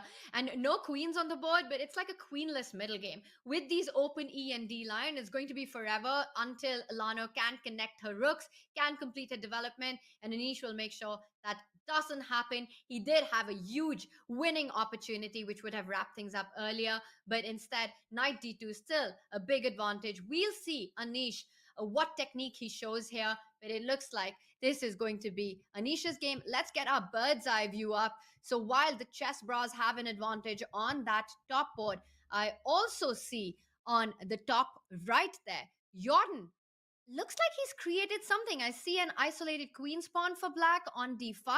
White has got a bishop pair in an open position, so it feels like a long-term advantage for the Chessbrahs on that top right board as well. It most certainly does. Early signs are encouraging for the Chessbrahs. Let's take a closer look at that IQP structure. IQP stands for isolated queen pawn. Who's got it? Black is the one with the IQP. White is the one with the bishop pair. And most importantly, Tanya, white is the one with control of the square in front of the pawn. When you immobilize the pawn, it becomes weaker. Black can't play d4. So Mahel is saddled with this weak pawn on d5. Jordan, rather. Confusing my strong GMs here. pretty typical, is also staring down the barrel of the b1 h7 diagonal. Later on, he has the idea of queen d3 with bishop takes f6 and queen h7 to follow. So no question that white is clearly better. The question is as to the extent of white's advantage. Do you think Mahel is in serious trouble, or do you think he might be able to wiggle out of this? I just want to say one thing first. You're not the only one who's confusing your super strong grandmasters. Clearly, I'm also doing it with the Robert and the Daniel thing going on today. But coming back to the action that we do have, I agree with everything that you just said. White looking good. How will black wiggle out of this? Hard to say. Now, usually the side with the isolated queen's pawn tries to create an attack, tries to create activity against white's king. The more pieces that get traded off, it will benefit the side playing against the IQP because it becomes a bigger weakness. And just simply put, I don't see how Mahel will actually make progress in creating attacking chances. Sure, that bishop on b6 eyes that f2 pawn, but that bishop on h4, everything is guarded. Knight e4 is not possible because watch out, that d5 pawn is underpinned. So white actually ends up winning material by trading on e4. You can't recapture it. So it just feels as if black, the usual counterplay that you get for an isolated queen's pawn for that weakness, it's a bit of a struggle. Rook d8, taking control of that d5 pawn. I won't be surprised if Mahel also falls back with the bishop on c7 and tries to create some play along h2. But there's always bishop g3 as well. Once again, more pieces that get traded, it is better for the side playing against the IQP. And much like the GM that I confused him with, MVL, Jordan Van Forest manages his time excellently. I always say that is not talked about enough. Players with good time management aren't recognized enough. We only look at the Grishuks of the world, and it's harder to perceive when someone actually manages their time well. But I've noticed in classical chess as well, Jordan is rarely in time pressure. And here he stands with 2 extra minutes on his clock. That affords him plenty of time to figure out ways to tighten the screws. I think the screws can be tightened with queen d3. I thought that white would play this move later down the line, but with the bishop exerting the pin against the f6 knight, that raises the appeal of queen d3, but maybe black can play knight e4 anyway and hit the f2 pawn. Those are tactics that will have to be carefully assessed by both players, but queen d3, that looks tempting. Maybe dropping the bishop back to g3 and tickling the queen, maybe even trading a bunch of rooks. Tanya, you very correctly pointed out that with every piece that disappears, the pawn becomes weaker and weaker. Jordan just steps out of the pin. He says, I'm tired of this bishop pressuring my f2 pawn. What an interesting move. King f1. I mean, interesting is an understatement for that. We don't see that move very often in chess. The king sidestepping. There's no check, but just king f1. Nothing happening on f2. By the way, I'm just looking at some tactical ideas here that might be a possibility. And the more I look at it, the more I'm wondering if that's something that white could have actually played. Daniel, okay, I might be crazy, but is bishop f6 and queen d5 a trick on the board that white has? And potentially, was that a trick on the board that... Whoa! On the previous move? No, but it doesn't work, right? Because... No, it does! It does! No, you go rook... Queen d5. He could have done this on the previous move. Someone's done their puzzle battle today. Because rook e1, and of course after rook d5, rook e8 is still mate. Oh my god. And black has to play a move like g6. White's queen calmly drops back. White is up a full, clean, healthy pawn. Wow. This can't work. This can't work. This doesn't feel right because if this works, that means king f1, it was a big missed opportunity. But our eval bar seems to say that black was doing fine, so we're missing something. Tanya. That was a fantastic catch by you. Queen takes d5 comes. I didn't even think about it because I forgot that the white bishop is controlling the Luft square on h7. So it's as though black's pawn is still on h7. That was indeed a missed opportunity. What a beautiful tactic by white to eliminate crazy black's isolated queen pawn. But the good news, Tanya, I think for Jordan, there's 2 pieces of good news. The first is that the time situation is getting worse and worse for Boyer. The second is that he might have another chance. He's still threatening bishop f6 and queen d5. I mean, that's still a threat. And I'm just wondering if Jordan didn't like something or did he miss it completely? And will Mahel see that this is happening? Because it's still a threat on the board, like you're saying. Bishop f6, queen d5. I'm still in a lot of disbelief that it actually works because queen d5 is just insane. But it looks like the back rank is a huge weakness. and Mahel needs to watch out for that. By the way, he's also down to 2.5 minutes on the clock. Well, he just doesn't know what to do. I mean, Black is so tied up here. You can't move the knight. You can't move the g-pawn. The bishop on b6 has nowhere to go. Queen c5, that doesn't do anything because f2 is protected. Right? Wherever you look, Black is tied down in the center and on the king side, and Mahel knows that he has to move. He just does not know what to do. He's now down 4 minutes plus on the clock. Jordan should be able to win this game. Just anything. I mean, you've just burnt 3 minutes on the clock. You're down to less than 2 minutes now. All pieces on the board, nothing's been traded off, so there's no ease of any pressure. And Jordan there, king f1 was a smart move actually, because it just throws the ball on in Black's court and ended up using a lot of time. Now rook e1, a trade, so no bishop f6 stuff anymore. So after rook takes e1, although after rook takes e1, bishop f6 is still a threat, you're pointing out d4, a very thematic way for Black to get rid of the IQP. I think Mahel has to try to squeeze this pawn through. He has to reach some clarity in this position or he's going to lose on time, get some pieces off the board. So whether it works or not, I think he just has to throw that pawn down to d4 and trust in the activity of his pieces. Also, let's not forget that the h2 pawn could be hanging in certain lines, right? If White's knight leaves the f3 square, that's a very easy thing to blunder.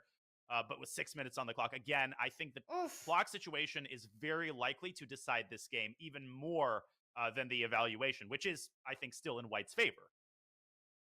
And now I'm completely obsessed with this idea of the sacrifice on d5. So just a reminder, it still exists. Bishop f6, queen f6, and then you go rook d5 with the queen jumping onto e8. Yes, Daniel, I can't get my head around it or enough of it. So d4 also does take care of that. And so easy to miss. That little move king f1 actually left the h2 pawn just a little bit tender. Yeah, queen takes e1. That was a very smart recapture. 48 seconds.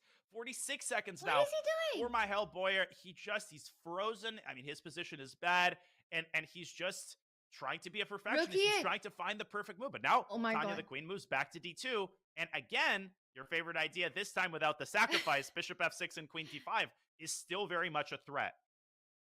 But now you could just go rook d8 and defend it. Because he goes g5, that is so committal. Oh, and knight g5, queen takes h2 is what he's relying on, but Jordan's going to calmly drop his bishop back, and knight takes g5 is going to become a permanent threat. I will take my hat off. In just 30 seconds, and very nicely pointed out by you that if the king was on g1, knight g5 would be crushing. The queen jumps onto g5, picks up that knight on f6. But now with the king on f1, that wasn't possible. The bishop falls back. The queen doubles up on the e file now. Rook e1 is a possibility, but what Mahel wants is to jump with his knight to e4. Yeah, knight e4 can be very dangerous. You have to reckon with queen takes d5. So maybe rook e8 to d8 first, followed by knight e4, maybe in some situations even g4. So you can see the eval bar is actually showing equality. So, Black's pieces are active. Mahel has kept his d5 pawn alive. He's doing okay on the board, but I'm a broken record, Tanya. But again, the clock situation is going to do him in eventually. Bishop b3, Daniel, I was talking about if White actually played rook e1, then knight e4 was an opportunity, but which is why he decided not to. And you're pointing out that d5 weakness, that's what stops Black from jumping in with the knight. So White's there piling on, and Mahel doesn't care. He goes knight e4 anyway. What is happening in this game? Or can you? You couldn't have taken it because Black would have taken the bishop and dropped the queen into e2. So king f1 actually turned out to be a very problematic move for Jordan, but 6 seconds, and we're still in the middle game. 3 seconds. 4-3, he needs to make a move. Play something. He takes the bishop. That was a mistake, and he's going to lose. Tanya, he's going to lose the d5 pawn, and the game is going to follow. And that's it. He's playing on seconds here, literally. And Mahel there, you can see the frustration in him. Knight e5 he's played. He does lose the d5 pawn. But there is these opposite color bishops, but it doesn't matter because Black's king is the one under fire. So White can even go for knight e5 and then just simply pick up the bishop d5 pawn and then go queen g6 ideas. It looks like Black's position is falling apart here. Yeah, we'll keep a close eye on this game, but things kind of have stabilized from Jordan's perspective. He'll be up a pawn. I think Mahel will try to hold on as long as he can, but looks like a full point in the bag for Mr. Van Forest. In the meantime, Tanya, a couple of developments in the other games. Anish is still winning. Some technique is still required on his board, but he's now up a pawn he should be able to convert. MVL looks to have a much better endgame against Jennifer Yu, and Alexander Grischuk is locked in a fascinating battle against Rodrigue Lamo. And by the way, Jordan has officially won his game.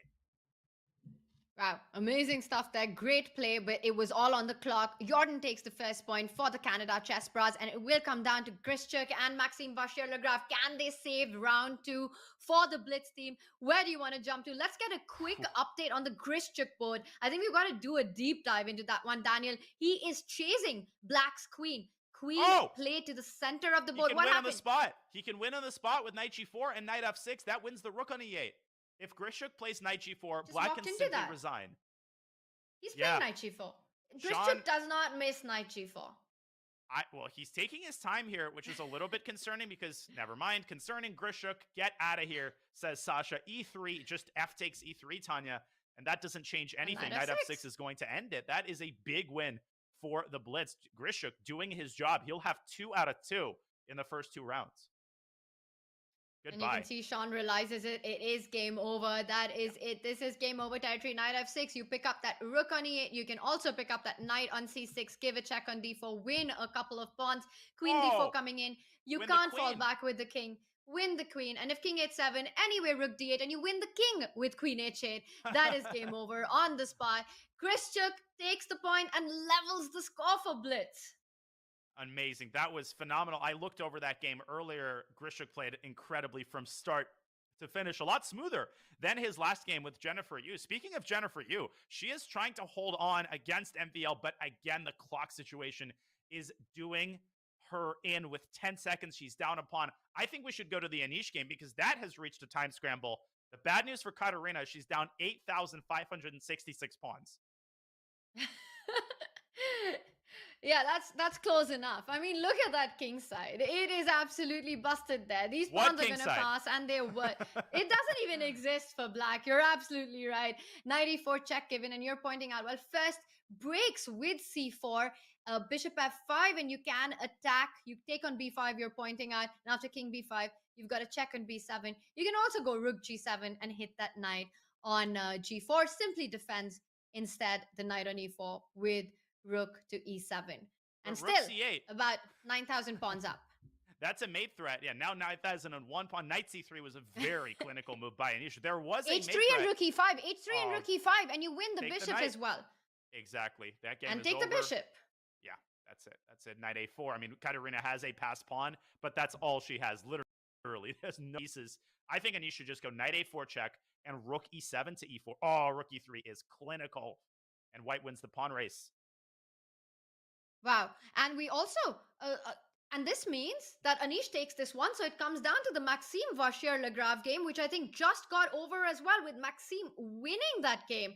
Let's bring up our bird's eye view for just a moment, because this one, Anish takes it home. What a start it's been for Anish in his debut. 2 out of 2 so far. So he's playing absolutely in form. And we see that bottom right board. It all comes down to that one for Maxime Vachier-Lagrave. What's going on there? And he's won already. The game is over. He's won, and Jennifer flagging in the final position, but it doesn't matter because the 2 rooks doubled on the 7th rank are going to massacre the Black's king, and the pawn on g7 is going to be captured. So MVL, we didn't look at that game too closely, Tanya, but it was a pretty smooth effort from start to finish. The queens got traded early. Jennifer was struggling in an endgame, and MVL converted to the full point. That means that there are no upsets in round 2. The score is 2-2. And that means the Canada Chessbrahs are clinging to that 1-point lead, Tanya. The Blitz. I think that's really good. Yes, and I think that makes a lot of sense by the Chessbrahs to not do anything super drastic. They took the chances on the boards that they could. Unfortunately for them, Blitz with their top 2 super GMs of Maxime Vachier-Lagrave and Alexander Grischuk, they were able to level the damage that Anish and Jordan created on the top 2 boards for the Chessbrahs, and with that, a 1-point lead. So still very much in striking distance there for the Canada Chessbrahs. They just need that one turnaround match. What a fight this is turning out to be, Daniel. Incredible fight, and we are set for 2 epic final rounds. Remember that elimination is on the line. You win or go home. We know that from Alexander Grischuk. We know that because both of these teams have lost 2 games. So we will have round 3 for you after a break. But first, we wanted to remind you to join the official chess.com Discord. Now over 50K members strong. The server has tons of exciting features, including weekly arenas with the chance to win diamond memberships and Ask Me Anythings with streamers and masters. Do not miss out. Connect your chess.com account to your Discord account to gain access to it all. We're having fun over there, so join us at go.chess.com/Discord. That's go.chess.com/Discord, or use !Discord in chat for more information. Well, we will have more information, Tanya, in this match, won't we? I can't wait for the final 2 rounds.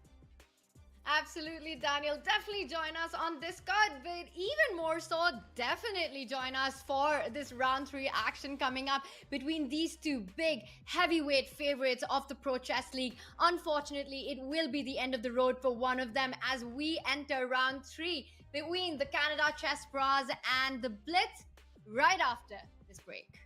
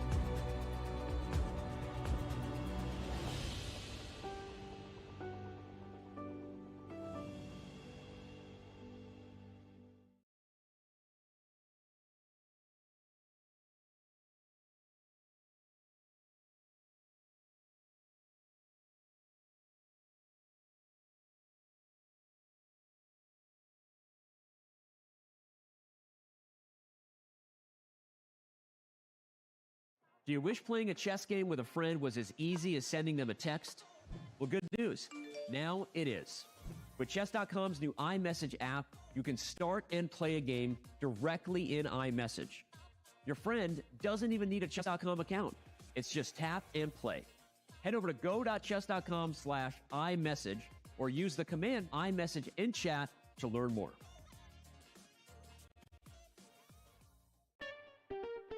What is this? This is duck chess, you guys. This is a new variant. It's called duck chess. Chess, but with a duck. Quack, quack. How to play duck chess. The duck is a brick. Pieces cannot move through the square occupied by the duck. Click on a square to place the duck. Oh, you put the duck to prevent moves of opponent, not yourself.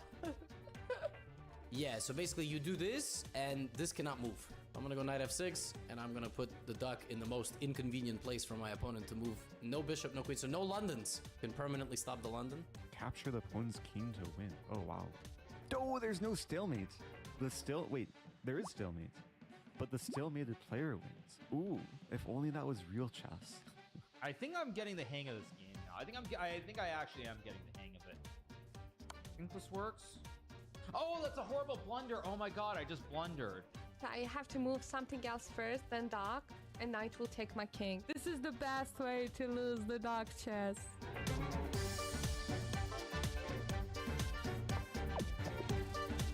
Those some real bullet skills right there, boys. This is the first time winning duck chess. That's so exciting. Oh no! No! Mouse slip! No! I won! Yeah! Duck chess champion! Give me those points, baby!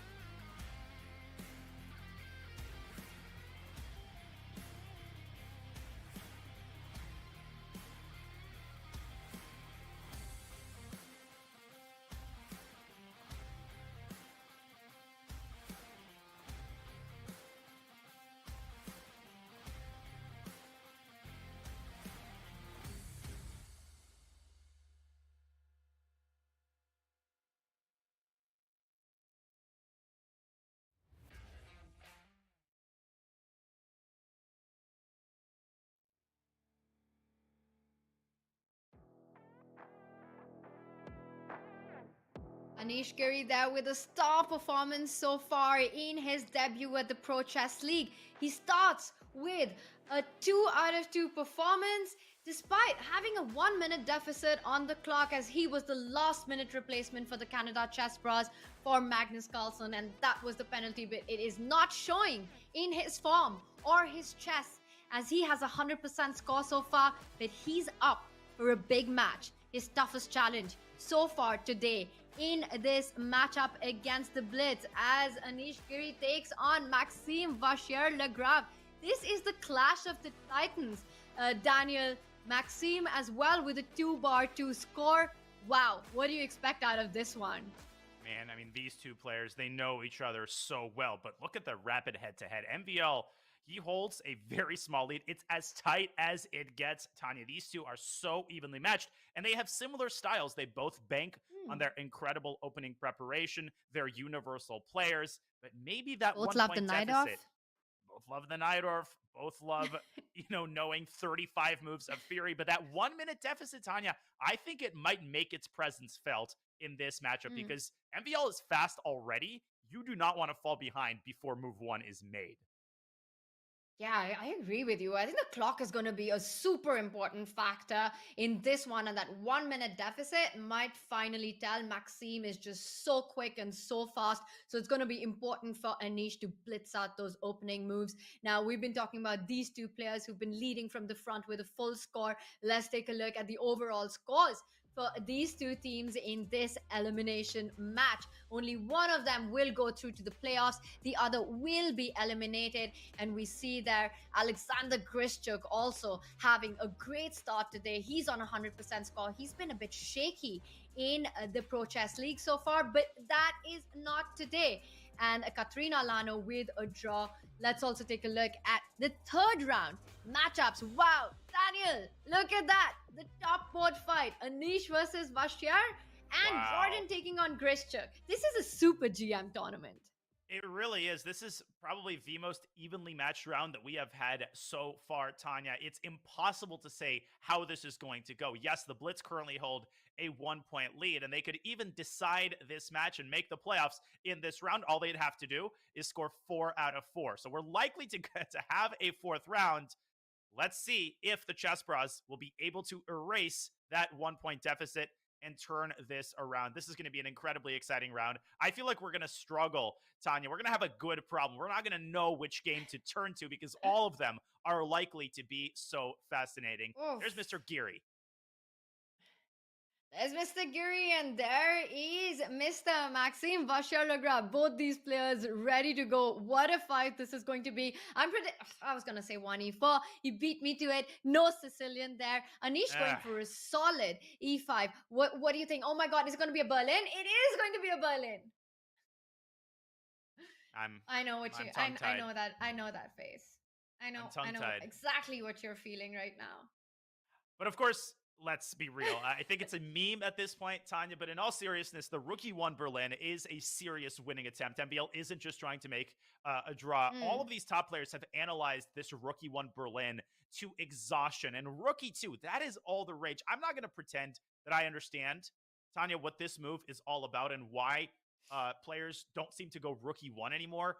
I feel like I feel like the rook actually drops down to E1 on the next move. I've seen B6 Rookie 1 played a couple of times. I mean, these are crazy computer subtleties, and Black immediately tries to exploit the fact that the bishop is no longer making contact with the C4 square. Anish wants to push D5 through and create symmetry in the center. Absolutely. And I'm just happy that we don't have that Queen D4, Queen E4 draws anymore in this, and at least we get a game on this one.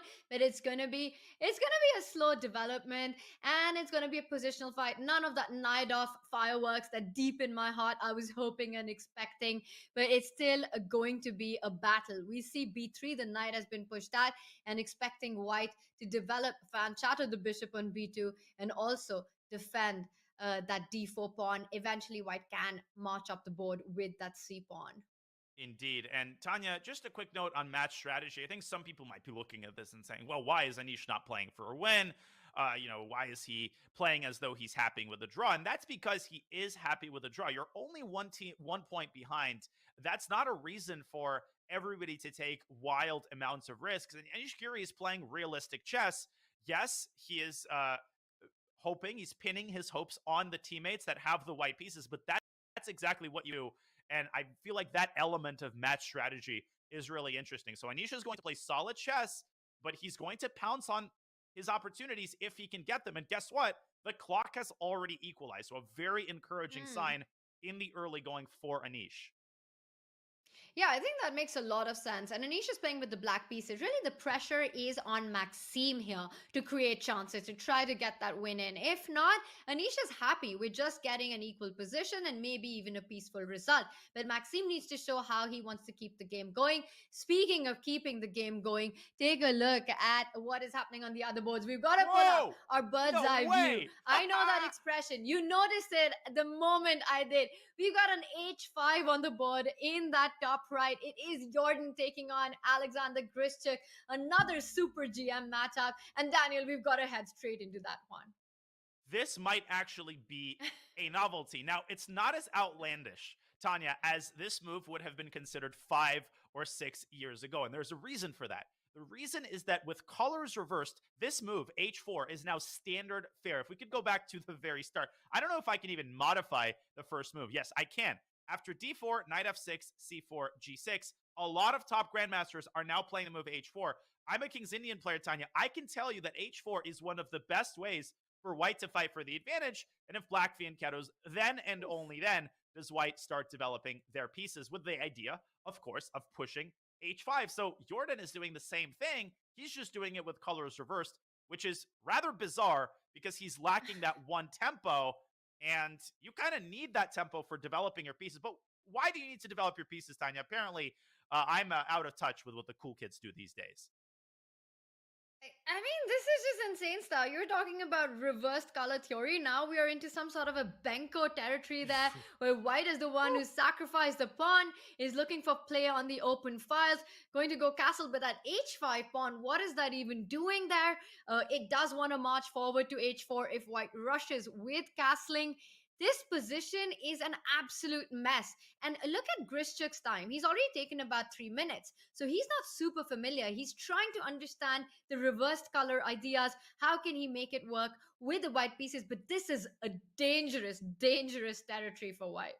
It absolutely is. And you called it a very committal decision by Sasha to sacrifice the pawn. I think right now, there's a couple of decisions that he has to make. The first is on the king side. Do you play H4? Do you maybe play H3 in order to meet H4? Or do you ignore the situation on the king side and focus instead on the queen side? That's what Sasha has decided to do. He's recaptured the pawn on A3. In the Benko, you often see the queen coming out to B3. He'll probably develop his knight to D2. I mean, there are no other squares, and he will try to operate on the queen side, put pressure on the B7 pawn. We are in for a slugfest in this game. But a really fun one. Now, we know about Jordan. He is all for the creative opening ideas. He was part of Magnus's World Championship team. And in fact, Magnus mentioned it, that it's Jordan who comes up with the most fun, entertaining, creative opening ideas. So that's what we're seeing him play out here with that move H5. This is going to develop. White has sacrificed a pawn on the queen side to open up the lines, the A line and the B line, where eventually he will find counterplay. Right now, it's about development. We'll see how this develops. But the other games are already hot on action. Let's bring up our bird's eye view. Daniel, so much has happened, including on our top left board with Anish. We see a pawn advance on the king side, H3, G4. Black has managed to plant the queen on E4. Everything looks pretty balanced in that one. The rooks have been traded off, but still an interesting position on the king side. Meanwhile, on the bottom right, we see that not a symmetrical pawn structure. White's got a majority on the king side. Black's got it on the queen side, with Katrina Lano eyeing that C4 square for the knight. It looks like Black should be happy with that position, because White's bishop on C1, the rook on A1, feels like it's still a little lacking in harmony and development. Yeah, this is a very interesting, unbalanced Grunfeld structure. So let's take a bit of a closer look and watch as this game heads toward what will be a very interesting middle game. Katerina Lagno is a very combative player with both colors. The Grunfeld is one of the best openings to guarantee winning chances. And I think that's exactly what she has here, the kind of position that you want if you're the side that tries to play for a win with black. So what does the imbalance consist of? It's not a piece imbalance because both sides have the same minor pieces on the board. It's a structural imbalance, Tanya, where black has the 3-on-2 on the queen side and white has the sort of 4-on-3 on the king side. I think Robert Hess would have been proud of me for that comment. He likes to cut the board in half. I would say that black is the one with a definite superiority on the queen side. There's a4 and a3 on the docket. Black could also play the move c7, c6 in order to blunt and diminish the control of white's light squared bishop. But Jennifer, it was her move, and she takes a fundamentally different approach from what I expected. She pushes e4, opening up her dark squared bishop, and maybe preparing a little expansion of her own with f2, f4. Wow, bishop e6, and that takes control of the c4 square. Now, with the bishop jumping onto c4, knight jumping onto c4, a4 ideas, I think it's time for white to either go for f4 or, I was going to say, trade off some pieces, ease off the pressure with knight to d5. I see our Evalbar doesn't like it, but it just feels like such a human approach in this position to neutralize black's activity with the pieces. Now, after knight d5, you definitely don't want to give up your light squared bishop, I'm guessing, because why give up the bishop pair advantage? So knight d5 is the move that comes to mind, and you trade on d5 and plant that bishop on f5. And it just looks like if you compare the activity of the pieces, the development, black just has that nagging edge in the position. Yeah, I definitely think that after knight takes and bishop f5, black's bishops are much more active than their counterparts. White's bishop is still going to be biting on her own pawn on d5. The bishop on c1 is still on its initial square, and it's saddled with the protection of the b2 pawn. So I think knight d5, I understand why Jennifer played it. She wanted to relieve some of the pressure on her position, but I think this move has had the opposite effect. Katerina correctly takes on d5 with the knight. She's going to play bishop f5. I think she's going to have a clear advantage out of the opening, and things could get even worse for Jennifer if black's queen dives into b4. White's queen could get caught in the crossfire. This is getting really nasty, Tanya. And the first move that came to my mind with white was to develop with bishop e3, and then I suddenly realized, Daniel, white needs to be super careful. There are tactics as well, apart from these strategic advantages that you're talking about.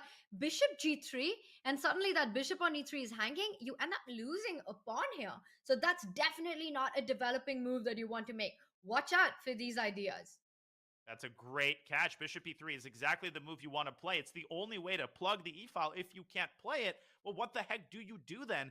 Do you play a move like bishop to h6? Well, that walks right into the move that I pointed out, which is even stronger now. b2 is hanging. Bishop takes g3 is still a threat. I don't want to overstate the case here, but it feels like if Jennifer doesn't play with filigree precision, she might end up being lost in just a couple of moves. It's been a frustrating run thus far for Jennifer Yu. She's got to take some inspiration with how close she came in round one, but things seem to be going in the wrong direction for the Harvard student. Wow. Lana just made this one look, at least so far, quite effortless. You know, making natural developing moves and ending up with a slightly better position with the black pieces, putting the pressure on the white. Usually it's supposed to be the other way around, but this is going to be a tough defensive task ahead of Jennifer. Like we've been talking, there is no material imbalance. She reaches out for her mouse. She's about to make a move. She also has to make sure she doesn't burn the clock too much because the pressure is just starting. The critical moves are just coming right now. And it's hard to develop pieces while Jennifer takes these decisions. Let's zoom out for a moment because I see certain other decisions have to be made on the board. Let's bring up our bird's eye view. And Daniel, what on earth is happening on that bottom left board? There's a knight on c6 that's hanging. There's a knight on b3 that's hanging. I see a trade has happened and black is going to recapture. But my God, that looks like a mess right now. It looks chaotic, and that means what's stressful for the players is perfect for the commentators. That's the rule. So let's take a deeper dive and try to figure out which knight black is going to take, because you can absolutely take either one of them. The position might stabilize in a couple of moves, but it could also devolve into complete and utter chaos. I think Boyer has decided on the first approach, and I think he has a stable advantage now. He's recaptured the knight on c6. And you might say, well, this looks like a lifeless position. It most certainly isn't, Tanya. Black has the more mobile pawn mass. He can play c5. He can put a rook on e8. And white is also has the responsibility of protecting the b2 pawn. So the queen is relatively tied down, and its mobility is greatly limited by that. And we see that happen. You were talking about a mobile center pawns there, and we see c5 hitting that knight. The knight jumps to f5. You got to watch a little bit for these tricks that exist with the knight coming to e7 with a check, attacking d5. White is only hoping that that rook from a1 was more centralized, but he's one move behind. The queen was attacked, steps onto c2, hits that pawn on a4. White does, watch out, do not defend that pawn with queen b5. Tactics everywhere. Queen b5 could end up with knight d6 coming in, and that would be bad news. By the way, some breaking news meanwhile. The top board, Anish Giri, Maxime Vachier-Lagrave, as we had predicted in the Berlin, has indeed ended peacefully. Big surprise, Tanya, there. I know we've never said those words before a Berlin. Absolute shocker, ends in a draw. That game never really got off the ground. The final position there is somewhat unbalanced, but at the end of the day, there was no advantage for either side. So I think a good result for Anish, who does what he set out to do. He holds the position with the black pieces, but that means his teammates who have white, including Jean-Rodrigue Lemo, they have to deliver. And as we go back to the Lemo-Boyer game, it doesn't feel like white is really contending for victory here. Yeah, I mean, it looks like black's the one who's got so much space. h4 coming in. Where is your knight? You have to just move further back with the knight. I like that move, h5. After queen a4, the b2 pawn is hanging as well, so no time to capture that. Rook d1 played instead. h4 is an option here, as well as... Well, now you could also improve the position of your queen, queen b5, rook b8, so many ideas. Meanwhile, white just struggling to find targets to put pressure on. If anyone's trying for a win here, it's got to be Mahel. But Boyer shouldn't overpress, right? He should see the bigger picture. Listen, the Blitz have a 1-point lead, so I think he should maintain an abundance of caution. But Sean, he really needs a turnaround in this game. Well, we have a very special guest to offer his opinion on the way that the match is going. Grandmaster Eric Hansen, the OG Chessbrahs, joins us in the studio. Eric, welcome to the show. Hey, Danya. Hey, Tanya. Thanks for having me. Well, we appreciate it. This is round 3, which is traditionally usually one of our worst rounds. So I'm pretty nervous at this very moment. I think Tanya was commentating, maybe both of you guys were, when India swept us 4-0. Always a bit nervous here. Round 3, huh? Yeah. But Eric, I mean, today is such a big day for these two teams, which honestly felt like they belong in the playoffs. And here they are fighting an elimination match, and fighting an elimination match in the final week. The last team you want to face is the one against Grischuk, against Maxime. What are the nerves like? What are you feeling right now about the match? Yeah, so I mean, they're a really strong team, and then the other tough part is Grischuk played for us for a couple of seasons, and I was hoping to get him back, but him and his wife are playing for the French team now, so helps them and doesn't help us so much. He was really good for us, but this league is super strong, so it sucks to have such a tough pairing, but almost every team that we've played has had a chance to beat us, and part of that is just the way our roster has been constructed. We've just had very inconsistent play towards 3 and 4, partly because of me the entire season. And we just haven't really had the situations where everybody had a good day. You just need that day where the board 3 and 4 overperform a little bit, or even play at their level, at their expected. And we've just had a bit of a collapse on our bottom boards the whole season. And I mean, so it's a bit of an uphill battle. It's been tough scheduling. It's been a bit chaotic, and even finding players, but it's clear one of the keys to success is the women's board, or sometimes there might be more than one woman playing, but the rating allowance that allows you to field higher rated women and have them count as 2350.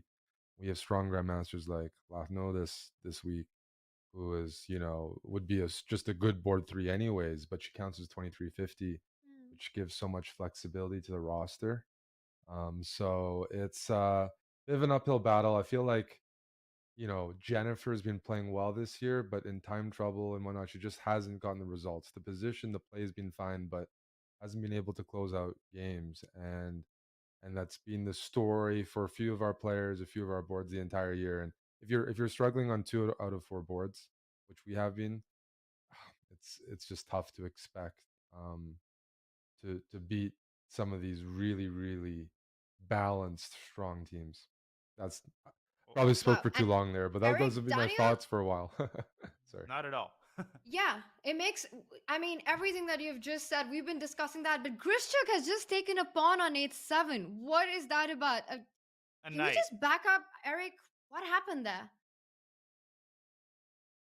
God, Not what's looking going good. on? I see we're. Yeah, your boy is I mean, struggling here. Grischuk has 2 minutes on the clock, and he has a thicker beard than usual, so a bit more intimidating. I don't like what I'm seeing right now. Yeah. Yeah, Jordan. Wow. He has to keep things as confusing as possible here. That's what he's trying to do. Rook A to B8. Grischuk gives up the queen for 2 pieces, but I think he's completely winning after a move like, there might be further tactics here, but even if he drops his bishop back, he's threatening knight G5. This is looking really, really grim for you. And Eric, just really quickly as we watch this game unfold, you've been facing adversity even before the match began. Of course, Magnus Carlsen was unable to join today. Could you talk a little bit about how you handled that situation as the manager? Yeah, so I mean, Magnus played a lot more than I expected this year. So I mean, when he mentioned like he was under the weather, he's already played 4 matches for us and done a great job. So I mean, one thing that people keep asking online and writing is like, oh, why isn't Anish playing, or why aren't certain players playing? And it's usually because of availability. It's not that, oh, I'm trying to avoid putting in top 10 players, and Anish has been playing tournaments and busy with things. So he kind of came in as an emergency. He wasn't originally able to play.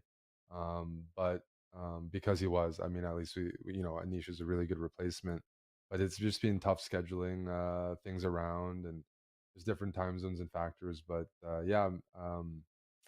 Magnus just wasn't feeling so well, and he really played, playing every week was amazing for us. And so I was just like, don't force it. You're not feeling well. Let's see what we can do. And Anish was fortunately able to play this week and make his debut. And he's doing well so far. I mean, it really comes down to the bottom 2 boards, because Jordan, he played well last week. Today, I mean, he's going to give the top 2 guys, MVL and Grischuk, a fight, but I'm not expecting him to like beat both of them or something. It's just being competitive on the top 2 boards and getting some points from boards 3 and 4. Yeah. That last move might have been a serious inaccuracy by Grischuk, so still chances here for Jordan. But Eric, we really appreciate all of that insight. We'll let you watch the games in peace. There's still plenty of chess left to be played, so I think we're going to see a close match, and we wish the best of luck to your Chessbrahs. You've done as good of a job as anybody could possibly ask for. So let's see what happens. I hope so, Thanks, Eric. but lots of things to fix. But thanks for having me. Of course. Good luck. Thank you so much, Eric, for joining us, and good luck. And I think the Chessbrahs are going to need a bit of luck here today, Daniel, as we see. But it does feel as if Grischuk has made life a little easier for Jordan from a completely winning position. Now there's work to be done. Yeah, I think he oversimplified a little bit, Tanya. He's given that black queen a ton of activity. Now, obviously, only black is playing for the win here. Only white is playing for the win here. White's got 2. Actually, that might have been sort of a slip there, but Jordan is advancing his pawns. If he goes F4, Tanya, how easy is it to blunder a rook to a fork in a position like this? 10 seconds now for Alexander Grischuk. He needs to try to play with an abundance of caution. The last thing you want is to lose an entire point in this game. He fixes his rook on a defended square. That's an excellent move. And I still think that Sasha has great winning chances here. And you know what? That's why I smile, because even though you said that black might be the only one, I don't even think it was a slip. I think there are a lot of tricks that exist, especially given Grischuk's time situation. That pawn on f5 could advance to f3. The rooks are not coordinated enough just yet to put attack on that g6 weakness. He is targeting the e5 pawn. And Daniel, look at that. The eval bar dips lower and lower for Grischuk in this position. He brings the king into the attack, but he gives up the e5 pawn. There might have been, I think Grischuk should have taken with the other rook, though. I think Grischuk took with the wrong rook. He's let Jordan capture on d3, and now the pawn on c4 has lost its key supporter. He advances it to c5, but Jordan should have enough counterplay at king to make the draw. He's and playing again, quickly. another blunder. Rook What is e5. happening here? And that allows white to Well, defend the pawn with tempo. He's trying to get his queen to f3, I think, and maybe push f4, Tanya, but this is going to be really hard to achieve. Oh, king h3 is a mate Queen threat. f3, king h3. I mean, do not forget that king. After queen f3, you've got to start hitting that queen on e3.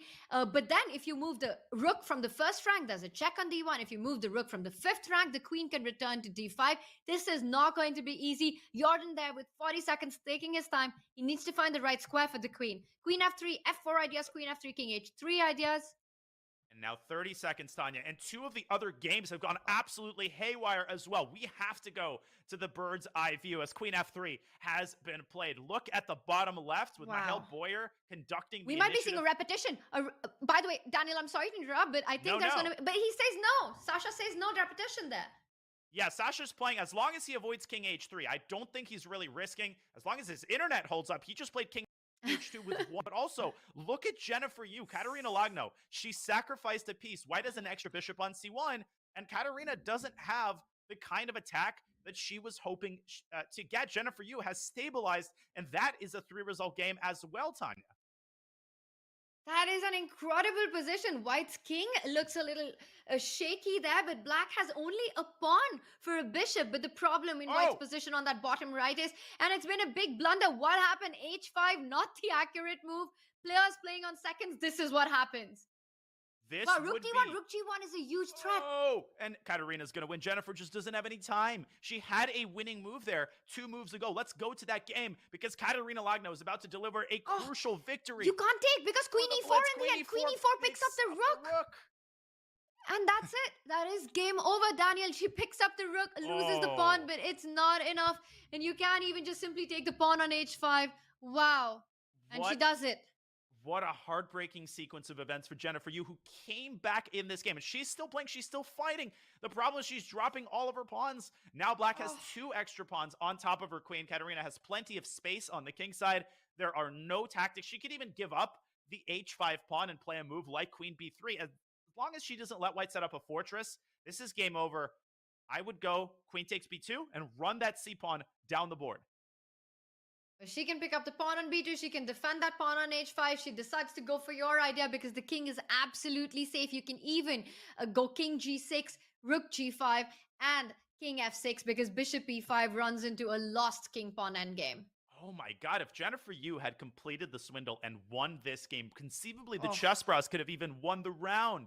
Because Grischuk has drawn his game. He was unable to convert that position. An amazing save from a dead loss position for Jordan Van Forest. And guess what? Jennifer Yu is still trying. She's got her rook on a defended square. Katerina Lagno still has some work to do, but she threatens checkmate on h1.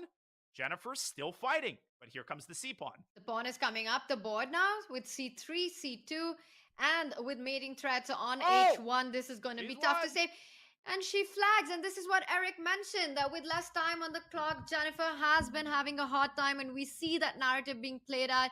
Katerina Lagno takes a big point for Blitz, while Grischuk did not manage to win his game. We've still got action on. We do, and that was an accident. I flipped on that last game.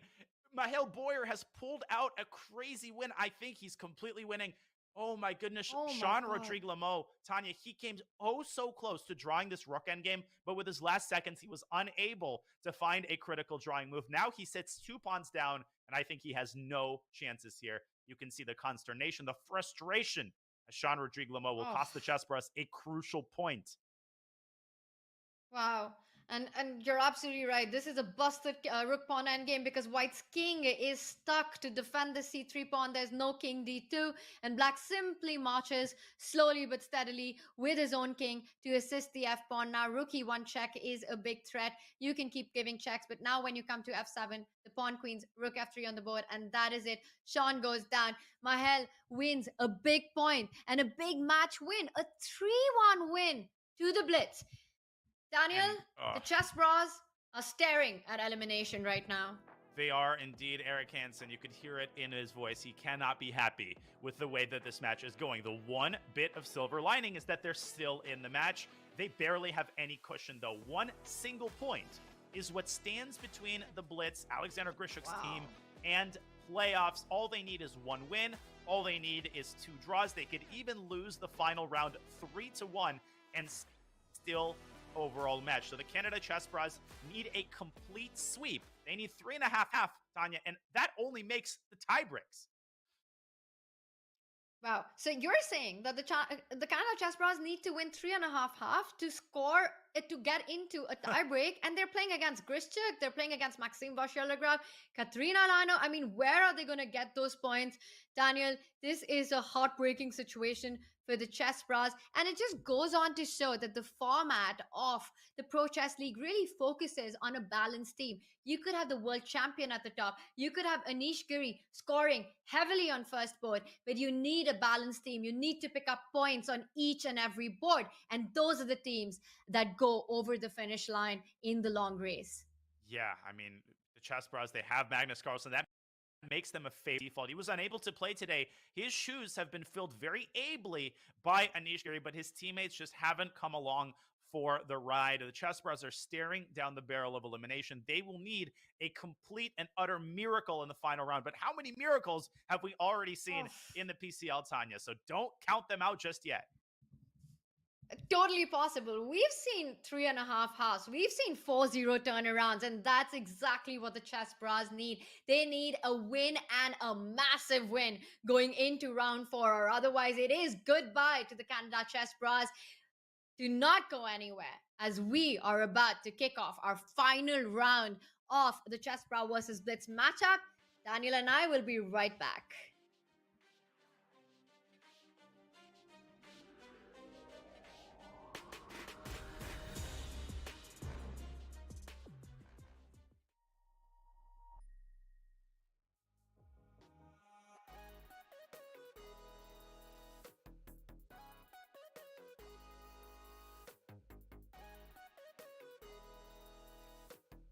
My name is Ethan Curry. We all have nicknames. Chicago is naturally where I'm born and raised, so that's how I got the name. I guess they call me the muscle. I'm the one with the passion. I'm always looking for a good fight, Evidently, it don't make a difference, man. That's checkmate coming up. It don't matter. What we're trying to do is to let them know, hey, we playing down here in Houston, Texas. And if you come down here half-stepping, trust me, we're gonna beat you. You better bring your game.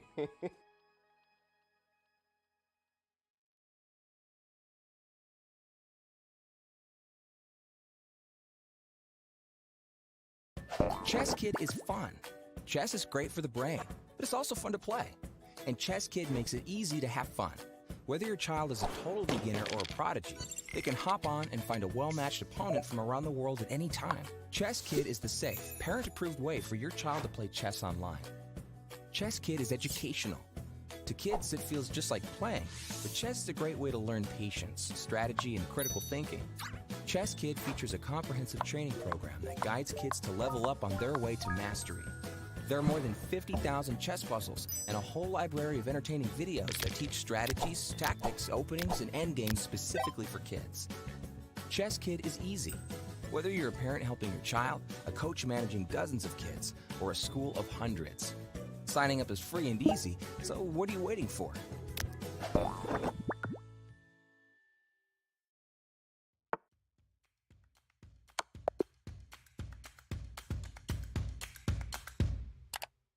Just played an exciting game and want to see if you got a brilliancy? Or maybe where you could have improved? Chess.com's game review is just a click away. Game Review is a fast, fun, and instructive guided review of your games. See your accuracy and your opponent's accuracy. Check out the eval graph for an instant overview and scroll down to see how many great moves, best moves, blunders, and yes, brilliancies you have played. Learn from Chess.com's coach who gives move explanations, opening statistics, and shows you the best lines of play. With retry mistakes, you can get another shot at finding missed opportunities. Try Game Review today on web, iOS, or Android.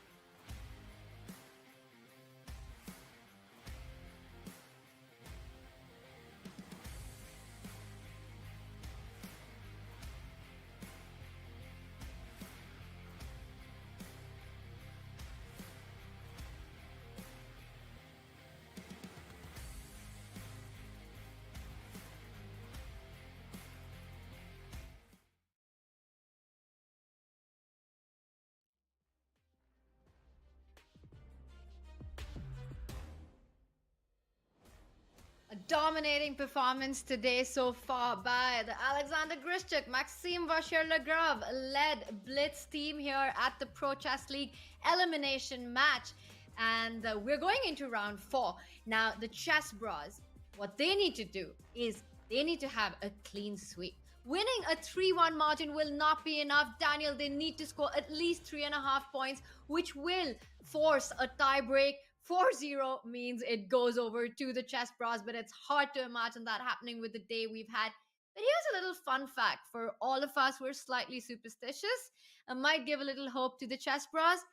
The Blitz team, I don't know how they came up with this, but the name that they chose, in fact, in the Pro Chess League so far, all their decisive results, their wins have been in tie breaks. They are yet to close a match in the rapid play, and we see there against MGD1 as well as the Capybaras, they took it to the playoffs, to the tie breaks, and won the Blitz portion. So Daniel, quite an interesting thing that they actually named their team Blitz and took it to the Blitz to close the matches. That's great. That's a fascinating stat. That's a pretty ominous stat for the Blitz. As you said, both of their wins, they came in the Blitz playoffs. Their only loss in the Blitz playoffs came against the Croatia Bulldogs, a match in which MVL really struggled. But from that perspective, this match could not be more different because both top boards for the Blitz, MVL and Alexander Grischuk, are over fulfilling expectations. As we look at the individual scores, Tanya, they both hold an incredible score of 2.5 out of 3. Oof. They haven't even come close to losing a single one of their games. And don't discount Katarina and Mihail Boyer, who have done what they needed to do. 50%, very respectable for Lagno. And Mihail Boyer striking with a very clutch win against Rodrigue Lamo in the previous round. Indeed, each and every player has shown up for the team in the Blitz, and that's what's been the deciding factor for them. This is something that we've seen the Chessbrahs struggle week after week while being top heavy, while having big hitters on board one.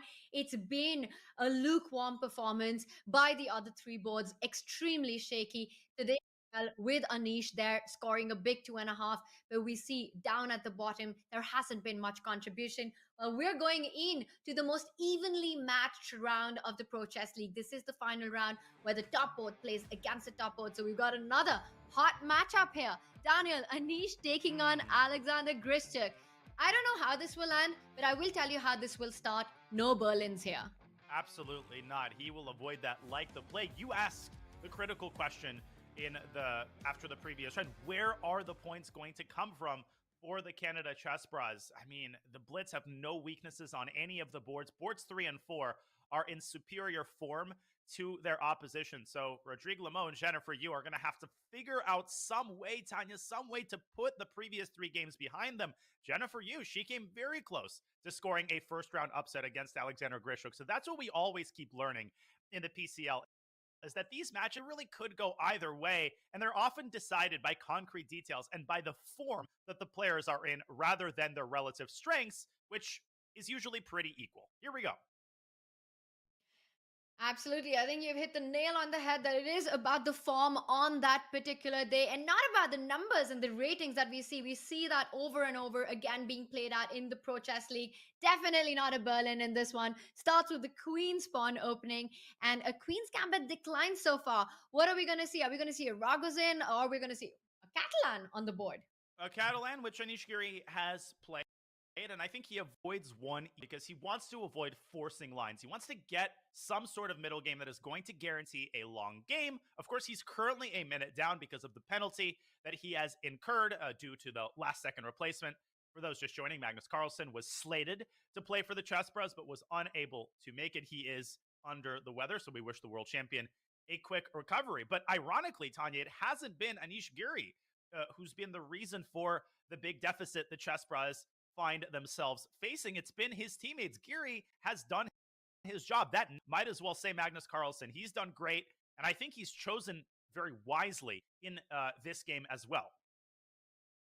Absolutely. Big shoes to fill replacing Magnus, but Anish Giri so far has been Vanish Giri in this match, but it's not been enough as you're pointing out. Now, this position that we've got, it's again fireworks already where White has sacrificed the pawn, but it's often for piece play and activity. We see that White with control over the dark squares actually controls the queen side pawns from advancing further. Knight e5 ideas with the bishop, making sure Black doesn't get a c5 break in. A4 coming in at the right moment. Black will put a pawn on A6 to keep that B5 pawn solid. At the right time, White can look at expanding in the center with E4. So definitely a messy middle game is going to ensue, and that's exactly what Anish Giri is looking for, as the Chessbrahs need to score 3.5 to keep the match going.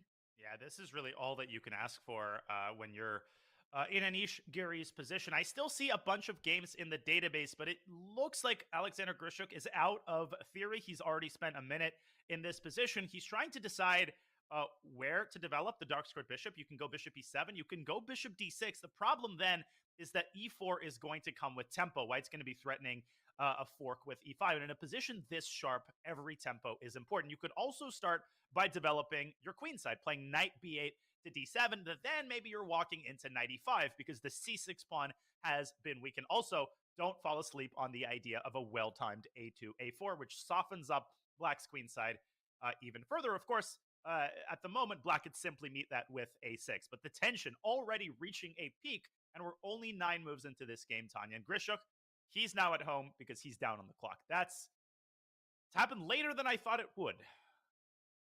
Down on the clock, and there he looked a little distracted, but I think he was just trying to understand what he wants to play. He was looking away from the screen, but definitely it was the board and the position that was in his mind.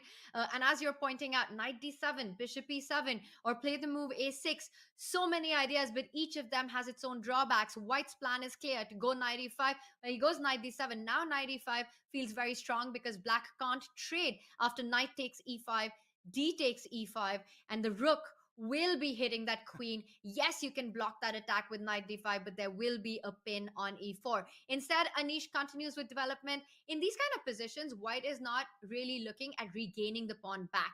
You just want to play for piece activity here. You want to develop your pieces. The bishop will come to f4, knight will jump to e5. No one cares about that extra pawn. Absolutely. This is wildly complicated. Anish Giri preparing e4, as you pointed out earlier. But I think this is a good time as Alexander Grischuk ponders how to complete his development, whether to solidify his queen side, maybe with a6 and c5.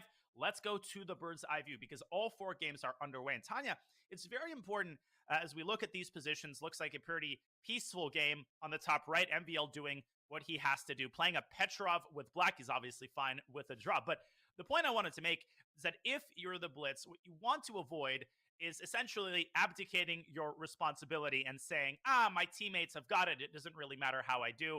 It's like that joke about the drowning man the helicopter comes to rescue him. He says, no, I don't need the helicopter. God will save me. Then the lifeguard swims into the ocean and tries to save him. He says, nah, it's okay. God will save me. A boat comes. He's already almost drowning. He says, nah, God will save me. So he dies, and he asks God, where were you? And God says, who do you think sent the helicopter and the lifeguard and the boat? So you're going to have to finish off the match if you're the Blitz rather than looking to your teammates to do that. Okay, that was long-winded, Tanya. That wasn't even a joke. I think that was some great life advice there, Daniel. Now, you really have to make the most of the opportunity, and you're absolutely right with that. That Maxime can't just pass it on, but he is playing with the black pieces, and it looks like he's doing everything right to neutralize the advantage. Whoa. What happened? There was a little glitch on this game. It said for a second that Michael Boyer won his game, and I was like, wait, what? No, he's in fact still at his opening. Sorry, Tanya. I interrupted you. That's fine, but of course that would be a shocker. But Mahal Boyer's board is very important there. Jennifer Yu, it is her final chance here. She needs to make sure that she can keep that under control. But right now, this position is the kind that will be out of control. Now we see that black with the last move, Grischuk with Queen C8 has defended the C6 pawn, but it also invites white to develop the bishop and put the rook on C1, targeting it further. What black wants to do next is actually to grab the knight on E5 and jump with his own knight to D5, now that he's moved away from the D file with that move Queen C8. Yeah, this is getting more and more complex. Of course, there's C6, C5. You cannot fall asleep on this idea, because if it comes at the right moment, it can entirely relinquish white could end up relinquishing the pressure that he has on the center. Everything is due to the presence of this pawn on c4 that's clamping down on key squares in the center. That is partially why Alexander Grischuk put a queen on c8 rather than a rook on c8, because now c5 is very much a possibility. The queen defends the bishop on b7. So a lot to think about here for Anish Giri. I agree, Tanya. I think he's going to bring his bishop out, try to quickly put a rook on c1, and punish Alexander Grischuk for putting the queen on a potentially awkward square. But both clocks are dipping down. Grischuk already down to 6 minutes. I think we're going to get a crazy middle game time scramble in this game. Yeah, we're going to love that one. And we've got a couple of minutes before that happens. So let's take a look at our bird's eye view on the other boards. Now, you were talking about Maxime Vachier-Lagrave there on that top right board. Has he let go of the boat, of the helicopter? What's going on there? He's given up that pawn on d5. So white is currently... White has an extra pawn currently, but I see our Evalbar says that it's pretty even. He takes with the knight on e5. I'm expecting white to recapture the knight with d takes e5. Queen d6 just seems to allow too many knight jumps on the board. D takes e5. What does Maxime have in mind? Does he want to go bishop c5 and start pressuring the f2 pawn? Bring the rook to d8 then. Attack that queen and just claim initiative. Yeah. Let's take a closer look at this game. That white queen, it flew in on a helicopter, moved to b3. He snags the pawn on c5. But the way this game is going, I think the Blitz could helicopter their way into the playoffs on the strength of this game alone. Jordan has just taken the bishop rather than the knight. But apparently MVL just rushed it. He played knight c4.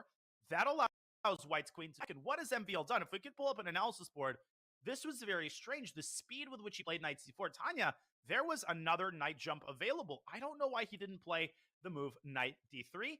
This forces white's rook to go up. Now black's rook dives into e8. And look at the initiative that black has in this position. Obviously, this is impossible because white gets mated. Instead, Jordan would have had to play bishop b3. Black could lift the rook up to g6. Knight c4 by MVL was an incredibly sloppy move. Jordan, I think now, stands better. Black might not have sufficient compensation for the pawn any longer. Your thoughts?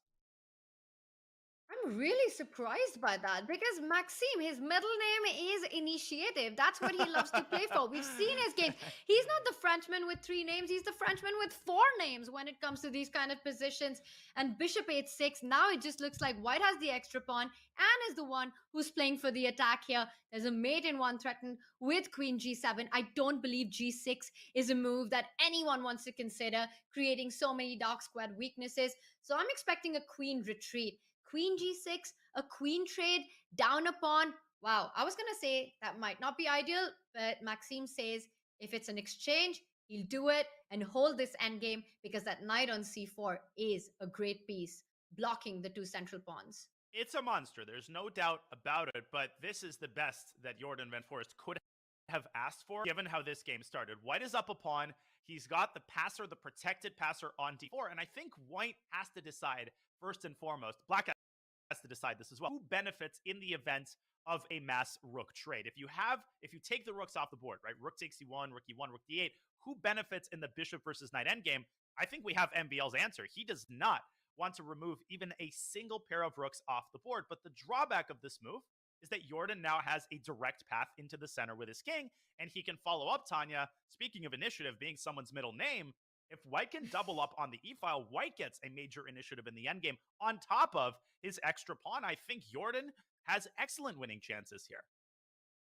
I agree with you. He really does. And this is a dream position against Maxime with the white pieces. But is it going to be enough? And to find that out, we've got to get a bird's eye view because sure, this is one board, but there's action on and hot action on the other boards as well. Because take a look at that bottom left board. What a crazy pawn structure we've got there with Sean's king still in the center. He's broken in the center with f6.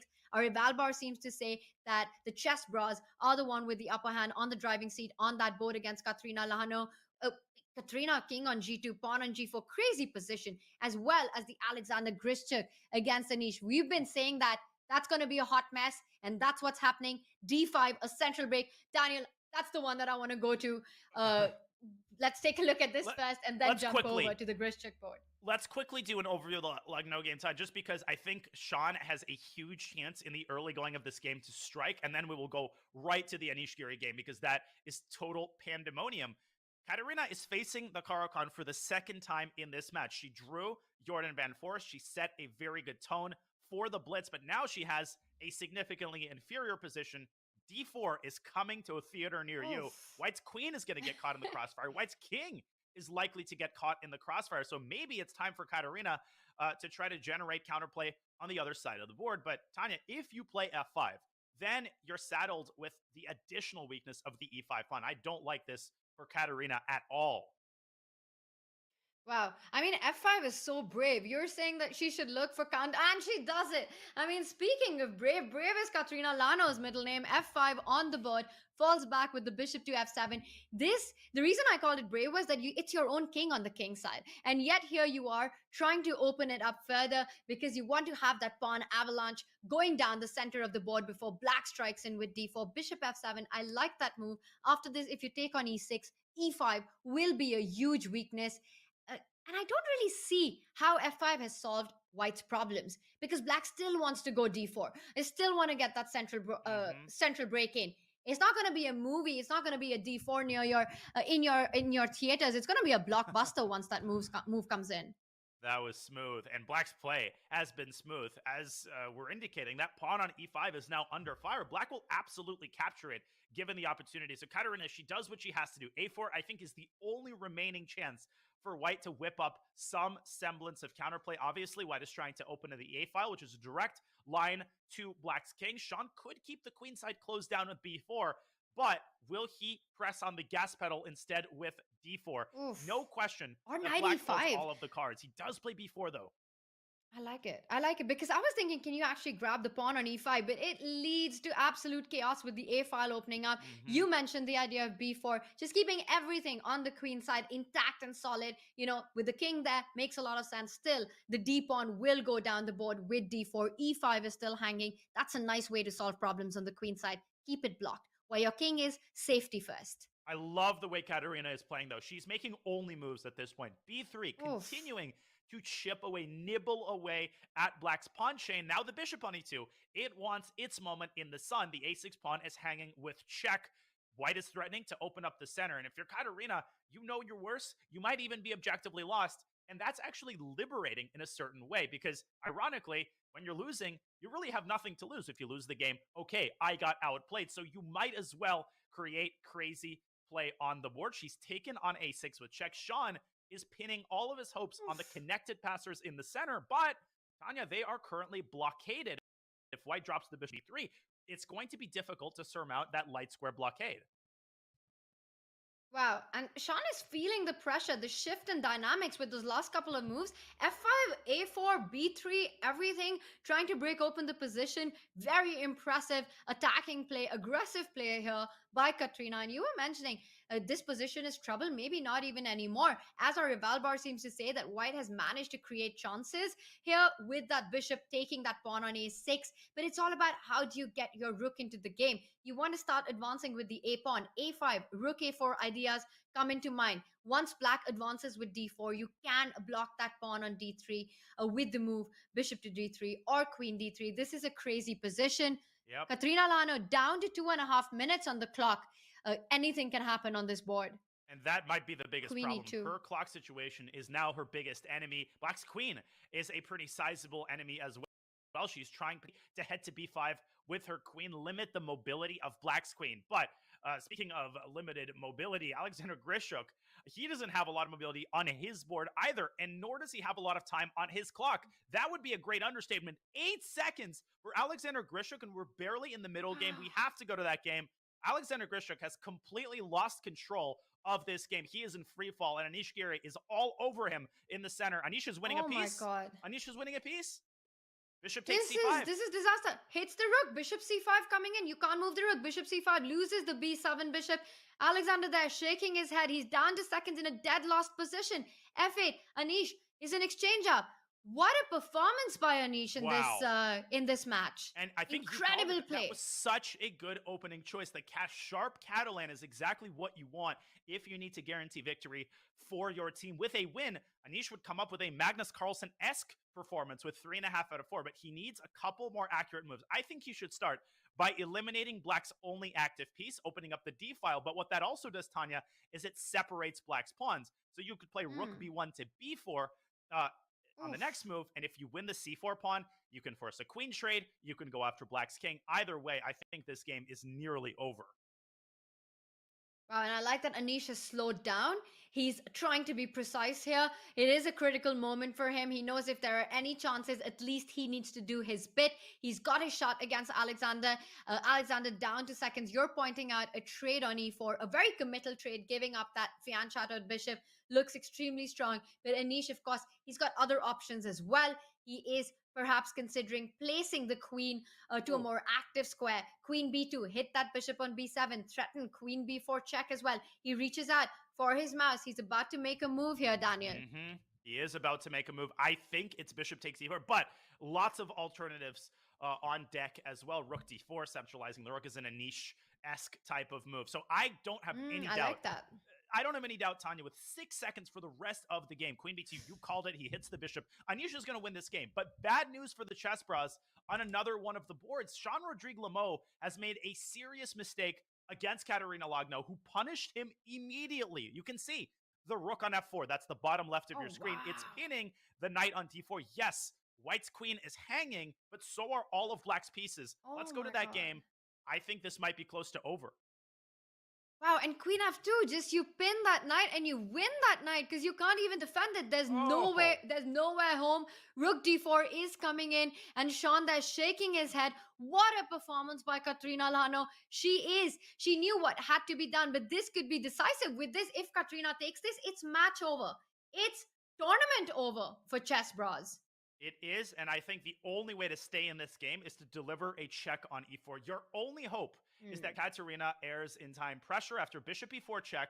White's going to take that bishop, obviously. Then White's probably going to take the rook on e8. But Sean still has a couple of really good pieces. He has that passed pawn on c3, and he's really good at creating chances in lost positions. But it certainly has been a very, very disappointing run for Jean-Rodrigue Lameau, who was hoping to score at least an upset. Katerina could indeed end this match with a victory in this position. Oh, and I don't see another option for Black here. As you're pointing out, bishop e4 seems like the only move. Otherwise, you just end up losing an entire piece on d4. But it doesn't solve any of your problems because White takes the rook, eventually takes that pawn on e4. You were mentioning, Daniel, that Sean is really known to create chances, but I don't believe that'll happen in this one. Meanwhile, Anish Giri wraps up his game, his win, a huge win for him against Alexander Grischuk. What a way to finish the day for an individual result at 3.5 out of 4, but it looks like it's not going to be enough to take the match home for the Chessbrahs. And what a heartbreaker this will be, because Jordan van Forst is also pretty close to converting his extra pawn against MVO. We don't have to go to that game because it's actually the least interesting of the 3 positions that we have remaining. But Jordan is doing an exquisite job of continuing to put pressure on MVL. He's got that extra pawn on a d4. He's forced Black's knight, which used to stand proud on c4. It's now back on d6, tied down to the pawn on b5. And more concerning news for the Chessbrahs. Jennifer Yu has been struggling all game long. She's been struggling all match long, and this game is no exception. Michael Boyer could also ensure that this match doesn't go any further with a victory. I think he stands much better. He's got more time, and Jennifer has just been struggling mightily in the PCL. This has not been her season. And we see the bar seems to agree with you with Mahel's position improving slowly and steadily. We've got the bishop pair, Black's knight on a6, out of play, doesn't have a future, can't jump on to c5. d5 is a weakness. If anyone's winning this, it's got to be Mahel Boyer. But Daniel, I really think we have to get our bird's eye view back up again and jump over to the Katerina Lano game, because that might just decide and end this match. She's just played an incredibly attacking tactical chess. Bishop e4 on the board, picks that up. And remember, if Lano takes this, it is match over. We've been talking about incredible women players and their performances in the Pro Chess League. It might just be Lano who takes the Blitz to the playoffs. Knight e4. After Sean picks that up, the rook will be snapped up. If Black picks up the bishop, the e4 pawn fall. Oh, watch out! Last e3 chance. is a nasty trick. That's an excellent You mentioned move. this. That's an He's so excellent move by sneaky. Sean. He is a weasel. Queen b7 threatening the discovery. Now, Tanya, white could play rook f7, but the black queen is going to stay on this diagonal with queen d5. And an additional problem Katerina has to deal with is that putting the queen on e3 runs into the fork with Black's knight. So this game is far from over. Katerina senses the gravity of this moment. She knows that victory is assured if she can win this game. I'm actually thinking about the crazy looking bishop g6 in order to meet e3 check with bishop e4. Katerina investing her last minute and getting out of the pin with king to g3. That is a good move, and it does keep a decisive advantage. But can Sean continue to muddy the waters? If you take the bishop, you lose the knight. That is the biggest problem here for Sean. He's down a full rook. Down in full rook, and that was very precise, because if Katerina would have come back with the king, let's say to g1, there was a knight check on f3. If you go king f1, there were all these ideas with e3 and the queen from b7 jumping over to h1. So very precise defense there by going up the board with the king, with king g3. But how do you muddy the waters more? You're talking about the e8 bishop cannot be picked up with the d4 knight hanging. Perhaps you start thinking about pushing that c pawn. He does it. c2 on the board. And now queen b3 is a threat. So even though Black is dead lost, practically, White needs to be careful here. Oh, yeah. I mean, listen, how many of these comebacks have we seen in the PCL? When you're down below a minute, you're nervous. You know that you can end the match. Sometimes your fingers turn into thumbs and you just don't use your brain as well as you normally do. But Katerina has kept her composure thus far, and I think she'll continue to do so. She's a great blitz player, and that is so important in these moments. She plays rook e1. As long as White does not allow Black to promote the pawn, I think Katerina is safe. And queen takes b3 check. It was a threat, but it's not a very strong one because White can jump back to g2 with her king. The king is supported by these heavy pieces. Or is it? Then knight f3? Uh-oh, What happens after knight comes f3? in. I thought Rook White had a check d2 on is- d6, but she doesn't. Rook d2. Rook d2 is a massive threat. Notice how the rook on e1 needs to be on the first rank to stop the c pawn from promoting. This has turned around. This has turned around. You're absolutely right, Tanya. Rook takes Oh e4, my I think God. maybe is possible, but there's knight h4 check. White can take that with the queen. Then maybe a check on d2 can be delivered. I'm trying to force White's king back to the first rank so that I can promote with check. I think knight h4 check is a brilliant move that gives Black chances. Maybe you can promote immediately, but Katerina is planning to deliver a check on b4. Knight h4 is on the board. She finds it. She has finds to it. take. She has Oh to take my- that knight. Sean with knight h4. What a move. Queen h4 played rook d2. And now if you come rook f2, you want to just queen because there's no more rook b4. Black's going to win this game. He's going to have two queens. The eval bar isn't showing Tanya a decisive advantage because White has a lot of pieces for the queen. Daniel, that means if Anish has won his game, Jordan Van Forest, if he wins his, and this one with a big swindle, Sean takes it, we've got a match on our hands. We absolutely do. And queen to d5 is going to end this game if Sean finds it. But Jennifer Yu, she is really struggling. It might come down to Mihail Boyer's ability to convert that advantage against Jennifer Yu, who is defending very, very well. And now she's better as well. What is happening? Sean is mating Katarina. I mean, I'm still trying to understand this bottom left board. There are like 3 queens on the board. Black rook on d2. This looks absolutely busted. Can we just Queen f3. Can we go back to that? Can we just pull up the Katrina game and see the end of this, because this has to end in checkmate. If this is not checkmate, nothing's checkmate. What is happening? Tanya, queen c3 check, king g2, and queen d1 to f3 was mate in 2 moves. Or you could just take the rook. But Sean's getting nervous. He finds queen c1. Katarina with king h3. This is still completely winning.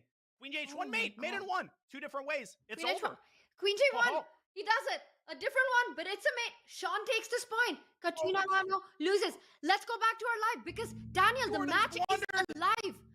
Jordan's blundered. He's given up an exchange. Jordan has blundered an exchange. Wow, and so has Jordan was the one who was the first to take the lead. We've got to go to Jennifer Yu's board right now, because we see big action there. Mahal is going to be the one to take this home. This is absolutely over. You take on d3. The king pawn ending is lost, as White's king is just in time. And finally, the Blitz on this board take the win. Oh my God. Believable. And Jennifer was better at one moment at the end of this game. Jennifer had a big chance to seize the initiative. She missed it. And it's going to be a very, very frustrating display for her. And it's official. The Blitz on the strength of Mihail Boyer. Smile. Mihail, you just won a ticket to the playoffs for your team. What a moment. And he's had some difficult ones in this match in the early rounds, but he gets the job done when his team needed it the most. When Alexander Grischuk lost his game, when Katrina Lana lost her game, it was the board for Mihail Boyer who showed up for the team and took that 1 point. And with that, even though the Canada Chessbrahs score their first win in this match, it's just not enough. It's far from enough, as the Blitz take the win with a 9-7 margin. And with that, go into the playoffs. It is goodbye to Magnus Carlsen's team. It is a painful goodbye. They came oh so close in the end. Jordan Van Forest unable to convert that extra pawn against MVL, who takes a draw. He probably was aware that victory had already been clinched. The result of the game doesn't matter in the end. What a final round. It seems like every single time we think that victory is assured, crazy things happen. And for the Canada Chessbrahs, for Magnus Carlsen's team, a disappointing exit as they win 2 matches and they lose 3. They are eliminated. As we said at the start, Tanya, you want to take your opponent into that deep and dark forest. That's what the Blitz did. And they emerged in one piece. Grischuk and MVL, and of course, Katerina Lagno with 1.5 crucial points despite the last loss in the last round. She did what she had to do. Wow, indeed, the Pro Chess League is a deep, dark, and a dangerous forest there. We can see with the matches that we've had, Daniel, just incredible stuff here with the Blitz going through. Only one team, as you mentioned, can get through that narrow path, and it is going to be Blitz. It is the end of the road for the Chessbrahs, and we saw there in our overall scores. Really, it is all about a consistent top to bottom performance for each player to contribute, for each player to get those points in for the team, and the Blitz just seem to do that. And what a day of chess it's been. And one of the players who has been the shining star along with Maxime Vachier-Lagrave today has been Alexander Grischuk with his big. We do indeed. Alexander Grischuk is going to be joining us for an interview of contributions. He has made a tremendous contribution to the success of the Blitz. It's been an up and down regular season, but now they are in the playoffs, and they could not have done it without Alexander Grischuk. We will set Sasha up. You will not want to miss his insights. We will have Alexander Grischuk for you. You're watching the PCL. We'll be back with the interview with Alexander Grischuk in just a couple of short minutes.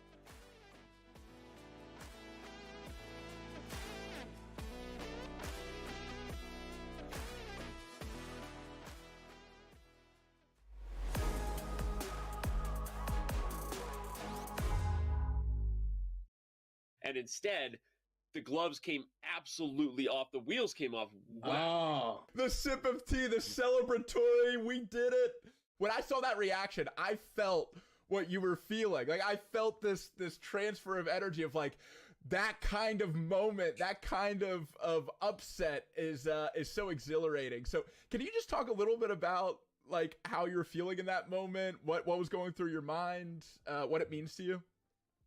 Yeah, I mean, it was very difficult to believe. Like, I don't know, I just didn't see this scenario happen. It was funny, we were in trainings camp until a few days before this with the German national team, and all the guys from my team were there. And we were at lunch, and I said for fun, okay, don't worry, I will take care of Hikaru. Yeah, you it did. actually happened.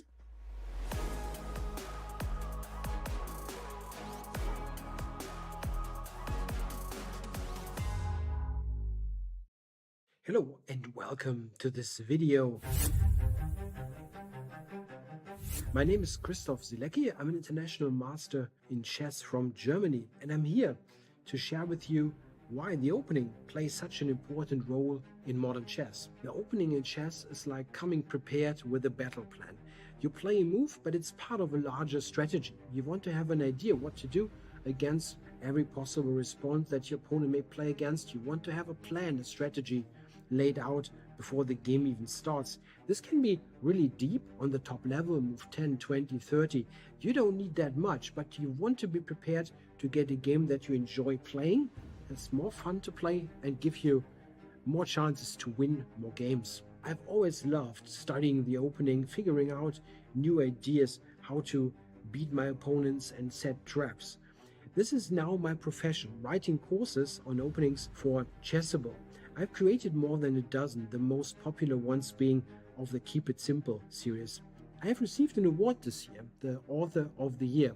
What I invite you to do is go to chessable.com and check out how to play the opening better, get fun positions, and win more games.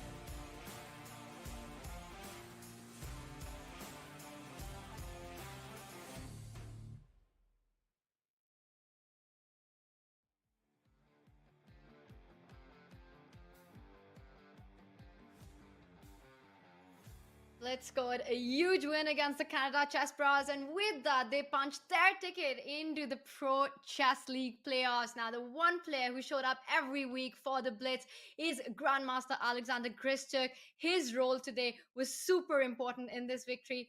Firstly, Sasha, congratulations on this big win.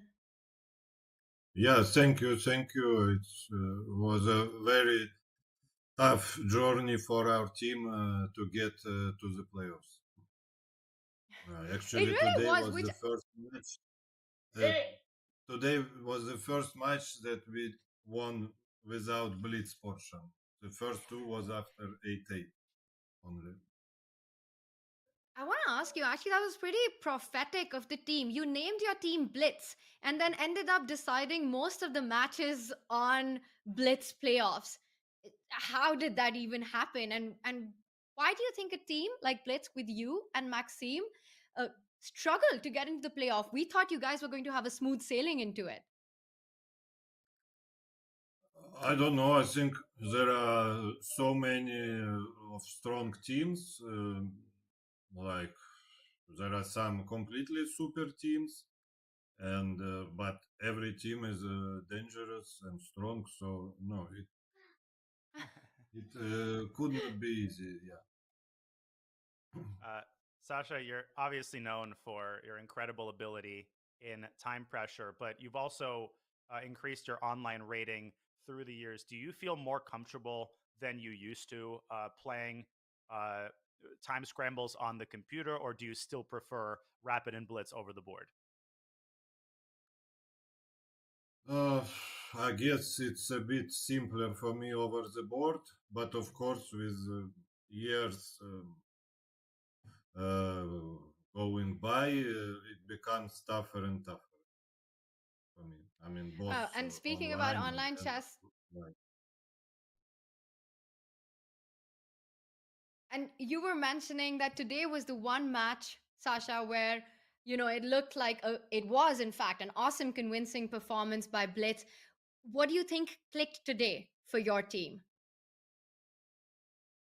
I don't know. Today we had a very, how to say, a very stable team. Everyone contributed greatly to the victory.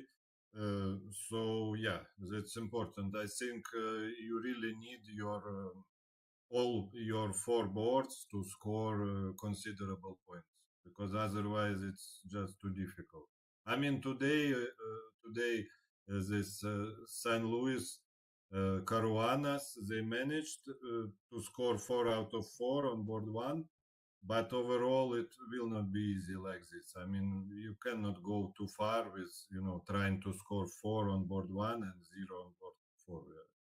It will not work out. Everyone has to contribute more or less evenly. Well, like in need all basketball, hands you on. cannot have one guy consistently scoring 60 points. It's true. If you want to win a championship, it should be all players contributing.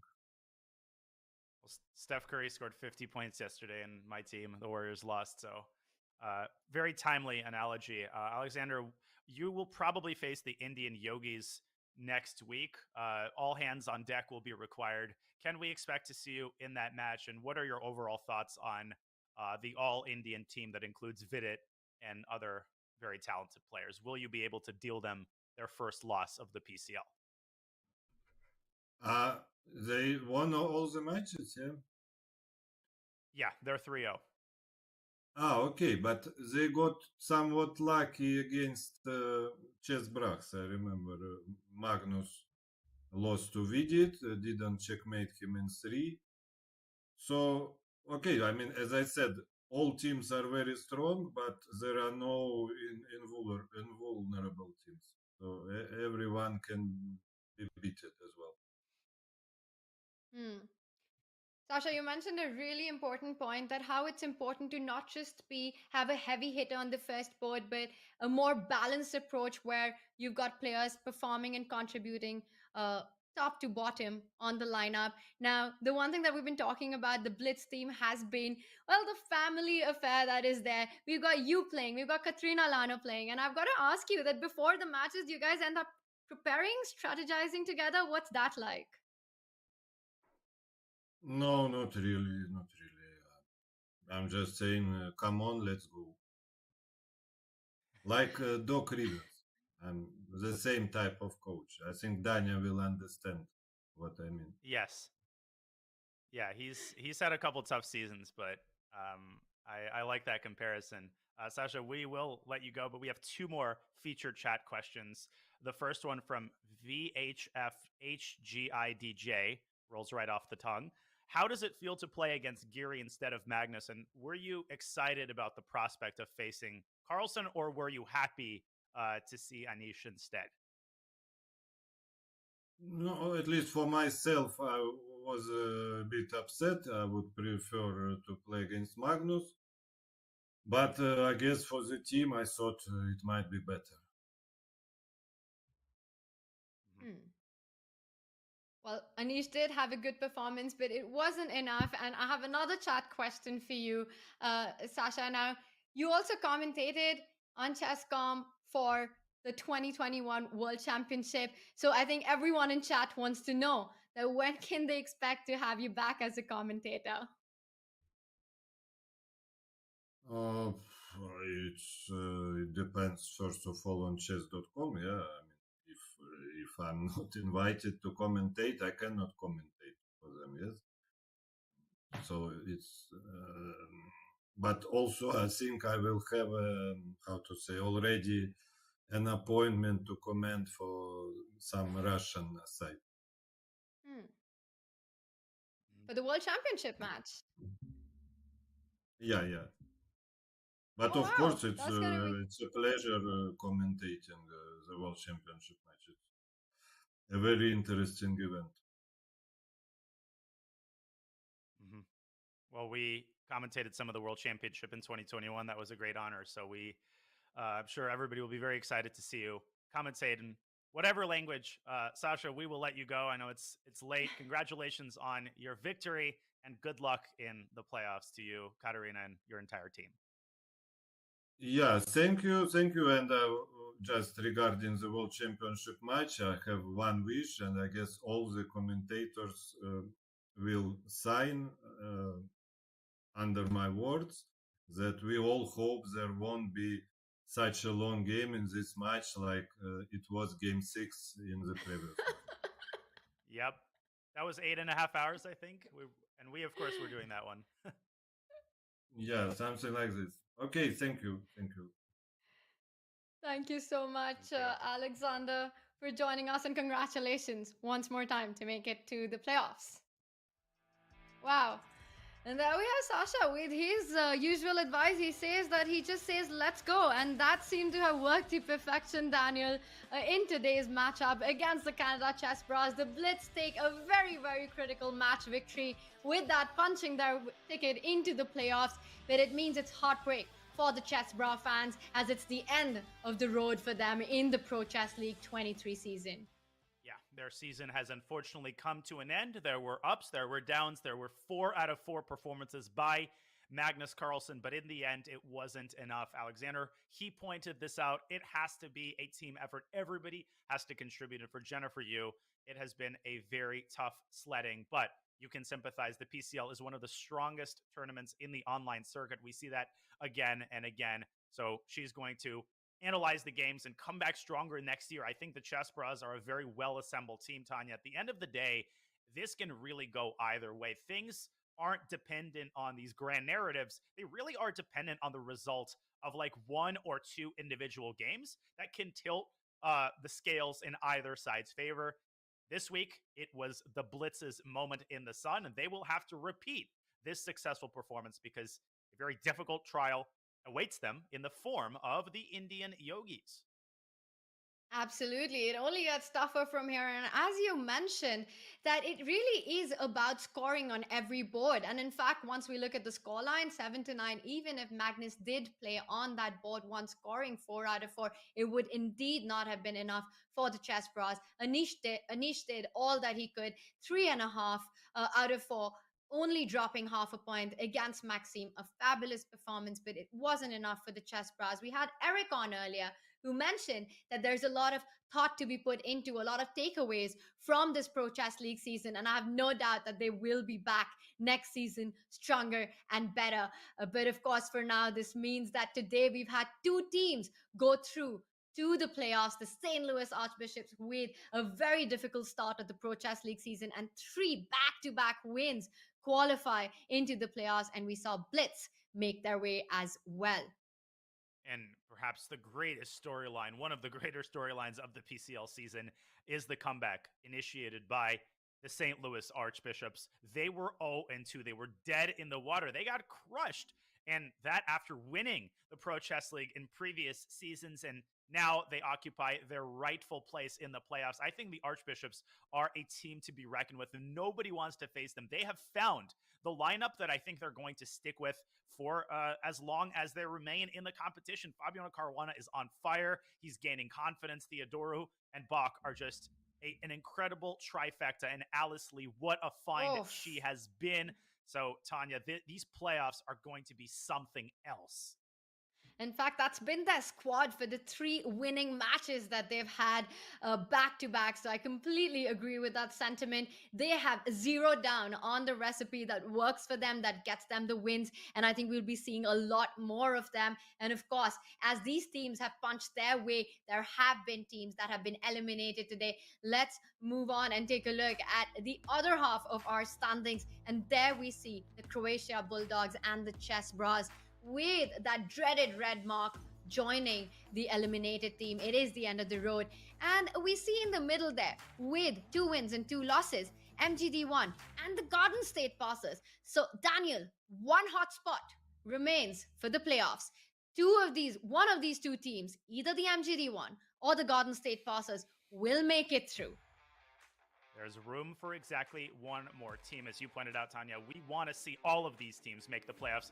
God knows that they are deserving. James Canty's team has been one of the most fascinating to watch. Sam Sevian's outstanding performance has propelled them to a 2-2 record, but now they need one more clutch performance against an incredibly well-assembled team in MGD1. They're one of the most well-rounded teams in the league. So this match promises to be a barn burner, and it is coming your way bright and early tomorrow. That would be Friday at 7:30 a.m. Pacific, 10:30 a.m.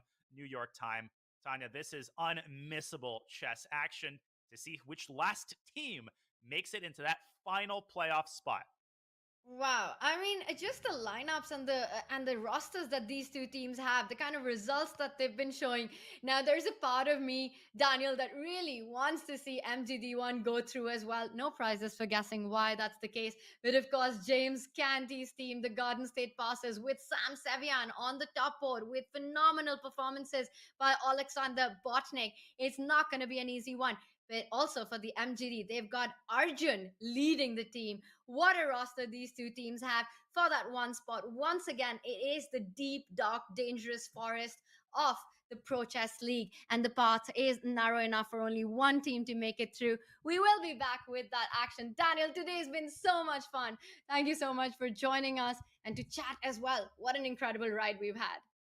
Well, thank you, Tanya. It's been a great pleasure, as usual, covering this match and watching your amazing commentary with Robert in that first match. So yet another day of just breakneck, nonstop action in the Pro Chess League. I can't believe that we are 5 weeks in, but the best part is that the playoffs are still ahead of us. But before the playoffs, we, of course, have one decisive regular season match between MGD1 and the Passers. I will be watching that on the edge of my seat. But Tanya, as usual, these hours, they flew by. They really did, right? I mean, the kind of action that we saw on the board, there was so much going on. But I have to say, the second match with a Blitz performance, it was some phenomenal play. And having Eric on this show, it was clear that he could feel the tension. He knew that things were not working Chessbrahs' way. Now it is all about the final day of the final week, which starts tomorrow. The Garden State Passers taking on the MGD1 team. And Daniel, it's also the nerves, the pressure. You know, as the weeks go by, that spot, the elimination spot, it becomes a reality. And it all comes down to tomorrow, and the teams have to give their best. They have to give it their all. They have to play their heart out. They do indeed, and you will be covering that match on the call with Robert Hess. I will be once again in the spectator position, but it promises to be a fascinating affair. We had 2 fascinating affairs today, but it's time for us to bring this day to a close. We'd like to thank everybody in the chat for supporting your favorite teams. The PCL wouldn't be as hype as it is without you.